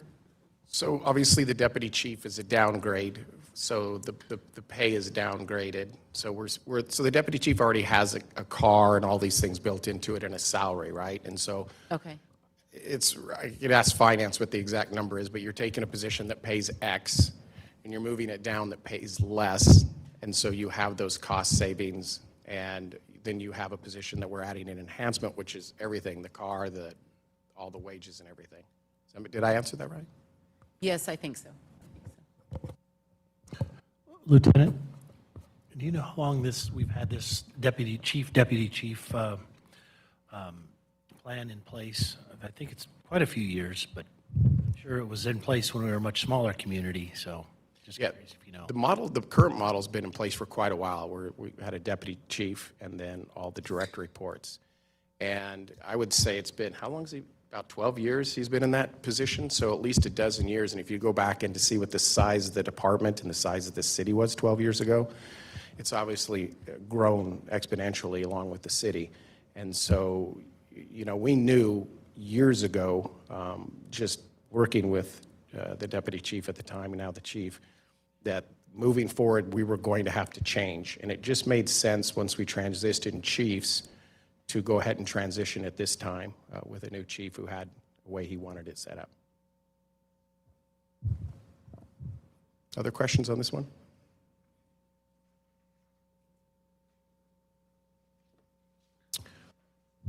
Our next one is a police school resource officer. We have a new high school coming online in the fall. And as you know, our SRO program is, and I'll defer to Lieutenant Harper, I believe one of the best SRO programs in the Northwest. We have a very strong partnership with the West Ada School District. All of our high schools have officers in them, all of our middle schools have officers in them, and then they have feeder schools they're responsible for. School safety is obviously a paramount importance. The programming, these schools are like little cities. There's thousands of students and teachers and activities. And we, with our relationship with the West Ada School District, we're able to add positions, and they're able to pay for part of those positions. And I'm going to let Sean talk a little bit about the contract and where we're at and opening and all that. Thank you. First off, there is some discrepancies in your documents that I want to clear up before I move any further in regards to this partnership that we have. So in this request, the total request of $191,714 is actually about $36,000 short. When we wrote the budget request in the CFP, there was actually just a clerical error in how it was entered, and the wages section should have actually been an 84 instead of a 48. And it wasn't caught until, unfortunately, like the 23rd and a half hour today. So I went and met with Karen over in finance to try to clean this up some, and ultimately that's where the discrepancy fell. Now in the executive summary, the number is correct. I may pause and let Todd take a look.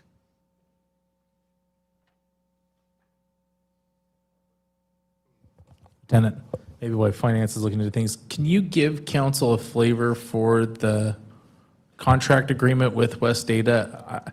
My memory must be fuzzy. I was under the impression that the school district covers the cost of personnel. So the current agreement is a 50-50 split on wages and benefits per SRO, which is now going to be coming into the fall 10 SROs. So it's a ever-growing machine, but it is a 50-50 split. And the ultimate, I mean, if you want me to get into numbers, but it's the overall cost of the SRO program right now is about $1.2 million total. So does this number then, the correct number that'll eventually get before us, does that reflect the 50-50 split, or that is our cost and then we get reimbursed later from West Ada? So our cost would be approximately $65,000. The correct cost to that will ultimately come forward for that SRO is about $130,000. And so once we split that cost 50-50, it's roughly $65,000 and some change. So again, I wanted to try to clear this up as possible, but Todd, do you want to jump in on that? And Mayor, Council, we'll go ahead and work on the final numbers. I think in concept, if we're supportive of the SRO, let's just move forward with that concept, and then we'll fine tune the numbers before the June 30th meeting for you guys. Thanks.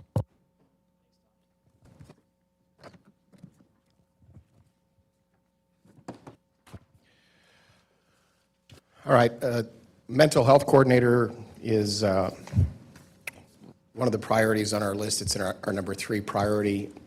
And if we paid attention to policing across the country, if there's one thing we've learned, what the public is demanding of its law enforcement, is that we have a better, more unified response to mental crisis and mental health.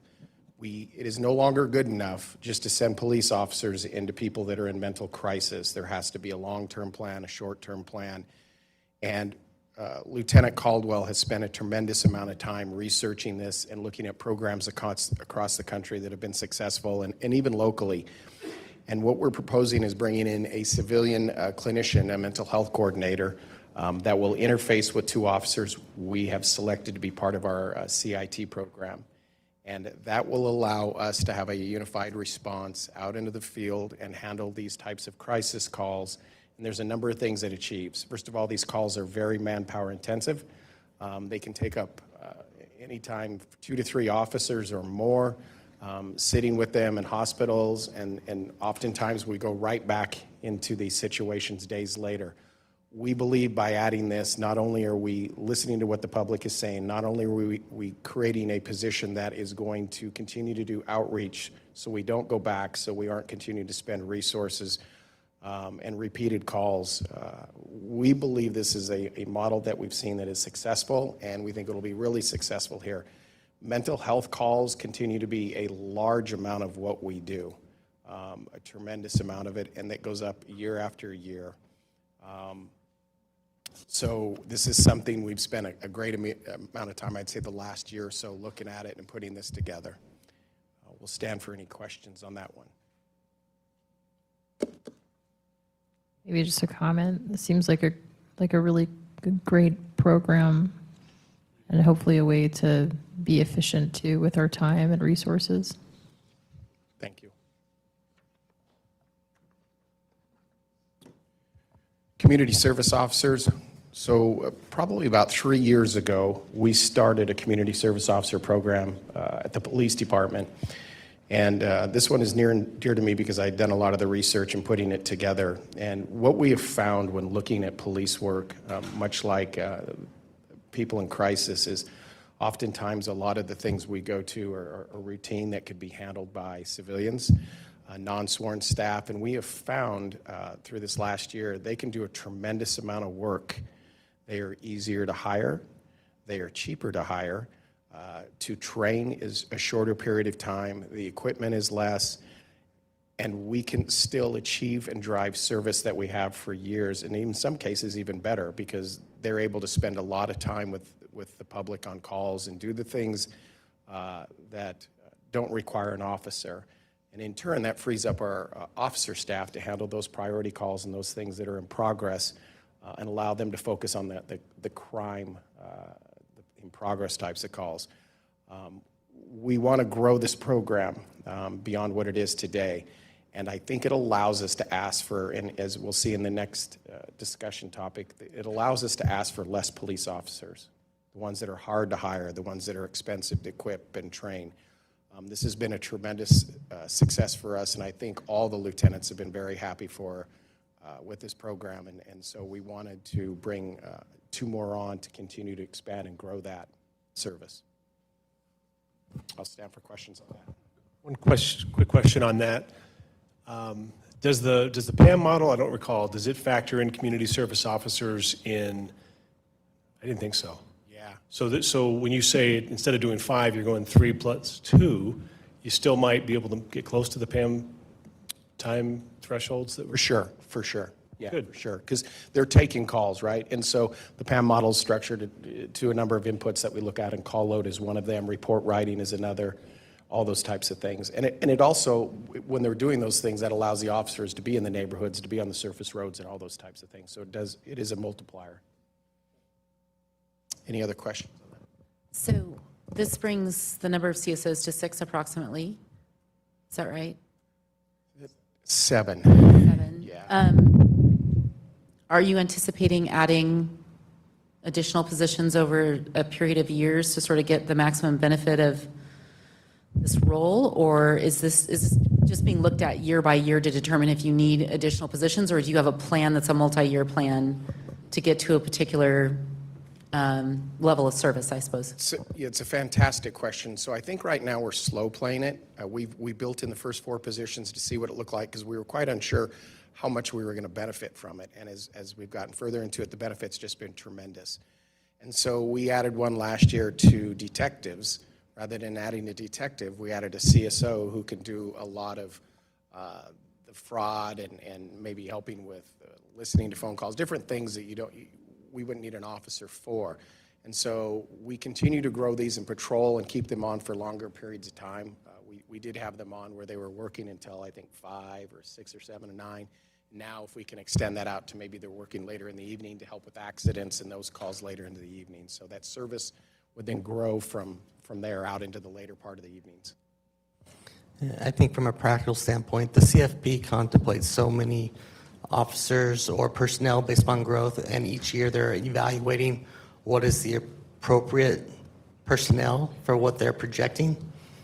So kind of looking at it from that standpoint. So I would add, that this position has allowed us in at least 2 cases so far to grow future police officers. We have people that will come into it, they're not sure that they want to be a police officer or get involved in this business.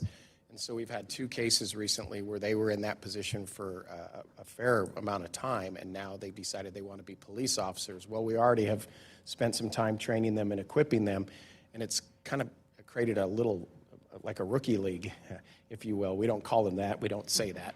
I want to be clear. Is Crystal in the room? We don't call them that. We recognize that that's an opportunity to continue to build our future police officers. It is one way that we've seen. Any other questions?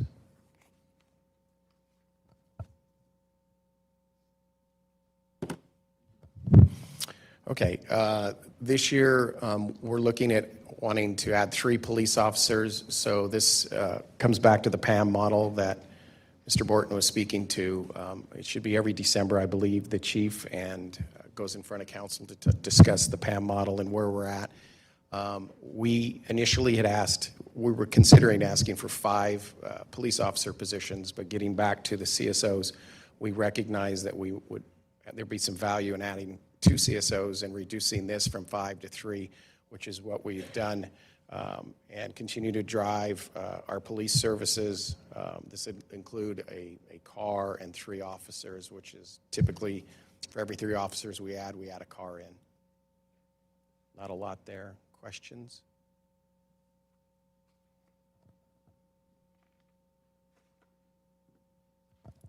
And the next one is 2 vehicles for detectives. We have reorganized detectives into specialty units. We have property crimes.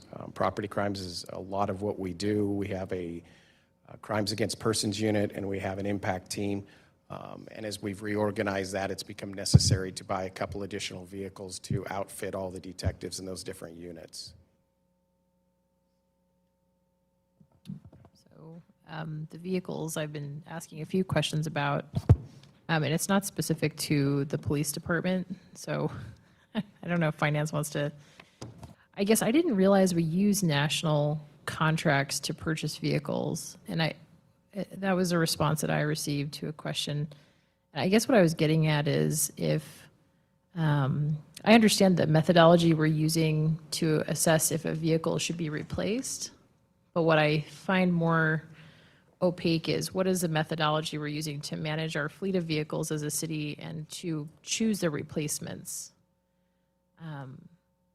Part of it's, are there more efficient vehicles that can do the same job, that can save us on fuel costs? Are there, how do we make those decisions? It's just something that I felt like I didn't get a full picture of. It said, you guys, I think, mentioned that you're researching it and that it's kind of an ongoing project. So I was just curious if you had an update. Right, basically, we rely on the department, the subject matter experts in the department to say, all right, this is the vehicle I need. And then, beyond that, look at cost, that type of thing. If we can cut to the, I think she's looking at alternative fuel vehicles. Are they being looked at or utilized? Why or why not? Well, and actually, for maybe to go a step further than that, I'm wondering if are we getting big enough that we should be managing our vehicles citywide instead of department by department? Another great question. Thank you, Administrator. On one part, at what point do we take on our own fleet operations? That's something we are analyzing. It's something we run every year. We're not there at this point yet. At some point we will be. We have a break-even point of, at what point does it make sense for us to do that? To keep, some techs busy, changing oil, doing the maintenance, those type of things. We review that. We're also trying to take into consideration, what other models could work. Do we lease our vehicles? Do we buy them outright? Do we buy them, and then does it make sense to sell them, after a few years to keep maintenance costs down low? So, we are trying to be creative in the way we look at not only the vehicles we get based on the return we get, based on the model, But, that is something we're actively analyzing. Thanks. Yeah, I guess maybe it's just a question to think about, and not really a budget decision. It's more for the administration to think about and for the mayor's office. But, is there a step between taking on the full fleet where we're not necessarily going to build a shop and do all the maintenance, but is there a step where someone can centrally manage the full inventory of vehicles and help centralize that decision-making? It's just something to think about. We have so many. Fantastic question. We are actually working on that project offline. We are looking at software to manage all vehicles, and just me. We're looking at software to manage all vehicles for the city, because right now we do have them siloed. So we are looking at that offline right now. We should have the project and the report to Robert by end of calendar year. Thanks. And just so you know, it does come up, departments will put in their CFP, we would like someone to manage our fleet, or we want another person to help manage our fleet. So this is an ongoing discussion within the departments, with finance. It is on everyone's radar trying to figure out where we are and how we best get to where we need to go cost effectively. Do we have a way to track if poor use is affecting our maintenance cost? So, everybody has a different driving style. Insurance companies track this stuff for, variety of data purposes. I know that's an awkward question, but I'm just curious, and looking, reading through a lot of these, a lot of the maintenance records on here, is there a way for us to tell whether that's happening? Are we able to track it or not? Or is it not something that's even a factor? Very fair question, Jessica. We don't have any tools at this time, and that is one of the solutions that we're looking to bring to the city so that we can answer those questions, have better data-driven decisions, because right now we're pretty segmented on how we're managing it, but where you're going is where we want to go. So specific to this request, for these vehicle replacements, what vehicles would you like to replace with? And what, I guess, alternatives did you look at? Well, Is it a Porsche? Is it a giant truck? I don't know that the vehicles have been chosen yet. So in this unit specifically, it's the impact unit. And so some of the challenges with buying vehicles for that unit is, at one point in time, we had all the same model, make, model, and color of cars. So if I'm going to go do a surveillance operation and try to catch you doing something wrong, 12 Impalas was a bad idea. So we vary those by assignment at times. And they're from small passenger cars to small SUVs, typically, is the vehicles that we've been purchasing most recent. I think the investigation unit has 2 pickups that they use for crime scene processing, and those are assigned to the supervisors. So I don't think the make and models have been chosen yet. Whoops. So you're saying this could be undercover. Well, let's not get into what Correct. exact vehicle. Right. Please, let's not discuss that then. But is there a vehicle, are these being used for those types of operations, or is this being used for a routine thing like the No, pickup trucks? Yeah, these 2 are for the impact unit specifically. Okay, so let's not get into the details then Yeah. for this one. We haven't chose the make and model yet to. Yeah, okay. Any other questions? All right, the next 2 are equipment. I'm going to turn over to Lieutenant Harper, who has some information. So, whoa, that was too close. So this one is simply a pair of night vision binoculars for one of our SWAT operators. We're 1 pair short, and 2 variable optics for our 2 sniper operators for their carbine guns. So they obviously have their sniper rifles, but their carbines are what they carry during patrol as well, and it provides us a different function and capability in a patrol function as well as a SWAT function. So, stand for questions. What's the lifespan? The night vision binoculars can last well over 10 years or longer. We take very good care of them. As far as optics, it all depends on if they end up getting dragged on the ground, dropped. But again, optics, as long as they're maintained, can last, I would say, at least 10 years as well. Lieutenant Harper, for me to be able to have a good understanding of how these operate, I would like to personally use them maybe and see how they work. I honestly can't wrap my arms around it until I really fully am in the situation at night where I'm going after the bad guy. I can take care of you. Thank you, buddy. Please don't. Not a good idea. Any other questions on that one?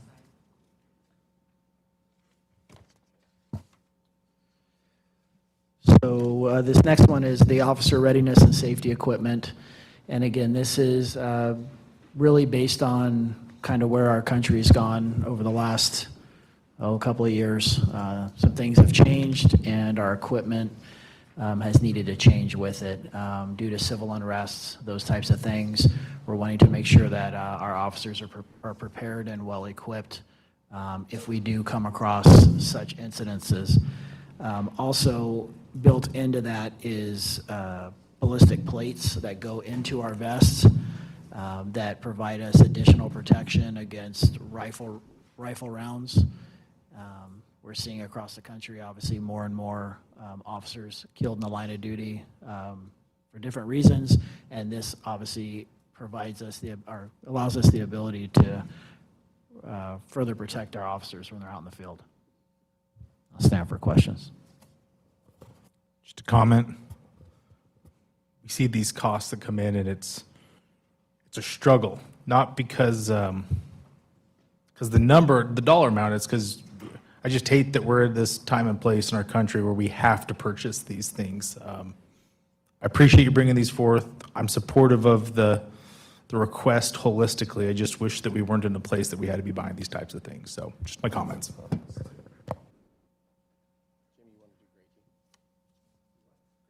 Any further questions?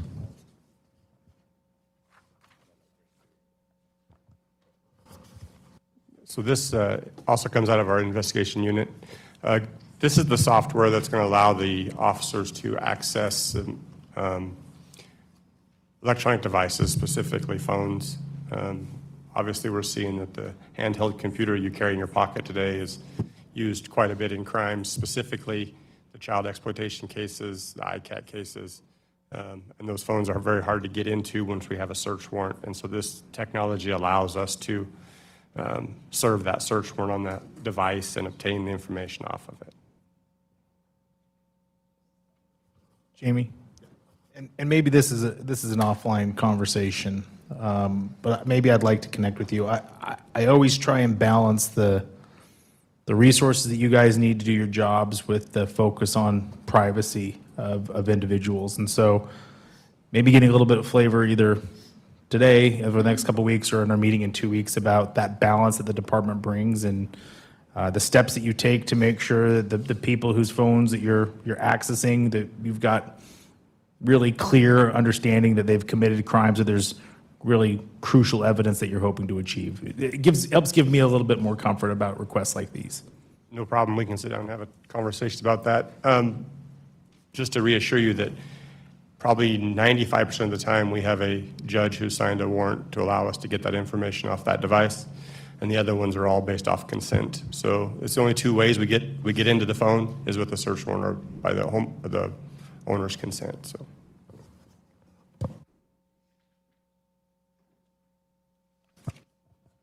Any other questions on that one?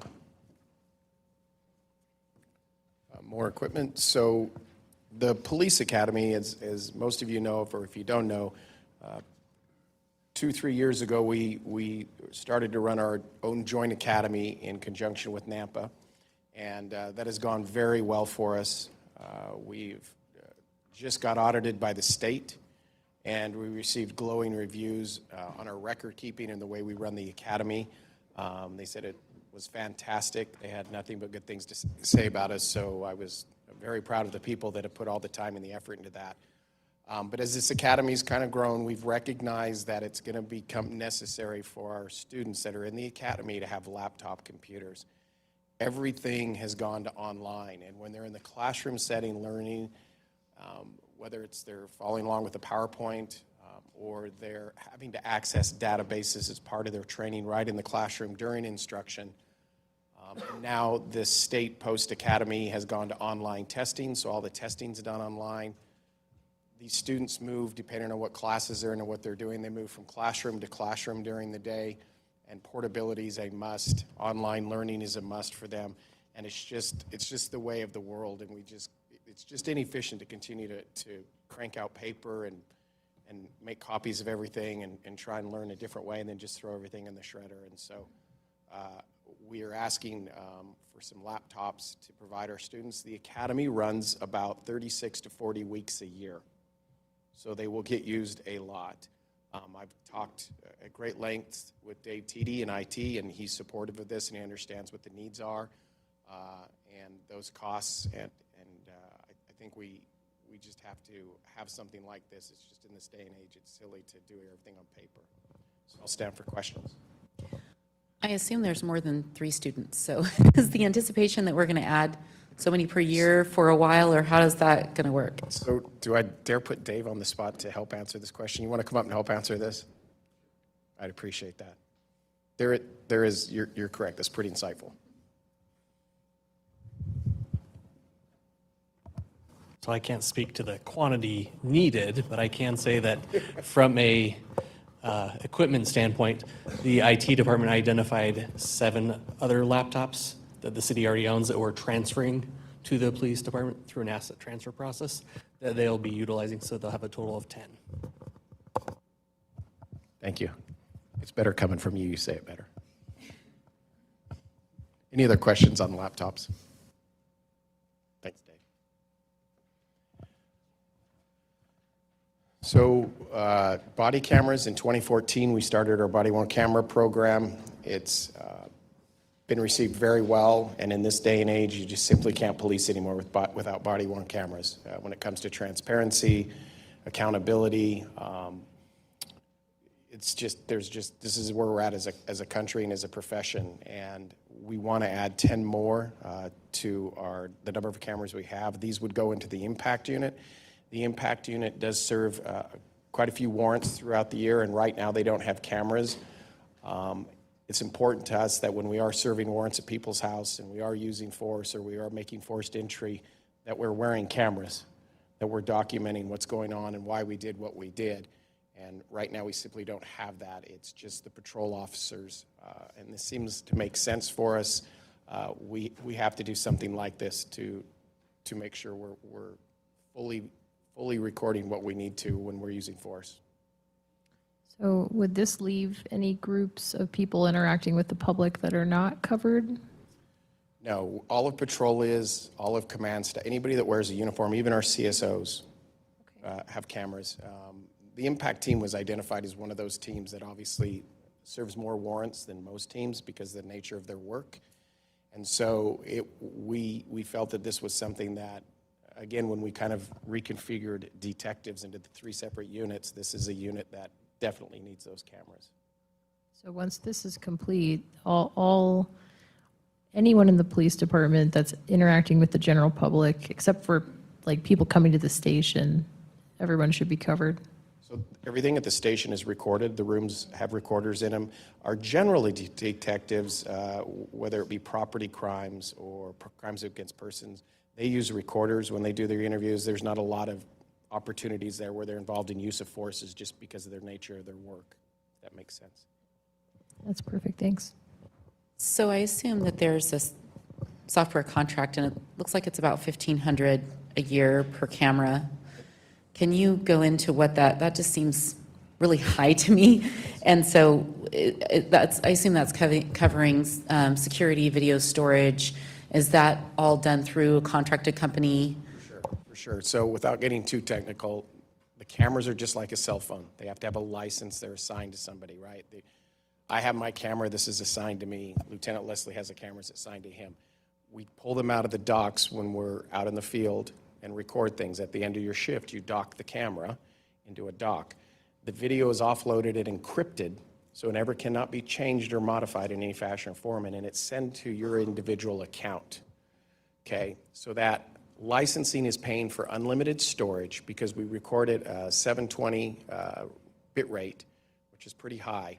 And so if we weren't to pay for storage this way, we would never be able to predict what our bill would be each year.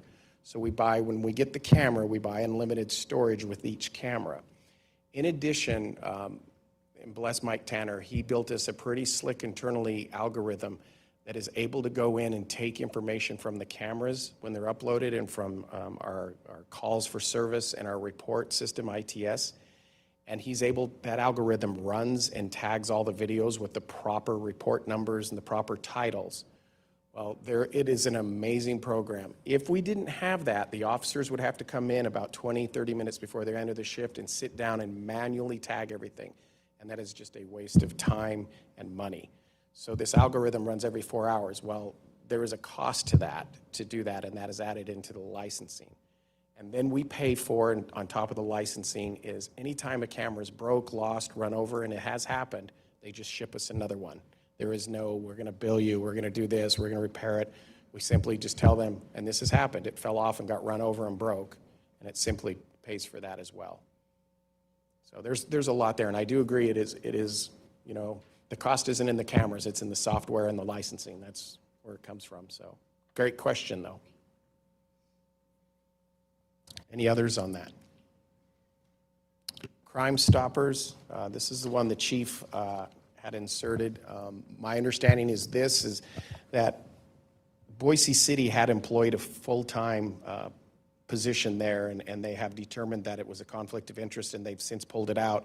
And so we are asking that the city provide some money to Crime Stoppers that will allow them to continue to assist law enforcement in our area, specifically Meridian.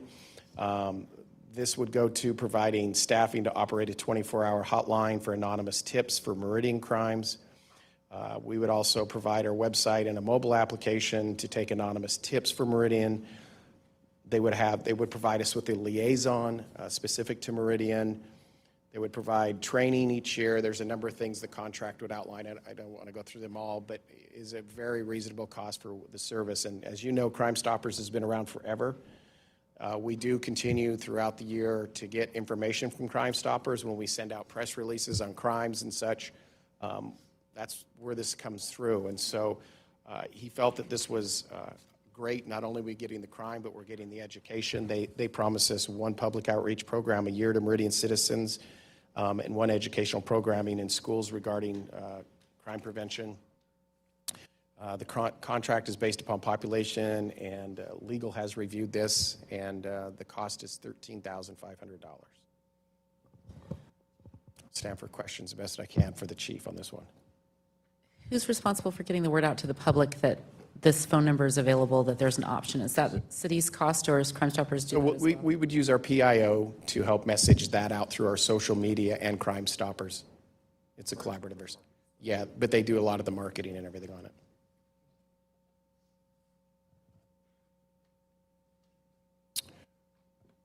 Stacy, can you explain this one? Or can you? Yeah. I'll take a stab at it before Stacy. So this is an upgrade to our current facility. Let Stacy finish it up. She'll probably get in better detail. Sure. Good afternoon. So every year we do an audible alarm test along with checking the sprinklers in the building for safety purposes to make sure that our fire alarm system is working properly. And for the last couple of years, when Johnson Controls is on site, they let us know ahead of time so that there's no disruption or frightened people. We're going to do the audible alarm. And we've realized that 90% of the people in the building can't hear it. So since then, Bill Young with Facilities has brought them in to do a study and see why we can't hear it. And they've pointed out to us that we are actually up to code with one alarm on each floor, but it is not audible enough. And so this is a proposal with estimate for $24,000 to increase our abilities of our current audible system. Can we give you 2 or 3 from City Hall? They are loud. Is this the case that it functioned properly at one point and now no longer, or when we received it, it's never functioned properly ever? That's a great question. I believe it's never had the audible signal it needed throughout the building.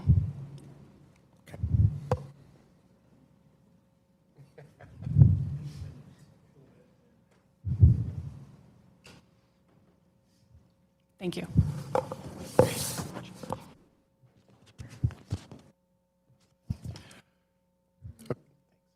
Okay, we'll jump into capital, and I'm gonna turn this over to Jamie and let him talk to this. Our Northwest Precinct Police Station. There is a capital request in here for $4.5 million for a Northwest Precinct. Do you want to do these one at a time or just do them both? And then the follow-up will be for a South Precinct. It's $6.5 million in the southwest part of the city. I'll turn it over to Jamie. So the Northwest Precinct was supposed to have been constructed already. That was a this year budget for $2 million, which we were going to build it in the north, out off of Chinden. It was going to be part of another development out there, and it was going to be in the end of a building. That was something we had decided to do a couple of years ago. That project has not taken off. We bailed out of that for a couple different reasons. One, the design was going to be very complicated in trying to secure a police parking lot at the end of a building that's open to the public on the other end. And then how do you divide the building between who knows who your neighbor is going to be? So we pushed to try to find a solution that has an independent building, a location to provide those services to the public in both the northwest corner and the southeast corner of Meridian. We partnered with the fire department in putting our facility next to theirs on the two different lots where the fire station is going to go. So the current conceptual plan has our neighbors, the fire department. I think it's going to work well for us for a lot of reasons in regards to the services we use from the fire department. And also it's a central location for the citizens to go and have contact with either one of the services and have us all in the same location. We also get to share some of the expenses, obviously, with the landscaping and the parking lot. Some of the public parking lot is both fire and police parking lot. So consolidating those services at the two locations, I think, is a really good way for us to go. You notice that the $4.5 million cost for the Northwest Police Precinct is because we already have $2 million budget for that one. They both are right around that $6.5 million for each location, for each police department. Each are about 11,000 square feet. They're identical in design, and they would be able to operate an independent as a police station as you would. So all services that we provide at our main campus would be provided there, and our staff would be divided amongst the three facilities, not necessarily adding any staffing for those two facilities in the near future. That makes sense? I would imagine we all have a lot of questions, so I'll start. Some general questions. Is there a difference between a precinct and a substation? Because I've heard them referred to as both. Second question is, when I first came on the council, we were talking about the Northwest. I got the impression that it was a smaller scale than what I imagine is being proposed here. And so if you could maybe give me some idea of why there's a shift from what I understood to be true about what possibly would exist in the Northwest at one point in time and where we're here now, if there's been a needs change, if it has to do with just being in different parts of the city and being more effective as far as response times. Do we have data on that? And then also, why not, has there already been a proposal to do design specifically on the police part? I know we've done that for fire, but why not do a budget request for that first instead of a budget request for the entire project that wouldn't even start in this fiscal year? Okay, I'll try to catch up on all this. It'll remind me if I forget. So the original plan was 9,000 square feet. So we're up 2,000 square feet in size in regards to the original substation. To address the substation versus precinct, they're more of a precinct than a substation. We currently have a substation out in Station 5, which is a 300 square foot office that our officers go out and type reports to and can meet with a victim of a crime. So I would call that a substation. This is more of a precinct in the sense that it will handle all services. As a records, you walk in and talk with the records clerk just like you would at our police department. Our officers will go to work there to start their shift. Their briefing occurs there, all of which was in the same design in the Northwest Precinct originally.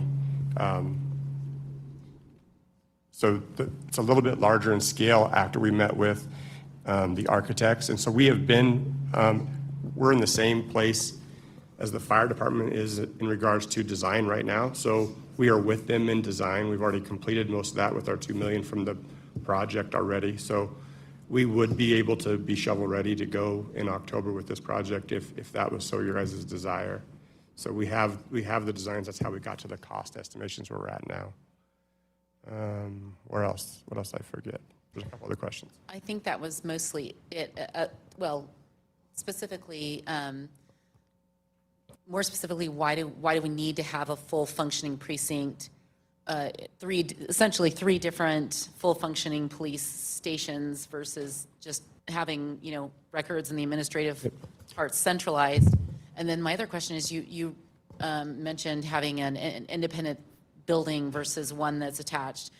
What do the police departments in larger cities do that can't build an independent station as far as security goes, separate from what we could do? So let's start with the locations. We will provide a better level of service at those locations for both the citizens to come to us and for our officers not to spend so much travel time coming back to the central location.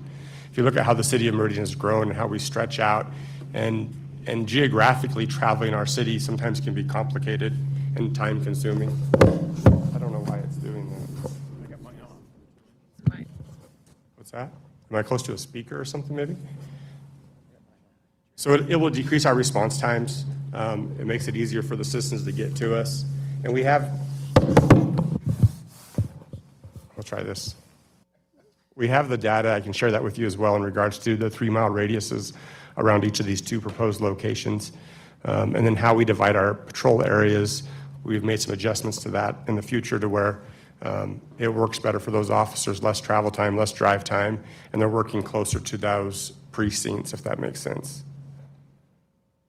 Is there an anticipation that the public could come in then Yes. to these? And are we having complaints from the public that the police station's too far away for them? I don't know that we necessarily had any complaints in that. I think that, I think the first driving factor for us is response time for our officers. If they're doing reports at our main station now, and we have a crime out at, Black Cat and Chinden, that's a long ways to get there.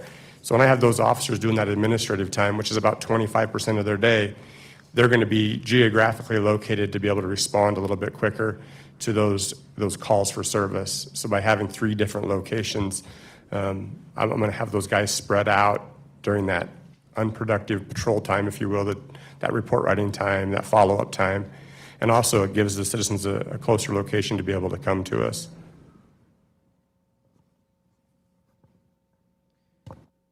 So with the fire stations, we're measuring response time, and that's a key metric for evaluating their need for additional stations.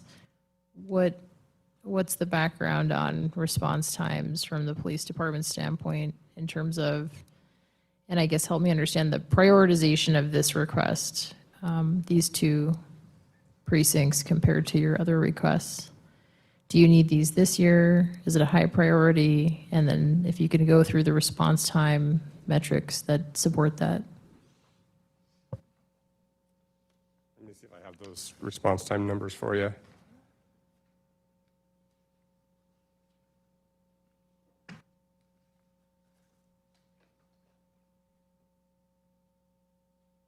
So from the prioritization of the budget request, for us, the Northwest Station was the one that was on our highest priority originally.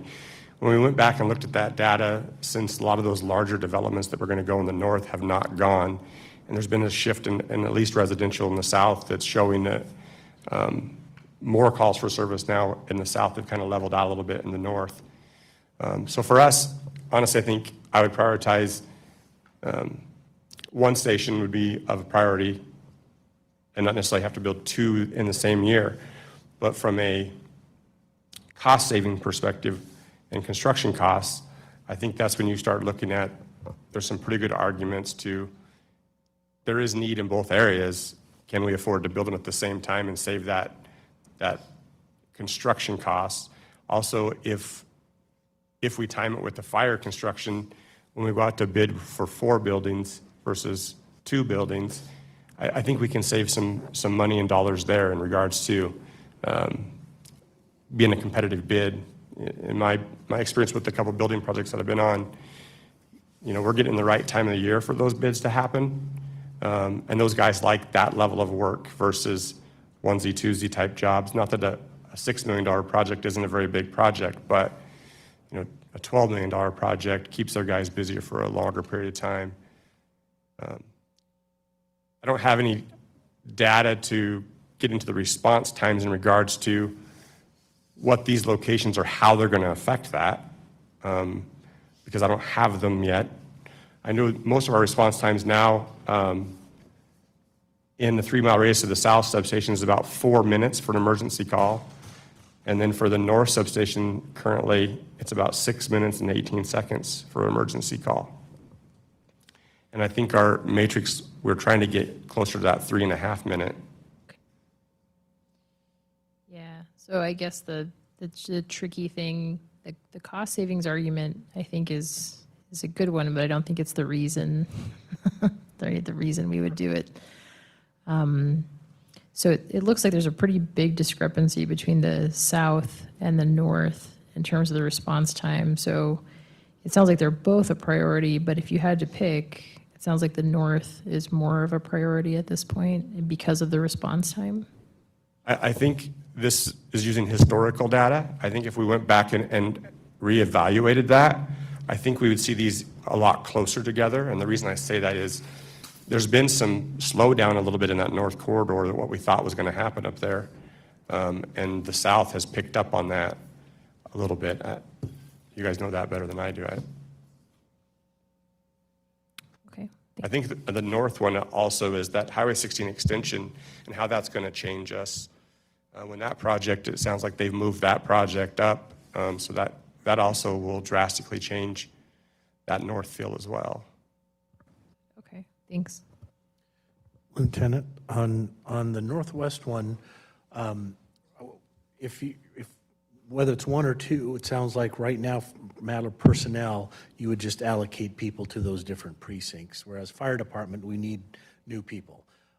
But yet, and this might be more a question for finance, on the northwest precinct station, you show an FY26 of personnel and operating costs.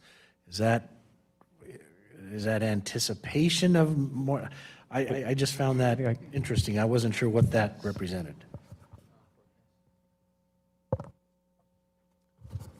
Yeah, Brad, so the request in 26, that was with information from Jeff, the previous chief. We'll have to work with Tracy. But my understanding and recollection on that was to have staffing there. But again, we have a new chief. We'll talk to him, see if that's what he wants. Again, Robert will work with the staff, see if that's what's needed. But it is a placeholder that Jeff put in there for staffing on those facilities. But again, things have changed. We'll go ahead and give you an update before that year. Thank you. And Councilman Hogan, I think that staffing is specific to a records clerk or to be able to man the front desk as increased traffic goes there, is how I believe that to be. The mayor maybe can answer that. Yeah, and that's been our conversations. As you would normally at a records clerk, because of needs in one, you would just allocate them to another location to do that work, but there's nothing prohibiting them taking one now. But it comes back to what's your supervision? Well, what is the expectations? This will be grown over time to full-time. I think the point is we're not opening up tomorrow with 4 new staff to provide a full level expectation to the community.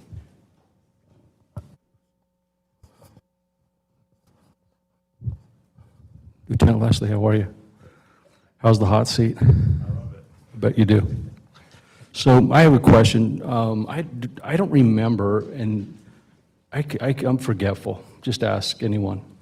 But have we seen like the design aspect of any of these? I remember sort of seeing diagrams of what the original one was going to look like when we were going to be a partner with the Alquist development. But Is there anything design-oriented that we could look at? And the reason why I ask that is because $6.5 million is a chunk of dough. And I never would have thought in a million years that we would be building a substation that is the same cost as a fire station. That is immense. And I'm not saying you don't need it, I just need to look at it. For me to be comfortable with approving that type of money, I need to be able to wrap my arms around it. And I'm not saying it's not needed or necessary, but for me to be able to comfortably, include this in the budget, I need a lot more information on it. And if we do get it, are you prepared to value engineer it? Yes, sir. And then my final question is, I noticed that the South Precinct Station is being paid for by impact fees. I know that the Northwest Police Precinct Station is going to be, will be using capital, but what is the split between the two, between how much money is coming from the general fund versus impact fees? Probably going to need to refer to Todd at this one. Per our impact fee study, we can only pay for 12,000 square feet, so we have that limit, and I think we're at 10,000. So 12,000 square feet total would cover? Correct. Okay. And we have allocated here about $3.4 million in impact fees for the substation. I have for substation, the Northwest. So 3.4 for the Northwest, 100% for the South? No, just 3.4 for the Northwest. South, we would use, capital improvement, those type of funding. Oh, so I had it backwards. Okay. 3.4 plus the 2 carry over from prior year. Oh, right, yeah, plus the 2, right. So 5.4 of the total 11 million is impact fee. 13, the two buildings, if we're 6.5 is 13. Okay, 5.4 of the 13 million. And we can do 12,000 square feet, so that puts you at 1.1 stations that we can build with impact fees. Again, this is a 10-year impact fee fund request, so it takes us 10 years to collect these funds to pay for these. So again, we'll, kind of like the fire station, we'll have to borrow and then collect it and repay later, because we can only collect so much money every single year. As far as seeing the design and plans, I'd be more than happy to show those to you. We have we're pretty close on that. I can do that. I agree with Council President Byrne. I'm having a really hard time wrapping my head around 2 in 1 year, in addition to just not questioning the need for presence in the different areas of the city, but just trying to understand how we got from where we were to where we're at. How in 1 year did we decide there's that much more need for the increased physical size of the locations, needing to have every kind of police operation at each one of those stations. So if you have any information that you could share with us before the next budget hearing, in addition to the building information, but just, why do we need to have records at all 3? Why can't we centralize some of the administrative? Are the officers needing access to the records teams physically when they come in to do the reports? Maybe helping understand some of the operational elements as to why we need to now have precincts instead of smaller substations, which is what I was kind of anticipating would be the request for this year. That would be exceptionally helpful to make the decision, for sure. No problem. I can give that to you guys. And I think from that standpoint, I think it's partially council expectations. The administrative staff is there, so you don't have a police officer greeting the public when they come in. So, if the expectation is not to have the public enter these facilities, then you don't need to have any staff there to do administrative work to do that. But you don't want to have a police officer or CSO being the person when someone comes into the facility. So those, I think, if there's an expectation the council doesn't want them accessible to the public, I think that's a conversation to be had, because that would change what we build and how much it costs. And I'd like to actually Yeah, I would like to have that conversation and actually see some information. How many people are we having walking in every day? Do we know what part of the city they're coming from? Do we know how many people we anticipate to service? You know, and I mean, I would like to actually, it doesn't have to be so much data that it's, you know, I mean, but I just want to get a general idea of where did we come to the determination that the needs aren't currently being met for the public to walk into a location? We're getting reports and complaints that it's too far away from their home, you know, those kinds of things, just to help understand that. And if we think that that we're getting there, but we're not there yet, is there a possibility of adding that at a later time? So. And I think that's what we've said. We will add these as they make sense over time. And when the chief comes back, we've had good conversations. He's talked about our neighbor to the east and the challenges they've had when they haven't been proactively planning for the future, where they've tried to go in and retrofit things, and the challenges they have because they didn't plan appropriately up front. So this is trying to plan appropriate for our city when we've doubled our population or triple our we'll just say double. When we double our current population size, that we have the facility to meet those needs at that time. But this is not open up in 100% day one, but we can't say when. I think that's the question. I think I just wanted to add real quickly, it's a great conversation. We could talk forever about just this piece of it. The growth is going to be there. It's just how quickly it hits. I mean, the subdivisions have been approved. It's just how quickly they get the water and sewer in and go. And so what we're looking at today and what we talk about today and what the public's wants and needs are will change, I believe, over time. And that, to your point, do we change with it then, or do we plan for it now? And those are conversations we all have to have, and they're tough conversations. But I think that in the 26 years I've been here, one thing's constant, and that's change and growth. And it never ends. And I wouldn't have thought that we would have remodeled our police department going on the third time now, but here we are getting ready just because we're here. And so we keep saying, well, we don't think we'll need that, but it always turns out it is a need, and it's just a timing, obviously.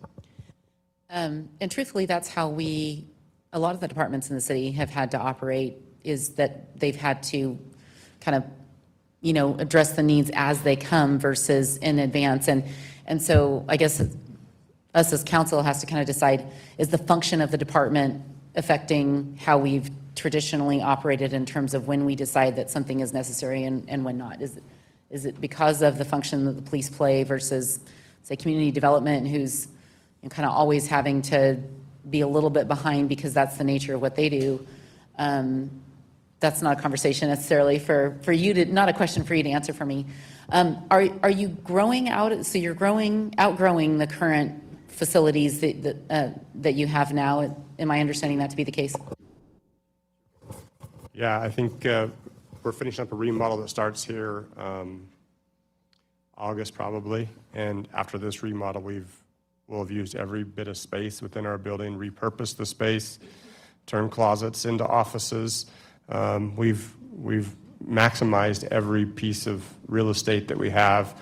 We're about out of lockers, and as we hire more personnel, we're out of locker room space. And so part of this thought process of expanding to a precinct is relocating people and services at the same time, instead of continuing to build onto our current building, which, a remodel construction, if I add square footage, a lot of times is more expensive than new ground. So I think we've maximized our campus as much as we can, and we're going to need more space. And when you think about all the services, the two precincts don't have every service there. There's evidence isn't there. We have a locker where evidence drives out and picks up the evidence, so we didn't create that space for them. There's there's three workstations for records clerks, with one being probably the most common we'd have out there, and maybe expanding to two. But the majority of those functions out of there would be sworn staff, sworn officers. All of our investigations would stay in our current facility. Our impact team, our property crimes, our persons crimes are all going to maintain there. Our code department's all out of the main campus. So I guess it's not a complete turnkey out there. There's a small briefing room, There's locker room facilities and some report writing rooms and some flex offices for officers or detectives to be able to work out of there if they needed to. So hopefully that answers a little bit more of the design on that. And I'll get those designs out to you guys so you can see them and shoot me any questions you might have. Thank you so much for answering all those questions. Do we have any idea of population size, what other municipalities are doing as far as the number of stations or precincts that they have for, another city that's 125,000 people? Do they have 2, 3? Is it based on how big their geography is? Is it based on their crime stats?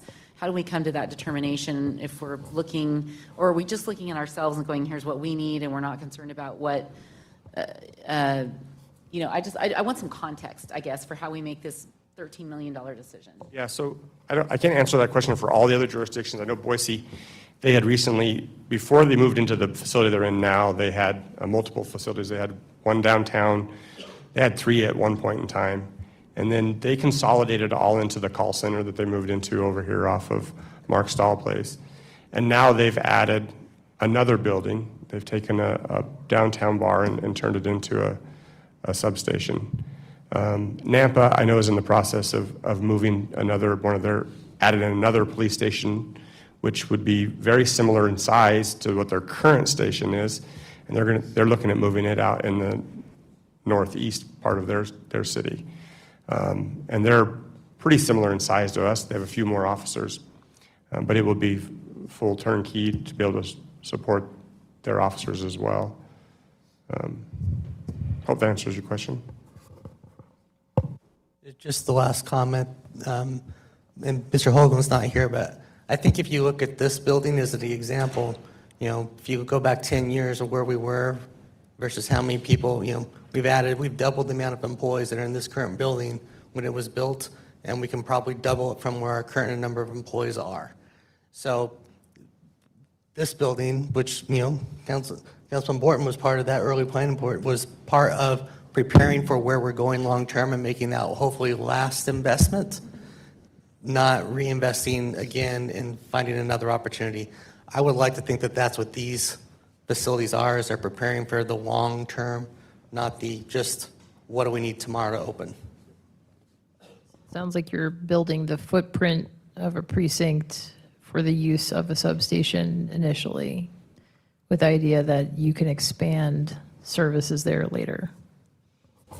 Yeah, I think that's pretty fair, but I also think you'll see our patrol teams get divided. There'll be 35 officers in each one of those running out of day one. So there'll be 3 teams running out of each one of them.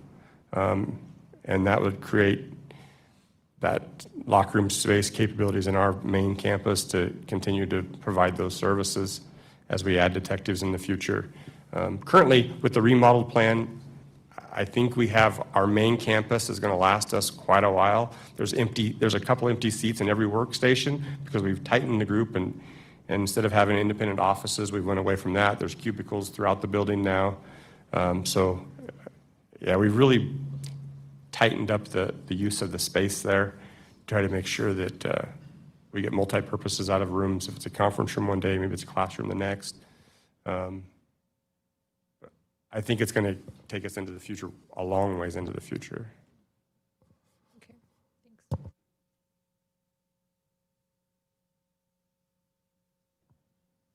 Any other questions? Appreciate the feedback and the questions. They'll make us a little bit stronger, and we'll get all the feedback and information you want before the next meeting. Thanks. Thank So that with PD being done, fires up, are we good to keep going, or do you want to take 15 minutes? Just keep going? All right. And like with PD, we can turn to the fire tab on your budget books. Again, the green section.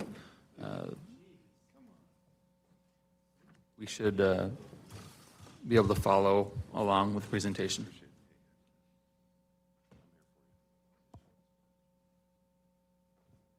All right. Well, Mr. Mayor and Council, I appreciate the opportunity to present the Meridian Fire Department's budget request this year. And I also appreciate that you saved the best for last. So let's get on.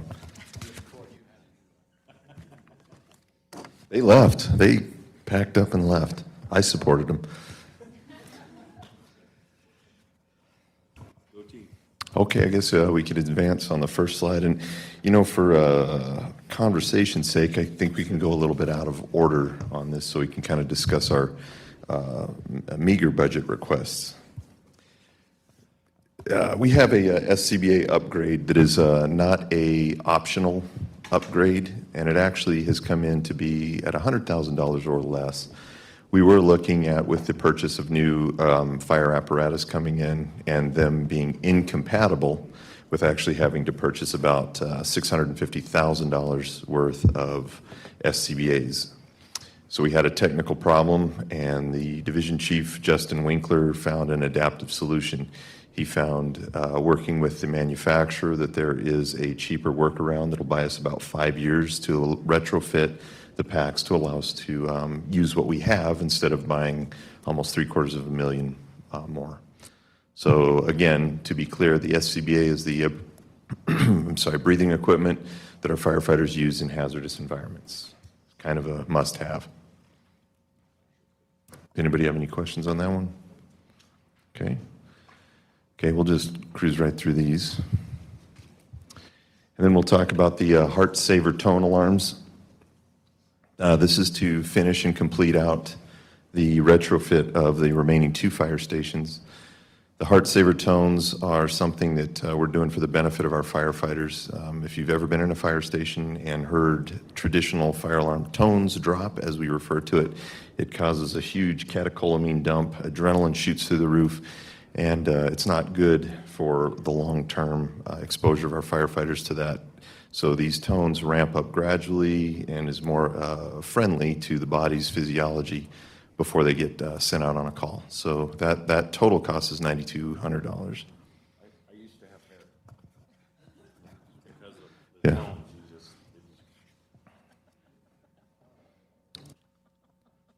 All right, good job. Get them laughing. I'm just kidding. Here comes a big one. And then the last one that we have, this is a pared down budget. We really did look critically at our CIP this year and pulled out about $200,000 and just really went with what we needed to move forward for this year successfully and safely. And the last piece of this is solar battery chargers for the vehicles. This isn't for the fire trucks that are stationed, but they're the support and command staff vehicles that have battery intensive, they draw on the batteries, the radios, the portable laptop computers. Those things need to be running constantly to receive updates and dispatch information, and they require or would necessitate what's called a shoreline, so to be plugged into a wall, even at a residence or here at the City Hall. These solar battery chargers allow for a passive solar charge to be driven into the batteries so that they can not be shoreline charged for an extended period of time. So, and again, that does reduce the carbon emissions and is environmentally friendlier than having to install shorelines at multiple locations. And I will be honest, that's it. But now we go back. So we have Fire Station 7. You're, I think, all very familiar with this project. Lake Hazel between Locust and On Eagle. We're looking at a capital cost of $6.5 million. And again, this is to address the growth, the significant growth that is occurring in the southeastern portion of the community of Meridian. As Councilwoman Strader indicated with the police, it's largely driven by our response reliability and our response times in that area as being identified as an area of need. Does anybody have any, I guess now would be an appropriate time to ask if we have any questions as we're moving through Station 7. Chief, is that an accurate total amount, do you believe, in 2021 or 2022? At this time, that is the accurate number that we have budgeted to reflect cable and complete front-to-back building, start to finish. To follow up on that, and this may be for the June, there may be items to share with council, like with the police and the drawings, but intuitively, the 6.5 for a police precinct versus a station, it just doesn't seem like they should be the same cost. So whatever background data there is and the assumptions built into the 6.5, probably the same question for police, but it'd be helpful to share that. You know, in this environment, there's a reasonable fear that 6.5 is really 9 million, no matter what you're building. And what if these are 9 million each? So that background data will help. Thank you. Chief, hey. Do you have the background info I mentioned about, the number of households outside of different response times and like sort of help everybody get grounded in that, kind of the need that exists and then the need that's coming in the near future? So, Councilwoman Strader, I can address that one. So, we've talked in the past, and we've brought the maps, and we've showed you the maps of everything that's coming. It's just getting to the point where what's coming down the pipe is what we're looking at now. You guys typically only see the stuff that comes to council and comes to planning and zoning, but we already have projects that are coming in for pre-applications where I have 3 that I've already told them I can't support them because of we don't have the growth and our response times are going to be bad. I said we'll be there, but it's going to be ugly if we have to come out and run to whatever it is that you're building. So the next phases of Apex, because Apex, Brighton's development, is right on the edge of our development. They're already asking for the next phase. Apex, it's Lake Hazel and Linder. Council approved it a couple months ago. It's the 2 opposite corners is where that's going. Thank you. And they're already asking to start expanding west. And I told the Wardles, I'm like, man, if you can wait, I really would, because right now I can't support you because you're outside of our response time goals, and our response to that area is going to be not very good. And then you've seen Skybreak, and that's another one that's right on the fringe of our response times. And so it's not so much what you've already approved, because there's already stuff that's well outside. The whole high school area is well outside of our response time. So that whole Station 8 area, and actually my subdivision that I live in is outside of our response time goals, and that's the Oaks. Yeah, sorry, just to get more specific, and if it's for the next meeting, I think that's okay, but Okay. I think what would be really helpful is help ground everybody in why 5 minutes, why is 5 minutes the benchmark? And help us understand how that standard was set for our community and why we chose that. And then if you can give us some information about, which is what I was hoping to get, which is here are the number of households currently in existence outside of the 5-minute response time, if we think that's the appropriate response time. Here's the number of households future households that we've already approved that are outside of that for each station. And then, I get what you're saying, there are other ones coming, but those haven't been approved. So I think if you can kind of give us a flavor because to me, it's really the moral argument of we have a large amount of growth that we've had, and we have a lot of households that we're not meeting with an adequate response time. So that's what I was sort of hoping we could, for part of the discussion, because I think that helps people understand the decision. We have those numbers. We can get them to you. Chief has them on a map. And I think one thing to keep in mind, there's a difference between the map with the 5-minute planned response time versus give us a map of what our current response time is to 5 minutes when we're averaging 6:35. So even though the map shows here's the 5-minute response time, we're not getting there in 5 minutes.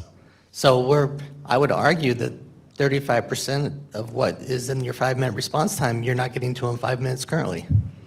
Well, I think that'd be, if we can make that map, I don't know if we can. that's a great map to get. If we can make that map, that's a better map, like what's actually happening versus what's hypothetical. Councilwoman Strader, if I circle back here on the 5-minute response that you were talking about, I believe the city council adopted a 5-minute response time in 2016. And I don't want to call that arbitrary, but that certainly isn't what is prescribed by the National Fire Protection Association, the NFPA. NFPA is very clear on a goal that should be set for municipal fire departments. The NFPA's 1710 guideline says that for 90% of our dispatches, we need to be arriving on scene. This is a wheels, this is a shoot time. Our apparatus moving, being on scene in 4 minutes or less, 90% of the time. So I believe that 5 minutes was a contrived number that we felt that we could achieve, that the city of Meridian was comfortable with being able to achieve. So we're not even close to that number, but the actual number that NFPA, and that's really the guideline as a fire chief that I'm looking to as a gold standard or benchmark, not only to take care of the community, but I'm looking as a fire chief of taking care of the people that I'm asking to go into harm's way. The exponential fire growth that occurs in these lightweight constructed buildings is deadly, and most specifically, it's deadly to firefighters. The other piece that we need to take into consideration with Meridian Fire Department specifically is our response force that we're able to assemble at an incident. We have 3 people on an engine. According to an OSHA standard, I can't ask those people, and they're by law not allowed to enter a hazardous environment without 2 people outside in place to rescue the 2 people that have entered. So I could use an example of a fire that we just recently had on Lake Hazel and Eagle. Our first engine showed up 7 minutes. The next engine company to show up was from Boise, and they showed up at 9 minutes into the incident. It was at that point that we could send firefighters into the occupancy to search for victims and rescue people. So that's why the 5-minute is critical. If we're going to say 5 minutes, which is a departure from the NFPA standard, man, I'd really like, for the benefit of the community and the people that I'm asking to go in and risk their lives, to have that on their side as their benefit.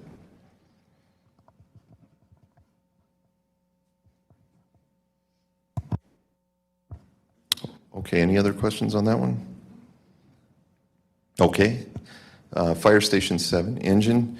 This is a unique situation here. So recently, we have been made aware that the company that makes the truck or the engine that you're looking at is Pierce Manufacturing. That's an enforcer. They've come out with an electric fire truck. It looks like that. It operates the same way. However, the critical problem with us trying to order one of those at this time is they're, first of all, about 2 years out, and they would not be impact fee eligible because the grant that we are working with through ADEQ is tied to a replacement, not a initial purchase, or like that it would be impact fee eligible. What's really awesome about this Pierce Enforcer is we've also been, Justin's discovered that we can actually enhance this number by $13,000 and get the apparatus to have clean idle technology. So it's almost a hybrid electric, and it reduces its emissions by 33%. And that's, I couldn't believe it, but it's a $13,000 add-on cost to one of these pieces of equipment. So that's what we're looking for the operation at Station 7. Okay, so I'm sorry. So we're not going to do the electric one? No. Yes, we are. Hopefully in the future. But in order to meet the requirement for Station 7 or Station 8, being able to utilize the impact fees, the grant that we have, those electric fire trucks are extraordinarily expensive, to the tune of about $1.3 million. And again, Chief Winkler was able to, he's working with ADEQ to transition or to give us some latitude to get about 40% cost recovery of one of those pieces of equipment in the future. But we're working through that. And again, we're about 2 to 4 years out on one of those apparatus. And is it that we didn't want to go with a different manufacturer because those are like Rose and Bauer? We feel like we want to be consistent with keeping Pierce. Is that part of the decision? Well, we haven't ruled anything out and made any final determination. However, The Pierce Enforcer is an identical, it provides us the opportunity to have interoperability, so that piece of equipment is not, and I keep using the term a unicorn, it's not a one-off. It's identical in its operation, its construction, and its layout. So our firefighters are familiar with it, our engineers that drive the apparatus are familiar with it, and it gives us just a monolithic organizational fleet. It sounds like you found a really good interim solution until we can look at that long term. I think that's great that you guys are being creative. Thank you. And I think what we'll have to do, and work, Mr. Mayor, we may want to increase that to reflect that $13,000 enhancement before we go to a final. Done. Okay. I got to say that our fire trucks are the best looking fire trucks in the Treasure Valley. I don't even think there's a close second. And I don't even know if that matters. Yes, it does. Okay, it does.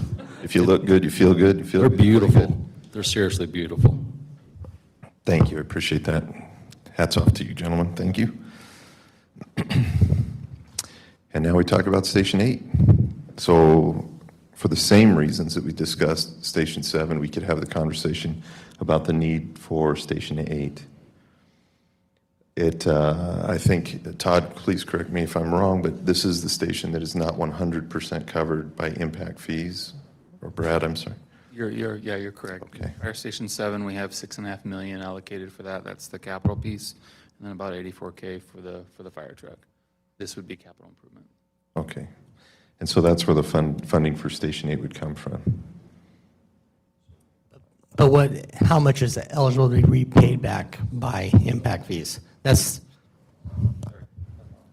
So both questions are accurate. Long-term, the fire department can build up to 20,859 square feet for impact fee eligible. So anything above 20,020.8 is general fund. Okay. Thank you. How big are these things? 10,000? Yeah, probably right around there. Now, I'm sorry, I don't have the exact number. It's 11,000 square feet. I don't want to be on the record with being off that much. Chief, I can get back to you, though, sorry. Chief, in finance, if we jump back to Station 7 and we talk about impact fees, though, we have the Meridian Rural Fire District contributing into that. It's just personnel, right? The answer is no on the building of the station. There's some operational components. I think about 28,900 that would be eligible, but the building, no, because it's being paid for by impact fees. Okay, thanks.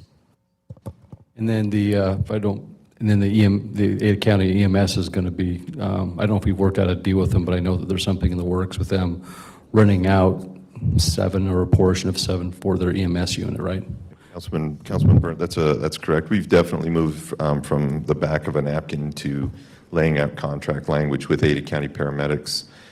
Ada County is more than interested there and want a seat at the table, and they've agreed in broad terms to 25% of the total cost of construction plus an annual fee to occupy one of the apparatus bays and a quarter of the living space and all of the station. I have another question too, and I don't know how to say this because I truly appreciate our municipal partners. Boise, they're great partners. We help them, they help us. That's always been the case. You just mentioned it 2 seconds ago that they helped us out on one of our deals, and I know that in the past we've helped them out in some of their deals. Another talking point is that these 2 fire stations are on the periphery, and nothing against CUNA or Star, but they only have 1 station. And my concern is that we're building this big, these big, beautiful stations when there's a potential that they could be in other cities just as much as ours. And so have there been talks about, hey, Star, hey, CUNA, you don't have the means to, build your second fire stations and you're a growing community. Do you want to help us out a little bit. I don't mind helping out our neighbors, and I want to make that crystal clear, because I know that they may be listening, and I appreciate them as our neighbors. They're good folks. But I believe that it won't be anywhere near in reciprocity. And I don't know if there's a precedent set in the past what that looks like when we help out our neighbors and they help us out, or if there's ever any type of funds or contracts that are signed. But it's just, I think that it's, I believe, I think currently we're spending a lot of time in CUNA, and I think 4 spends a lot of time in CUNA. So it's just another concern that I have that might be able to, I know if I were CUNA or STAR, I'd love to strike a deal. It would make it so that, you know, help them out as well and help us out. So it's just part of the conversation. You're absolutely spot on in those conversations. Myself and the operations deputy chief are having with the interim chief down in CUNA, as well as our counterparts in STAR. We do have auto aid agreements, and unfortunately, I think you've hit on the weak point of auto aid. We can't be CUNA Station 2 or STAR Station 2 for their benefit alone. Agreed. We currently already are. And I think that's an important point, though. I was trying to be nice. Well, yeah, but I think that I don't want to confuse the conversation about, well, if we build this, now we're just going to go spend all the time in CUNA. We're already spending all of our time there. I mean, and maybe that's why our reliability rating is lower, because we're already out with ones that are even further away from CUNA because they're the closest ones going. So even though these may be the closest ones to respond more often, we're already there. And there are conversations that we have initiated to talk about some of these elements. And perhaps there is even a partnership here or a conversation about what mutual aid looks like moving forward. Can you talk to us about capital costs, construction, fire engine? Can you talk to us about estimated costs related to staffing over the next couple of years? And this is probably the 3rd different set of numbers that I've seen since we started this conversation. They've all been very different proposals, each one, based on whether we build them together, build them separately, build them, you know, start one now and start one in two years from now. So it seems to be changing, and I know that part of that is because we're getting more accurate data as we have design done and as we're actually getting numbers for construction. So I just want to, I guess, move on past in my own mind, past our prior conversations as to what this is going to look like. Had multiple conversations with I think we've had multiple conversations with the former chief and Charlie too. So can you walk us through? Are we going to be able to staff these right away? What does that look like? Yeah. Okay, so I think to answer your first part of your question, yeah, the numbers are becoming more and more accurate as we've moved into, you know, that beyond design schematic and getting into that design development phase. The numbers are becoming extremely clear that this is exactly where they are. And I will tell you, the mayor's been very clear in his direction on having very accurate numbers and having that all completely lined out about what it looks like. Your question about staffing. So the staffing component of that won't happen until 2023, and certainly the closer when the stations are completed and the apparatus has been purchased and they're on the way, we have a very elaborate Gantt chart that steps out when promotional hiring happens, when, you know, we're looking at multiple buckets of hiring of employees from different career paths, people who are just paramedics coming in for a fire academy to make them a firefighter and paramedic, people that are basic EMTs coming to the profession with no experience, you know, a lateral firefighter, paramedic coming. So we have this really, really elaborate, and I shouldn't say, you know, we haven't initiated any of this, but this is absolutely trying to step it out so that it is executed with perfection. It's on time, it's on target, it's on budget. I believe that the organization has learned a lot from past past processes and really, really refined it to where it's going to look much different. To speak to the cost part of that, for each, it's about $1.6 million for each station to staff. 1.6.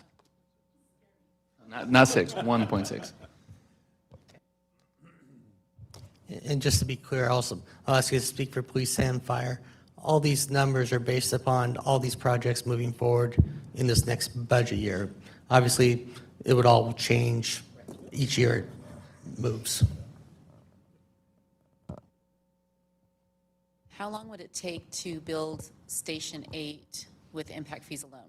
Like, how many years out would we have to be based on our impact fee estimates that would be collected? Thank you for looking at Todd.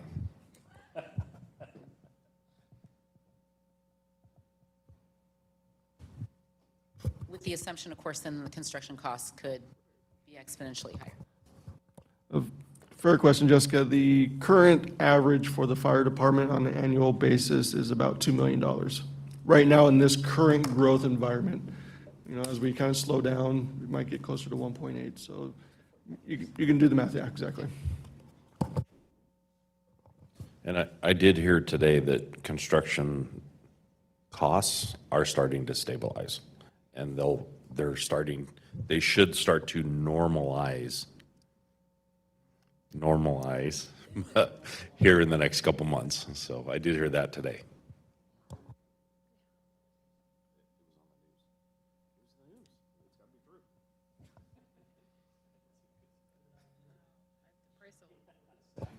Price of We'll start lumber stabilizing started costs going and then down we'll still a have little labor bit, but shortages. I don't know if we could extrapolate that to the Treasure Valley. Okay, does anybody have any other questions about, oh, okay, that was, the other fire truck, I'm sorry. So yeah, fire engineering, yeah. Same thing, so the same profile on this apparatus, Pierce Enforcer. It's going to have the clean idle technology moving forward. Yes, sir. Thank you, Councilman Hoagland. Yeah, that'll be require another $13,000 enhancement. And I believe, without any discussion on that, that kind of oh, I'm sorry. In the budget summary, there is $65,504 for fire admin wage adjustment. I guess maybe similar conversation to ComDev, why it's showing up here, kind of outside of our normal process. Okay, I definitely am going to hand that over to HR.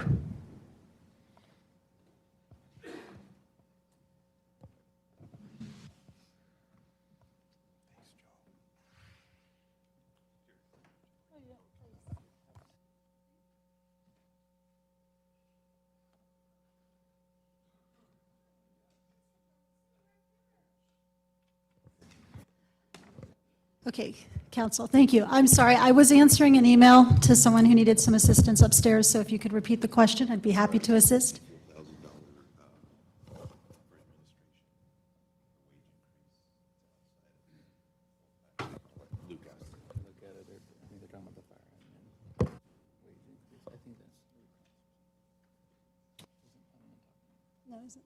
This was a result of, after doing the union negotiations, adjusting for appropriate span, I don't know whether compression amongst the administration in the department.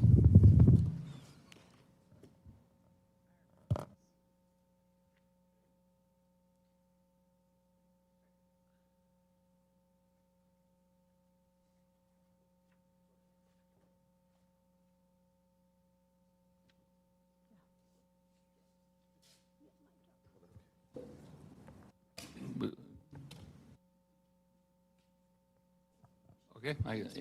Just again, the question is, why are we seeing it here as then a part of our regular process? Is it something that we agreed to in the contract, and therefore it's brought in as, again, it's not listed as a budget addition. It's, I mean, we don't have a budget addition sheet on here. It's just listed in the summary sheet. And I'm just Just trying to find out, this one feels like it's a little bit out of our, everything else related to our budget. I'm just trying to find out the why. Thank you, Councilmember Cavanagh. So, and Bill's in the back, and he can correct me, or if I'm incorrect in some of my explanation for this one. So when we went through the union negotiations, we did the market study, we implemented a step plan. When we implemented that step plan, we then encroached on compression from the Step 6 Battalion to the entry level into the administration team, which is your division chief level. And so that compression there got much smaller than it had been in the past.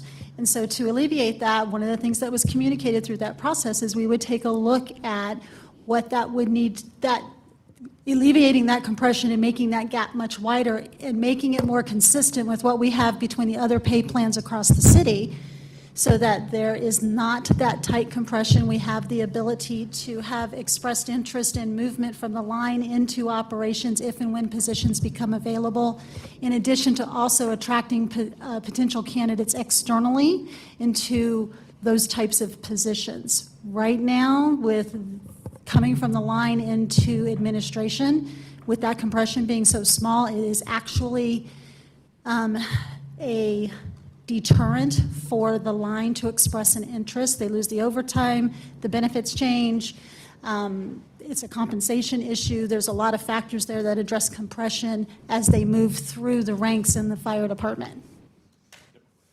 Is this number based on actual expectations, or is this just like a placeholder as we talked about with other budget items, or are these dollars based on some sort of data that we have? Right? These dollars are based on the data that we had at that point in time and are bringing forward as a step in that right direction. These positions will also be included into the overall compensation step plan, or excuse me, the compensation study that we will be doing, because these positions are a part of our general employee kinds and levels. The data that we had at the point in time where we did the market study for the step plan itself, we had that data, we pulse that data again, and in order to be market competitive, we need to make movements on the chief's administration positions in addition to addressing the compression. So it is a step in that direction now, just like with the market and the merit for the general employees, and then subsequently looking at the results from the compensation study.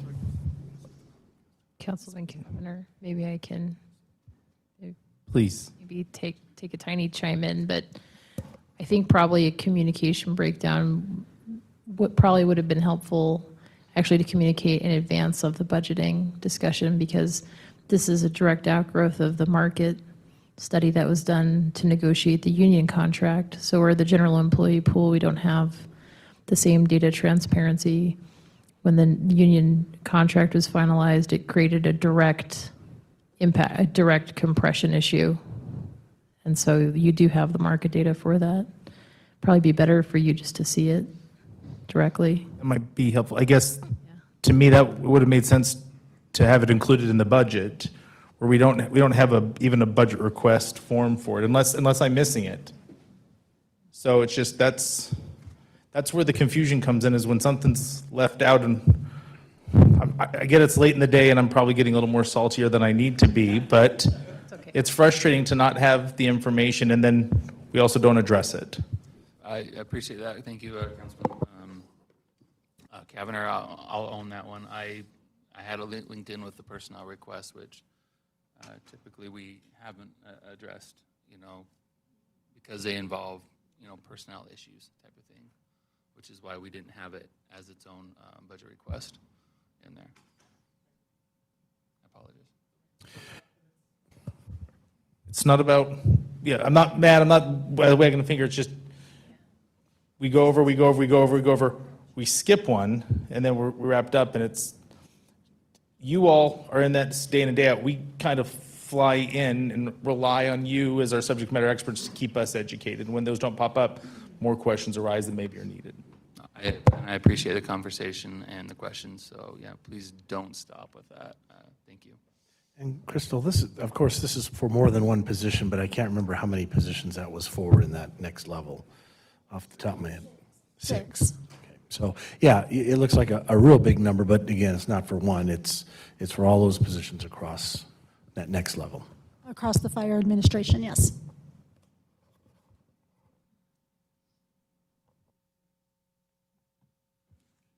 Any further questions about anything on fire? Maybe comment. I guess this is just thinking out loud for the discussion on the 29th.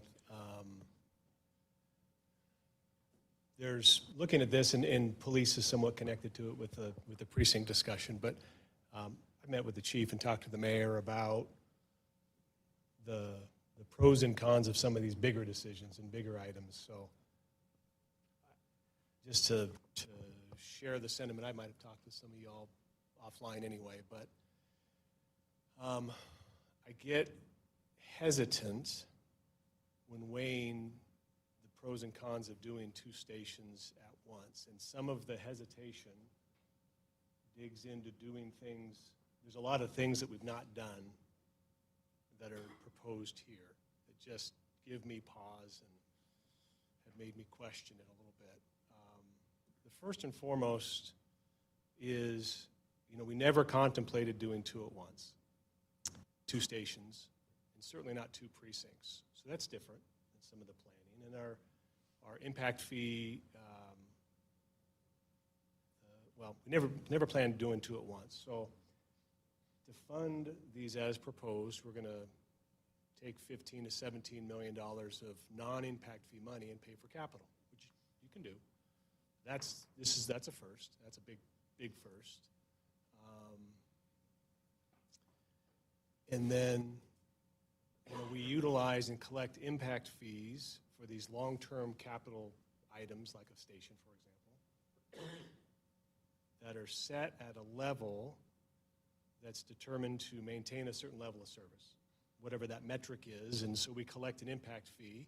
So future growth generates revenue that will allow us to fund capital to maintain a level of service. So this sort of blows that principle out of the water when we accelerate it. Again, which we can do. It's a policy consideration. It's not, and I understand the desire to do them quicker.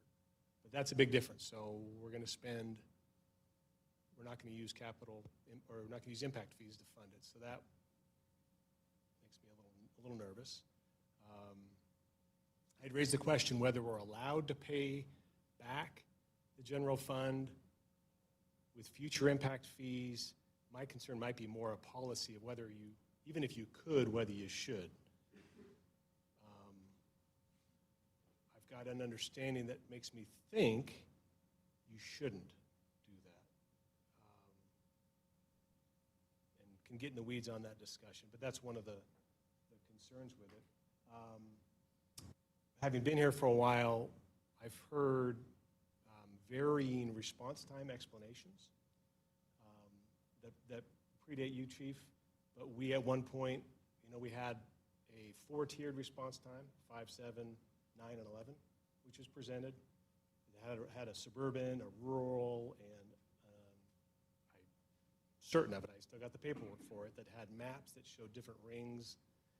And we were also, though, hesitant to adopt a response time because there's so many variables, construction, traffic, growth changes that are outside our control. And so response times historically have been general benchmarks and tools to kind of help generally guide.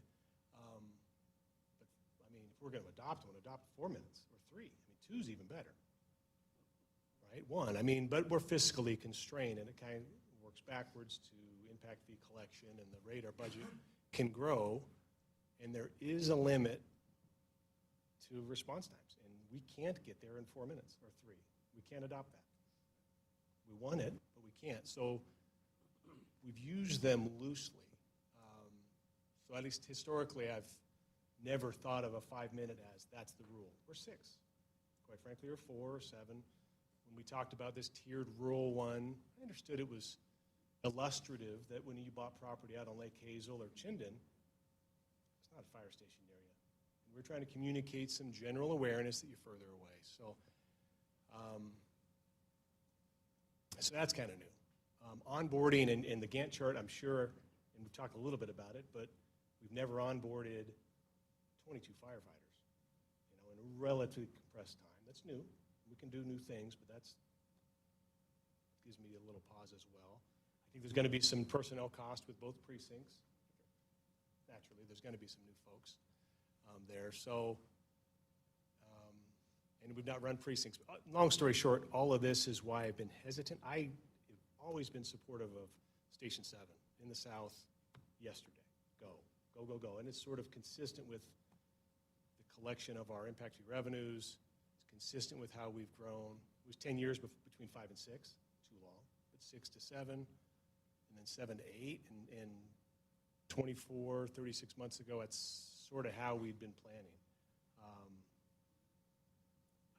So that, just explain that hesitation, at least for me, not that there's not other considerations on the other side of the scale. I get that there's a whole lot of reasons to do two right away.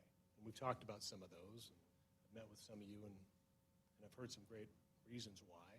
I don't know if it tips the scales for me, at least. I'm certainly supportive of one, very hesitant on Station 8. All of the pros that go with it, I think the drawbacks might outweigh it, at least initially, but that's just more discussion for the 29th. I think our city can still grow successfully with 7. There's a tool, quite frankly, for future discussion. No one uses the M word, but there's a purposeful provision in code, an interim moratorium, that's for sub-areas. We talked months ago about the Fields District and planning that we're doing for it, and we talked conceptually about trying to not rush in that area because we're doing some planning. The councils with public hearings can adopt a sub-area moratorium on an area. So I'm just throwing it out for that future discussion. You're empowered by code to say, in this area, in the Fields District, we're doing a moratorium there, and we're going to create a little gap. That's the trade-off necessary to grow in a fiscally consistent manner. It's a tool that is designed to allow cities to do that. If that's what it takes, that should be part of the discussion, because it cuts both ways. We can't just grow, grow, grow, and approve things and then be reluctant to fund them. So, just food for thought in the discussion. There's a whole lot of news here, a whole lot of firsts. I am not surprised at all, Chief, that you probably, if we said build 3, you probably would say, I'm on it. You would argue for 4. Right? Police, same thing, right? Three precincts, done, right? You guys get it done, and you lead, and your team will make it happen. But for me, I feel somewhat responsible to pull back the reins a little bit from the fiscal perspective. You could very well open 3 stations at once. I don't know that you should. And even 2 makes me, the fiscal component of it gives me real hesitation. So I'm still chewing on it, and I've had great discussions, and the mayor have had great discussions with you as well. Just balancing the pros and cons. Right now, the scales tip a little bit towards waiting on Station 8 and the costs that go with it, labor costs, capital costs, and doing 7 as soon as possible. So I know that'll be fleshed out between now and the 29th. That's kind of where I'm at. Mr. Mayor, that was very eloquent, and there's no way that if I had 20 chances to explain that scenario better, I could do that. So I'm not gonna explain or elaborate on what Joe just mentioned, because that was perfect, in my opinion. But I will say something different, and I will expand on my concern. And I'm not here to lobby for or against. That's not my role. But I come from the construction industry, and that's what I do for a living. I don't do big commercial projects. Most of my work is, single-family residences, and I do a little bit of residential remodels. But my concern also is with the management of these projects. I I think we're underestimating what it's going to take to effectively manage these projects. And with all due respect, I mean, there's not a person that's sitting in this room that can honestly say that this city's done a great job managing projects in the past. We really haven't done a great job at it. And I'm not going to point any fingers, but it's just true. And so that building, 4 buildings, and whether you call them 4 projects or 2 big projects, I believe would require much more resources that we're putting toward it. I think Public Works did a great job, I believe, with Charlie in building Station 6. I think that was a great collaboration. Once we got all of our ducks in a row, honestly, I think that it was well done, with exception of, hiring folks maybe here too early. Other than that, I think that it was, the construction part of it was great. I worry that building these 4 buildings at the same time with the resources that have been allocated to us in conversation with Dell and Alex, I think that we're underestimating what that's going to look like. And the last thing that I want to do, if this is approved, which I don't know, could be, but is put ourselves in a position where we're just behind the gun and creating more problems with the management portion of it. So that's what Joe has mentioned, and what in the construction management portion of it are my concerns as well. Mr. Mayor. A couple thoughts, because I want to dovetail on a couple of things Council President Burton said. Because I think I've said up there time and time again, in meeting with some of you privately, that the city doesn't have a good track record on building buildings. And then I took a step back and really thought about that, because clearly when I worked here for the city, we had tons of issues with this building. We've resolved them and moved on. Those of us that have been on the council for a while are aware of some of the logistical challenges around Station 6 and the frustrations that it caused. But when you look at the capital project with the wastewater recovery facility, the parks maintenance facility, every year we've got Public Works here outlining capital projects that they're doing, and they aren't met with problems. And so it may be beneficial when we meet together in 2 weeks to get an update from Kim and from Public Works about all the capital projects they've done over the past, 10 years. What are the ones that have met with challenges? What are the ones that went smoothly? Because I think 2 weeks ago, I was really concerned about that. And just taking a step back and processing, I'm not as concerned. The big ones that I think are going to be big topics of conversation is the staffing piece. And I've heard little pieces here, little pieces there about how we're going to find ways to pay for it. I think, Joe, you brought up a really important conversation I think we need to have about the impact fees, and should they be repaid, should they not? I'd kind of thought, yeah, we would repay them. So I'm interested to learn more as to maybe why we shouldn't. I think those are all, it's like a recipe. There's all these little ingredients that come together to make our decision. And I think having a larger conversation about some of those pieces to help us determine our conversation or our decision making. But at the end of the day, it's 4 fairly large capital projects that are going to all be built in stereo, while we're also having a big upgrade to our city park. That's a lot of change for our city.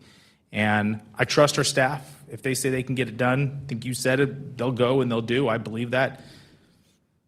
It's just a matter of, we don't want to be sitting here 14 months from now saying, man, we should have slowed down on this. So I think those are some of the things that I'm hoping to get a little more insight on over the next couple of weeks. Hearing from kind of the planning and how that will all work will help give me more comfort in making a decision one way or another. I could chime in maybe a little bit of my perspective. I have a little bit of a different perspective than Councilman Borton and Councilman Burnt. But so I feel like maybe standards have morphed over time, and that's tricky. That's a slippery thing to keep track of what our promise is to the community. But at least I feel like since I've joined council that the 5-minute response time has been a pretty consistent benchmark that we've promised the community. It is grounded in, recommendation. And for me, I guess my fear, I don't think holding off on the fields changes where we are today. My fear is that we've already made development decisions. We've already approved a lot of projects that are far outside of that 5-minute benchmark. So I feel like have a moral imperative to build the 2 stations if we can do it responsibly. I wish we weren't doing it that way. I'm frustrated about it. I think it would be better if our priority growth areas framework had happened years ago and we were really selective about growing one area at a time and the services associated with it. But I feel like we have, in the Northwest, not only do we have developments outside of the 5-minute response time, we have a high school outside of the 5-minute response time, and we're going to have a hospital off of Chinden as well. And those structures and the problems that could happen associated with them could be, severe emergencies. So I think that we have to consider where we are today and really take stock of, and I'd like to see some follow-up from the chief and fire about how many households are outside of 5 minutes, how many are outside of 5.5 minutes, 6 minutes. Give us some information. How many households are there outside of those benchmarks? And I feel like the need should drive the decision. I think the impact fees piece, I'm interested to hear more about whether we should pay those back or not and understand that. In terms of the management of it, if we have a real concern about the management of large capital projects, I think we should look at, to me, it's not a financial decision. Just doing this for savings is not the reason to do this. It's a moral decision. What have we promised our community? And I don't think it's acceptable for us to take 9 minutes to get out to Lake Hazel to respond to a fire. And so I think we have to think about, what do we owe the community? And I think we also need to think about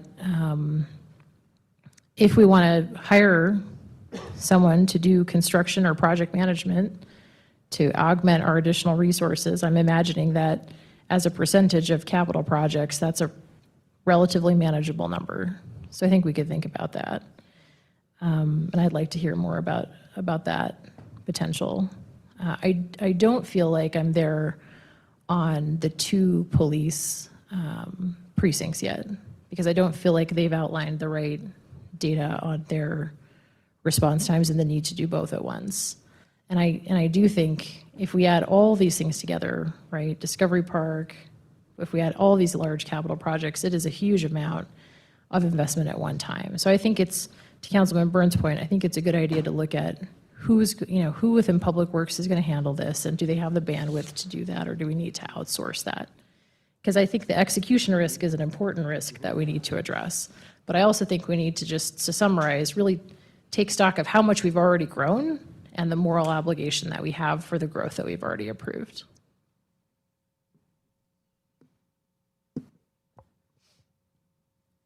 I really appreciate all the different perspectives that each of you has shared and given me different things to think about, for sure. I have some questions for a few of my fellow council members. Council President Berndt, are your concerns related to staffing within Public Works to manage this, are the concerns related to doing 4 projects at once, or are the concern, if it was just one building, would it be, would there be a concern? I know you don't have concerns about the staff's competency and ability. It's mostly a time concern. If that's, I want to make sure I'm understanding that correctly. Can you help me understand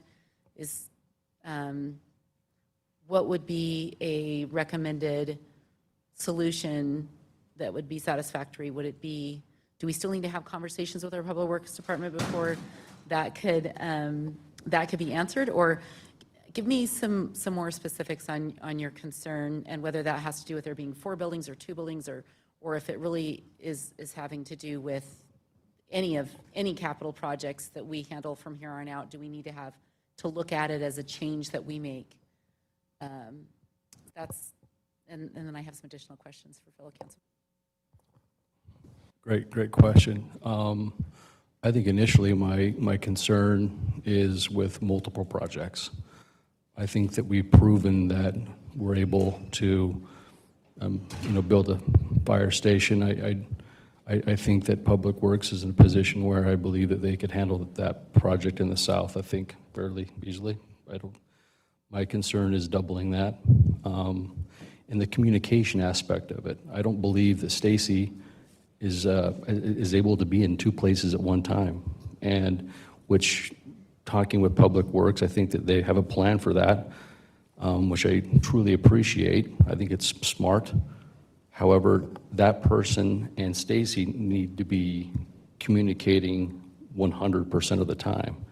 I believe, that person needs to be in every meeting, every Zoom meeting, every conversation, every design review, because if Stacy's not able to be there, then number 2 needs to be there, and number 2 needs to be up to snuff and be Stacy 2.0 and be able to make decisions just like Stacy would, and have the same information that Stacy has. And on top of that, I believe that there are other tenant improvement projects that are going on at the same time, and I think that, and this is the wonderful thing about our city, and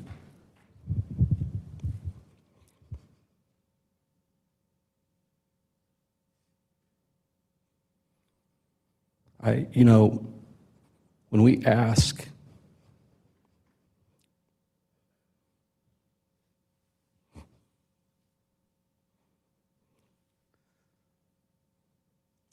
ask our city employees to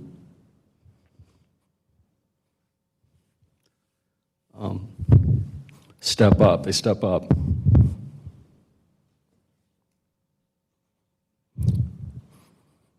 "100% of the time, and they do a great job. There's no doubt about that. But I believe there's a time and place where city staff they're just bogged down. And sometimes I think that the Meridian way has made us who we are. In the same sentence, I believe that sometimes we have great employees who overachieve and extend themselves, and that's not what we want.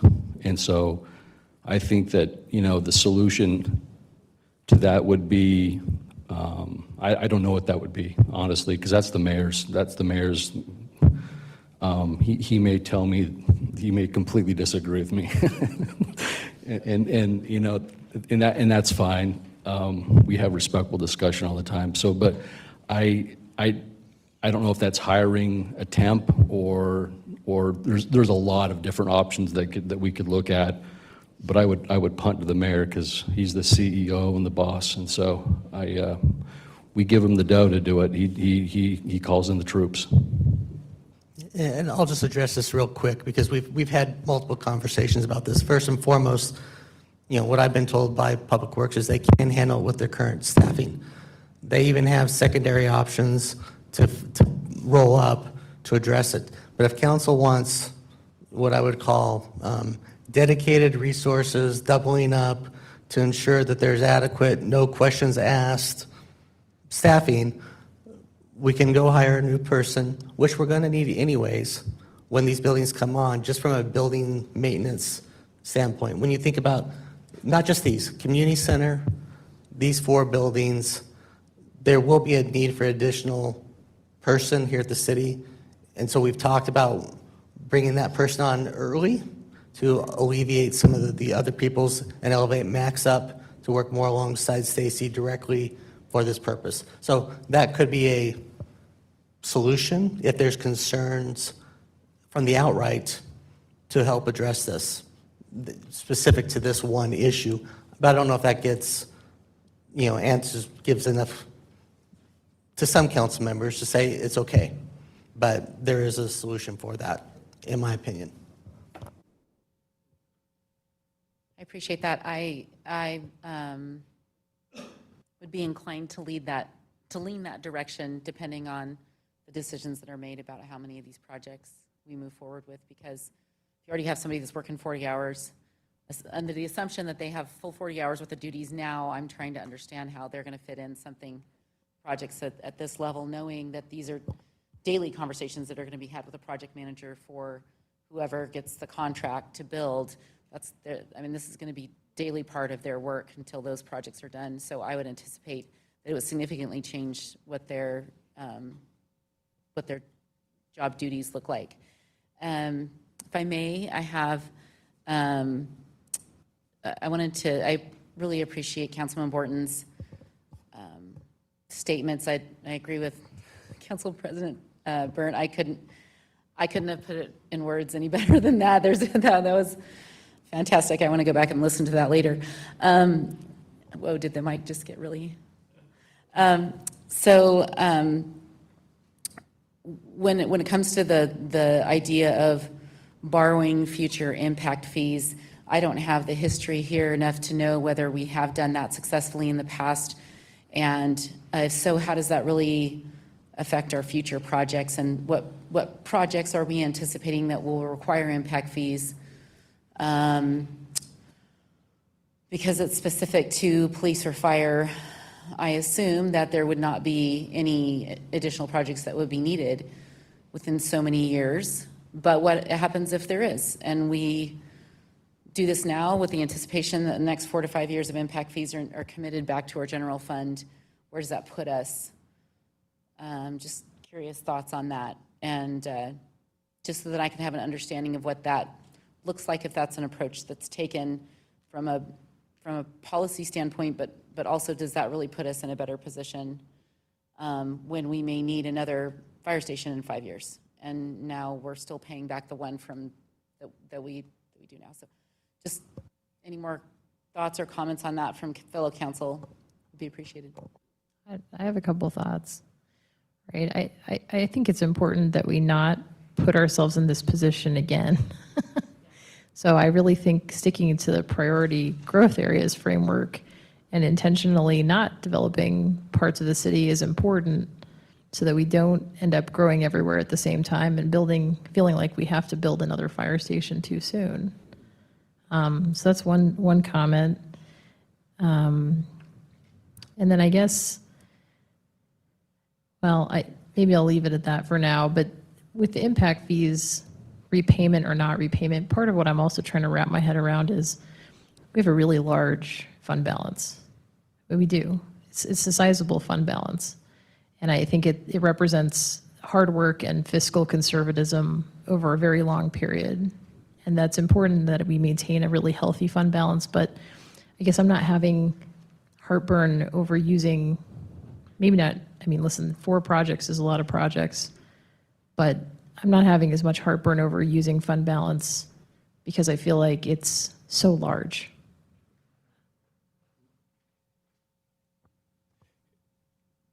I'll dovetail on that to the scenario that could happen, that some or none of us may be here when the time comes, but the scenario could be, just using rounded numbers for an example, is you build 7 and 8, you borrow $12 million from general fund, and so your new impact fee study has a debt of $12 million. We'll just use round numbers for it. And it then includes, we'll call it station 9 and 10 over the next 10 years. So you've got a fire impact fee of $300, $70 of which is utilized to repay the $12 million, and $230 is used to maintain the level of service going forward. So now I'm the developer in 2027 who shows up with a big project. Well, even before that, I would show up at the impact fee study before council in 2027 and say, you think your maximum allowed is 300, but me, the developer, I think you should only adopt 230. Because when I bring in my 1,000 people in my new project, which will necessitate funding to maintain this level of service with my new people, you're asking me to fund something that doesn't maintain a level of service. You're asking me to fill a hole that you created before me. I shouldn't pay it, which I think can be a compelling argument. None of us may be here. Maybe some or all of us will be. But so it assumes that the future council will stick to it and say, yes, we're still going to make the future developer not only pay an impact fee based upon capital costs that have yet been built, which is the whole point of impact fees, we're also going to make you fill a hole that we created. I think there's a real risk that those future elected officials might be compelled to say, let's do 230 in that example, in which case you have zero revenue and the hole's not filled, which you can do. Again, you can spend general fund dollars, but that goes back to the idea of a pivot where if growth pays for itself and impact fees are designed at a level to allow growth to pay for itself, this is different than that. So in that example, you'd be accepting that we're not going to have growth pay for itself. We're going to have good stewardship, and all of the taxpayers fund what used to be funded by impact fees. I think it's just a pivot that we don't have experience with. We may choose to do it in this case. We've not done it, and it's just a little different philosophy than history, but granted, the growth's been unprecedented as well. I think that's kind of the example that might illustrate the concern that this future council is going to have to deal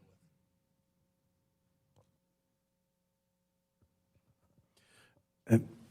And to that point, as I was listening to Joe and thinking through that, how do I feel about that? What does that mean to me? And in some ways, my first thought was, if we pay for something as a city, and then we're going to reimburse ourselves back, that kind of strikes me as being a little odd. It's different than if we go to ACHD and say, hey, we'll front the money, and then as you collect impact fees, you pay us back for that, because that would be your responsibility. That's an agreement with another party. Within ourselves, it's just kind of like, okay, if we deem this necessary, we find a way to pay for it. And I get why we want to look at impact fees, but to Councilman Borton's point, yeah, are you going to obligate yourself or future developers to pay for something that was way back there? And wait a minute, there's needs now. So that's kind of an argument that works for me. I guess as I've looked at this all along, as we've had this discussion about the 2 fire stations, I've been looking to finance always to listen and make sure, can we afford to pay for it? Is there a way forward financially to make sure we can build, we can equip, and we can staff and meet the ongoing needs of that project? I mean, of course, we can all come up with scenarios where, well, there's a massive recession or there's COVID-3 coming and all this stuff. Yes, we can't predict the future. But in a reasonable world, can we do those 3 things? Can we build it? Can we equip it? Can we staff it? And continue that ongoing personnel? And so far, I've been satisfied with the answer I'm hearing, that yes, that is doable.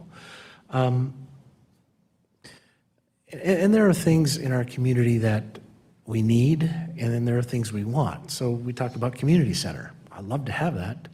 To me, that's a want. If we have to put off a project, it's a community center. Police and fire, to me, that's your foundation. That's foundational to a community. This is who we are. We're going to provide, we have a contract, I like Liz's word, moral obligation.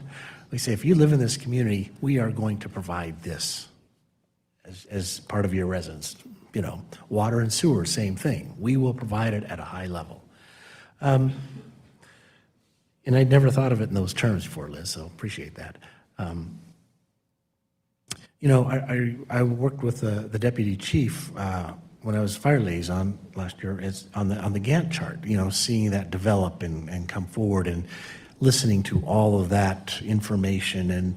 And it wasn't an issue that, well, if we're asked to do this, we think we can. It was, no, we have a plan in place. Here's what we're going to do. We can meet this. And I remember asking him several times, are you sure this can be done? Oh, yes, we can do this. This is what we've done before. It's next step up. It's another level. But yes, it's doable. We can make that happen. And it wasn't, and I completely get Councilman Borton's situation where, yes, you ask somebody, can you do it? Yes, I can do it, and then they go back in the back room and go, man, how am I going to do this, you know?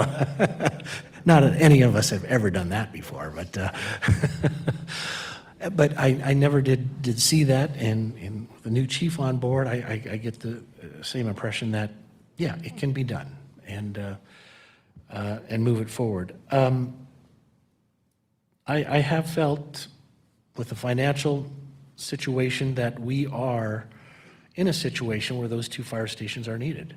I mean, not only with the future growth that we've already approved and that has been approved, that hasn't even been built yet, but just the fact of where we are today. There are times we know with the traffic the way it is at certain times of the day, we cannot get there in a reasonable amount of time, whatever number one you want to pick. You know, lives are at risk. So I want to see those 2 stations move forward at the same time, because I think it can be done. We have the funding in place. And yes, do we want to have a different mechanism of funding? How do we do that? Do we want to do impact fees? That's fine. That's certainly, it's just my perspective is, do we need 2 stations right now? We do. I think there was some learning that happened with Station 6, not on council at that time, but just hearing about it in discussions. It had been a while since a new station had been built. And I think that was a good learning curve, and I think there was some growth. And like all of us, we muddle through something and you figure it out and go, oh, next time we do this, it's going to be better. So I'm comfortable with that, and with hearing about the different things of how they might respond and do things and piggyback, or however you want to call it, and move forward. So the one that I probably is giving me a little more pause are the precincts, not from the fact that they're not needed, but from the fact of, okay, how do we do that? Do we do both at the same time? Kind of like where some people are on the fire stations, I'm kind of more there with the police precincts. Should we just do one? Should that be in Northwest Meridian? Because we've got a new high school, a new hospital, and all those types of things. Trying to get those studies, and I think the chief will come back and give us some additional information that will help on that. But it does add another level of complexity, and also some savings when you add that to the mix of doing things. Economies of scale has been talked about. But yeah, I'm not there to decide, do 2 at the same time? Do we just do 1? Do we wait a year? How does that work? I'm just going to need a little more time to process. Fire stations, we've been processing for a while, and so that's a little easier to come to that point. The fire stations the police precincts have been a little more conceptual, saying, yes, we're going to co-locate them, we are going to build them, but we really haven't had that plan to say, okay, other than the one in Northwest Meridian that didn't move forward for reasons that have been stated. So, yes, we need to move forward with it. I'm not sure of the timing on that, but that's just kind of my thinking on that. I do want to ask Finance, back when I was on council and during the recession area period, we had those 70-plus acres come up for Discovery Park for sale, and it was pennies on the dollar. I'm thinking this is maybe 2010. I could be wrong on that, but we were getting a great deal, and we knew someday we needed a regional park in South Meridian. And I remember just the idea of, okay, how do we pay for that? Again, it was a great deal for the taxpayers, and we knew we had to find the funds for that. And I think there were some impact fees, but things were not moving very quickly in Meridian at that time. Yeah, there was a little bit of growth, but like I said before, most of it seemed like every council meeting was granting a time extension for a development. So I can't remember, Todd, did we use impact fees and general fund dollars, or did we take some fund balance to complete that purchase? I don't remember, and you might have to look that up. I don't know if you remember either, but I just remember we had to find the money, and maybe it was when we came to the end of the budget year, any savings we had, we swept into that to pay for that sort of thing, along with some impact fees that we had. But, you know, there are times when you look at a project and go, we have to do that, and you find a way to do it, and do it in a way that's helpful to the city. And I remember thinking at the time, and I think I've mentioned this before, I was thinking, you know, 20 years from now, people won't know who we are that purchased the land, and they had it, and they'll go, oh, wow, this is great. We have this land we can develop now for a park. You know, I come back on the council, first phase is already done. It was just 7 years. You know, it's just incredible at the speed that things have moved. And I kind of feel like we're at that same situation where it's going to be moving as fast, if not faster, in the future. So if we delay, I think that M word is going to be very important down the road. I don't like that word. I get it, and it's a tool that can be used, and one community to the west is using it.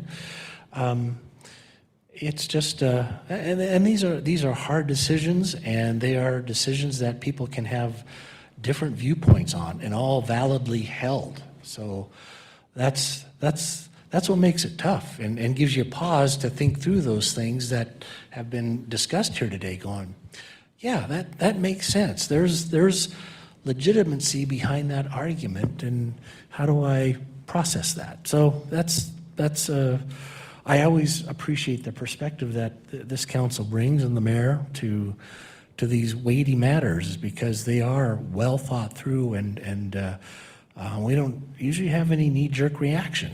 Even if Luke gets a little saucy, but you know, they're still not knee-jerk, you know.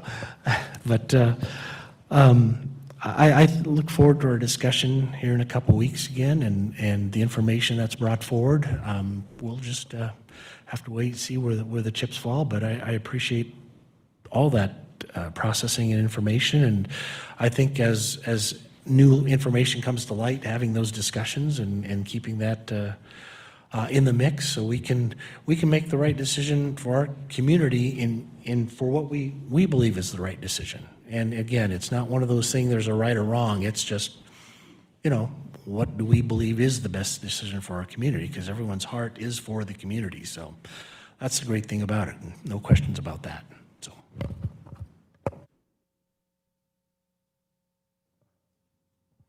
Any more questions for the fire department? Any other comments? Anyone want to? Council President Byrne. Couple jokes? Just one more quick question.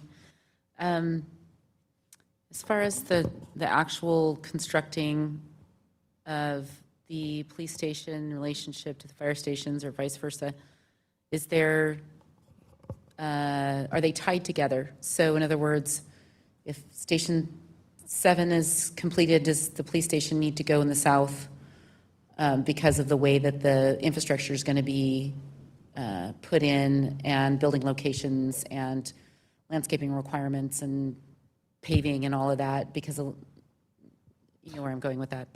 Councilwoman Pro, yeah, I know exactly where you're going with that, and I actually wrote down a note that said if we only go with the fire, what is that going to do to the construction cost?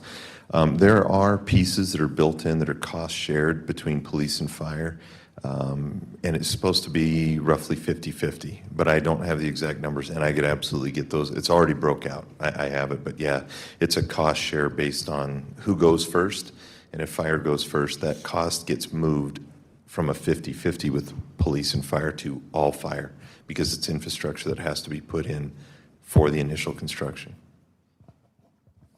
So a follow-up to that, these numbers are based on that cost share, but they can individually go up for each station depending on the order in which they're built. Yes, ma'am, that's correct.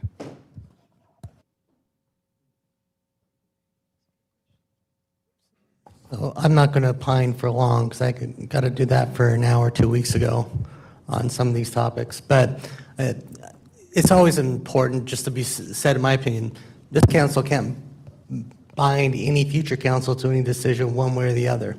Future councils could decide they don't want impact fees at all to pay for anything and stop that process. So there are always the what ifs. There's always this could occur, this could not occur. I think it is what is legal, first and foremost. You want to make sure we stay within that standpoint. But to determine what some future council may do 8 months from now, I would hate to even put that under the microscope to figure out if you decide to move forward with 1, 2, 3, or 4. Future council could stop that if they so chose to do so. So, what may happen in the future is always great to ponder, but it is just that. It's not a guarantee. It's just a thought process, and if you want to protect yourself against that thought process from that standpoint. I don't know the answer to this question. I mean, again, we are talking about moving up specifically one fire station from 2 years out. If council's goals are to wait till all impact fees are collected for all the fire needs, that may need to be pushed further out than 2 years. And so you may be looking at, I won't even gander where the numbers fall, but if that's the policy direction council wants to go, you're likely pushing that further till all impact fees are collected. I won't pretend to know what that is for the police. Their impact fees are much smaller. Probably, again, significantly delaying those projects, one of which was approved and was expected to be built now. Again, by a former council that made that decision, that this council is not bound to their direction at that point in time. So I'm not here to say we've already agreed to do those things. I respect your ability and decision to make your own decision about the right path forward on all of these issues. But at the same time, what Councilwoman Schrader brought up, there is a healthy fund balance. You all know my viewpoints on transportation. And that is, what our community says is their biggest issue because the other things are doing so good, whether they realize it or not. But if our police and fire start going down, I'm sure we'd hear from them that that is their priority.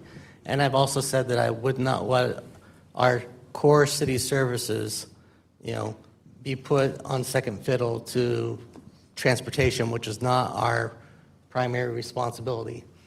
But if the council, I just want to remind people, what you have in front of you, how it's funded, doesn't impact anything else that we have projected to fund in our CFP. These conversations, whether they're impact fee, whether they're general fund, our CFP is funded under the dollar figures that you have been considering. And if you, to a certain extent, I guess I think Dave told me not to say this, but I'm going to say it, but you don't want to spend this money on general fund for this purpose. What do you want to spend it on? You don't want to spend it on roads. You don't want to spend it on public safety. What's left? What do you want to do with those dollars? My door is open. Let's have a conversation if there's other things. We can only do so many. We can do all the streetlights in underserved areas. We heard that's an $8 million project that we could go forward and try to do. We could extend broadband to everyone in the community using our, again, there's a lot of things we could do if we don't want to do these types of things. But I would be hard pressed to say that we shouldn't take care of these things first, regardless of the funding source that they come from, to address our fundamental responsibilities before we go invest $8 million in streetlights, or let's go build a road, or even if we were asked to do an administrative fee of $100,000 for every mile of road in Meridian, I would take that in a minute if that was what ACHD would offer us through a collective for someone else to do it. So at the end of the day, what you've heard today is a lot. There's a lot to take in. There's a lot of decisions to be made. But if not this, what? If not now, when? What is the parameters that this council, for the next 8 months, makes the determination about what we can or shouldn't spend money on at what point in time? I would love to hear that feedback from council over time so that we can help make better determinations about, is our CFP in the wrong place? Are we not focusing on the things that the CFP should be focused on? Because really what's really being asked to be delayed is the road projects. We have a lot of money in the CFP focused on transportation, assuming we would ever have the opportunity to invest in that with an ACHD reimbursement. That's what's really being impacted in the CFP by moving these projects forward. Those all are swept away from being part of the CFP fund from that standpoint. And that, is a significant portion of the fundability of our CFP long term.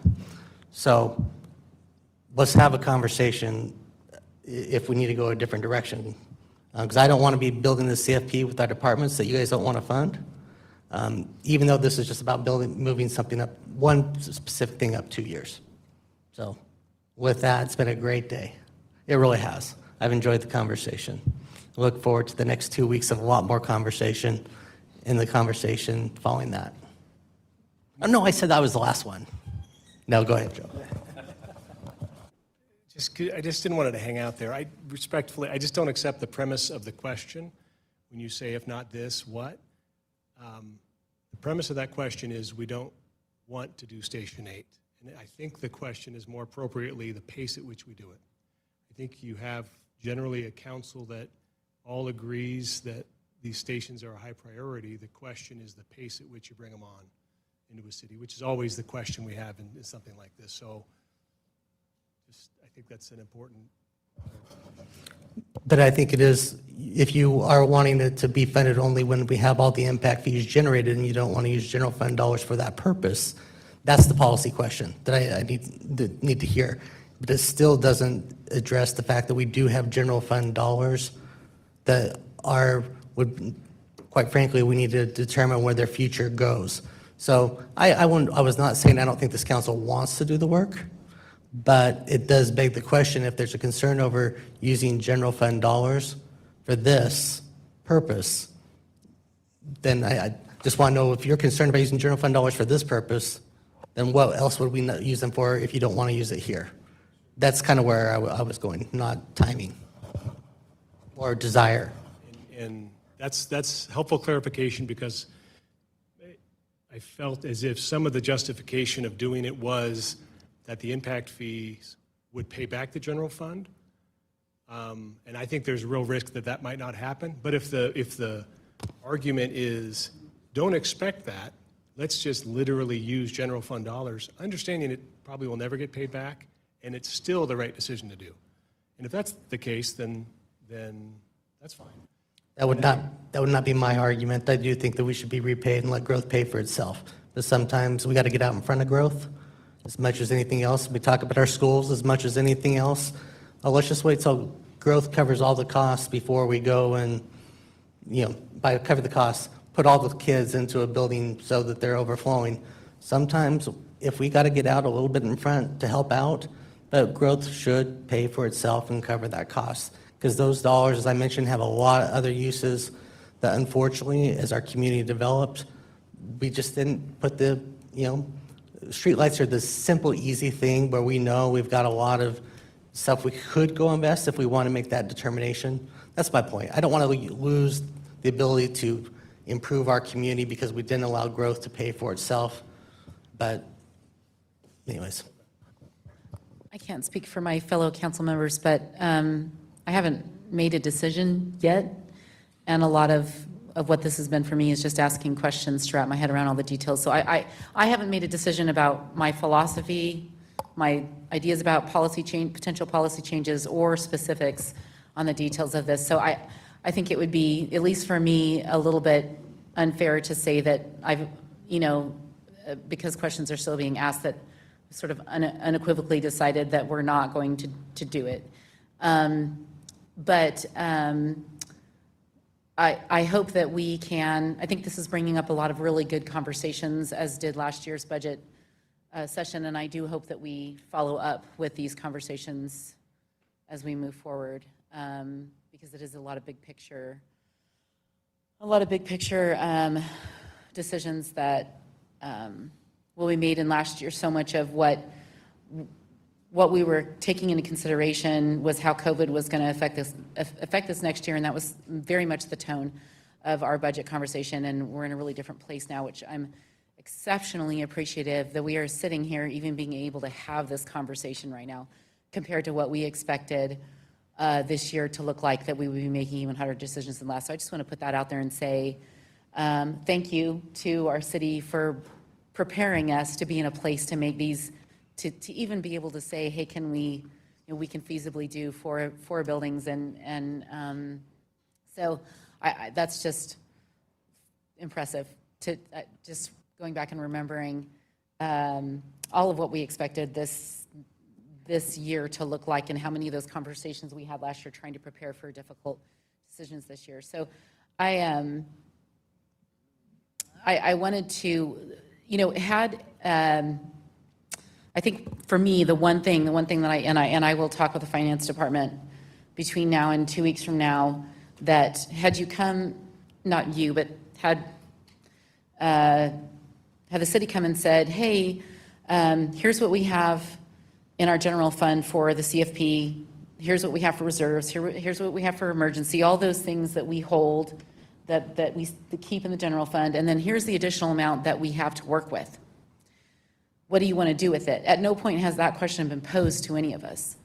And so, at least that I know of. And so had it been presented that way, then I think that would have changed, at least as we're sitting here talking about this, kind of my thought or thinking about how we decide if general fund or impact fees is going to be used. So I don't even know how much amount of general fund that we have that's extra. I have no idea what that figure is, and I will, and perhaps all of you do and I don't. Maybe an odd one out, but I will sit down with finance and understand that, because I really want to get a very solid comfort level that if we decide to forego impact, that we are definitely in a place and to be able to do that and fully fund our CFP, which it sounds like that's supposed to be the case. I just want to see it on paper, and so that I have a chance to process it. That for me is where my element of the decision, that piece of information is what I need to essentially make that decision. Maybe there's never a good time for a general budget comment. Totally different topic. Maybe a little palate cleanser, move away from fire stations for 5 seconds. So one thing we're doing really well, we used to spend like $86,000 a year on copier stuff. And we used to, if you had printing, binding, and engraving, I don't know what we're engraving, that maybe this stuff, I don't know. We've been spending upward of $176,000 a year, including all those things. COVID seems to have showed us that we don't need as much paper and copiers. Now our copier expense is down to $25,000 a year, and if you load in the printing, binding, and engraving, it's down to $55,000 a year. So great job, everybody, not printing as much. I guess a question, maybe a general question for us to think about, can we go paperless? Can we get closer to paperless? It seems like we're doing that already, but can we make kind of an effort, more dedicated, maybe, I know, and maybe people maybe the default is it's paperless, and people can opt in if they need the binders and they need all this stuff printed, but it's just hey, that's real money, and every penny counts, and we care about that. So I think maybe it's time for us to go a little more paperless. We've been talking about this for a lot of years. I can't tell you how many times I remember getting this budget book for the first time and looking at it and thinking to myself, wow, that's a lot of information. That's a lot of paper. So I totally get it. I think next year maybe, Todd, is that what you said? Nope. Brad? We have budget software. We have a budget book that we're developing. So there's a strong possibility that we could be digital next year on that. Obviously, I'd like your feedback on all of that so we can plan appropriately. But yeah, that is in the cards. We are moving away from using 200 plus Excel files to manage the budget to a software system that will help us manage that all in one place as opposed to hundreds of different places. So yeah, I mean, we're definitely moving that direction. So I appreciate it. Brad, can you just go unplug all? Just go unplug them all. Like MTV from the 1990s, unplugged. That's what I'm talking about. I'm just going to need a digital whiteboard, please.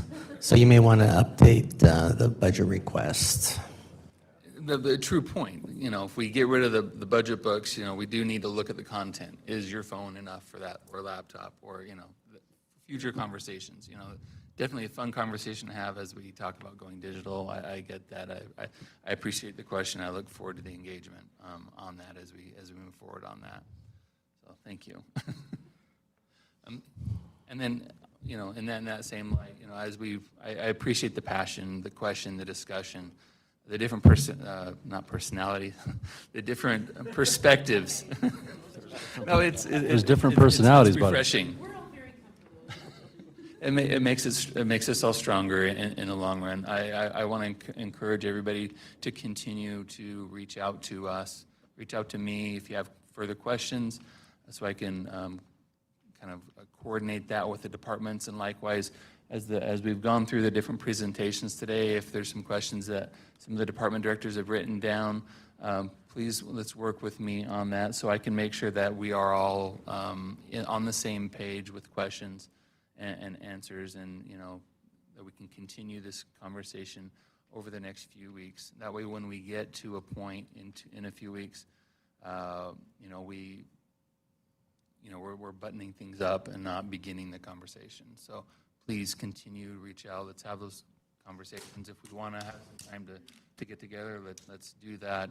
I want to have as much of those discussions, questions, answers handled before the next budget session. Excuse me. But I do thank you. Appreciate your time. It's been a very interesting day. It's been a good day. I appreciate that, and I want to just say thank you again for your time, your effort, and especially your passion. So thank you. Your wife should be proud of you. It didn't get weird, so that's good. Brad, great job. Honestly, well done. Jenny, as always, great work. Todd, great work.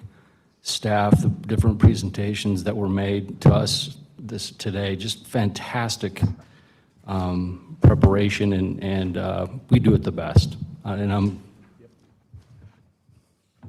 there's no doubt we're the best at what we do. And I'm proud to say that. So thank you so much, guys. It was a good day. We got a lot done. So can we move on? Or can you talk now, Mayor? Okay. So let's move on to ordinances.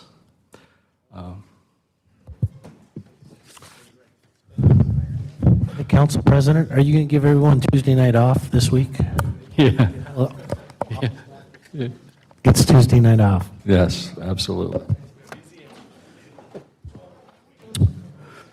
So I think that, Chris, if you want to read ordinances by title. Thank you, Mr. President.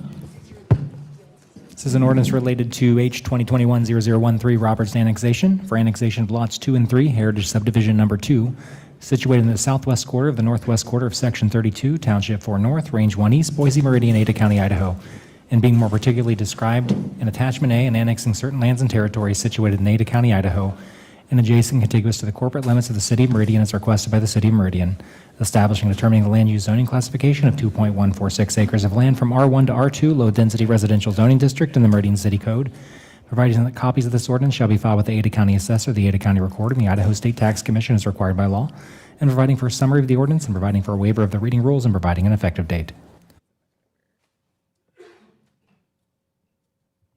Council, you've read this ordinance read by title. Would it be like it's read in its entirety? Hearing none. All those in favor signify by saying aye. Aye. Mr. Mayor? Aye. Do we have a motion? Oh. Do I have a motion? Mr. Mayor, I move that we approve ordinance number 211931 with a suspension of rules. Second the motion. I have a motion and a second to approve the ordinance under suspension of the rules. All those in favor signify by saying aye. Aye. Opposed, nay. The ayes have it. Ordinance is agreed to. Next item is ordinance number 211932. Ask the clerk to read this ordinance by title. Thank you, Mr. Mayor. It's an ordinance amending Meridian City Code as codified in Title 11 pertaining to specific use standards in the Old Town District in Chapter 2, ditches, laterals, canals, or drainage courses in Chapter 3, comprehensive map amendments in Chapter 5, and common driveway standards in Chapter 6, and providing for a waiver of the reading rules and providing an effective date. Council, you've heard this ordinance read by title. Is there anybody that like it read in its entirety? If not, do I have a motion? Mr. Mayor, Councilwoman Pearl. I move that we approve ordinance number 211932 with the suspension of rules. Second the motion. I have a motion and a second to approve ordinance number 21-1932 under suspension of the rules. Is there any discussion? If not, all in favor signify by saying aye. Aye. Aye. Opposed, nay. The ayes have it.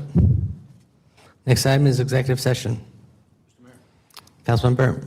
We move, go into executive session per Idaho State Code 74-2061B.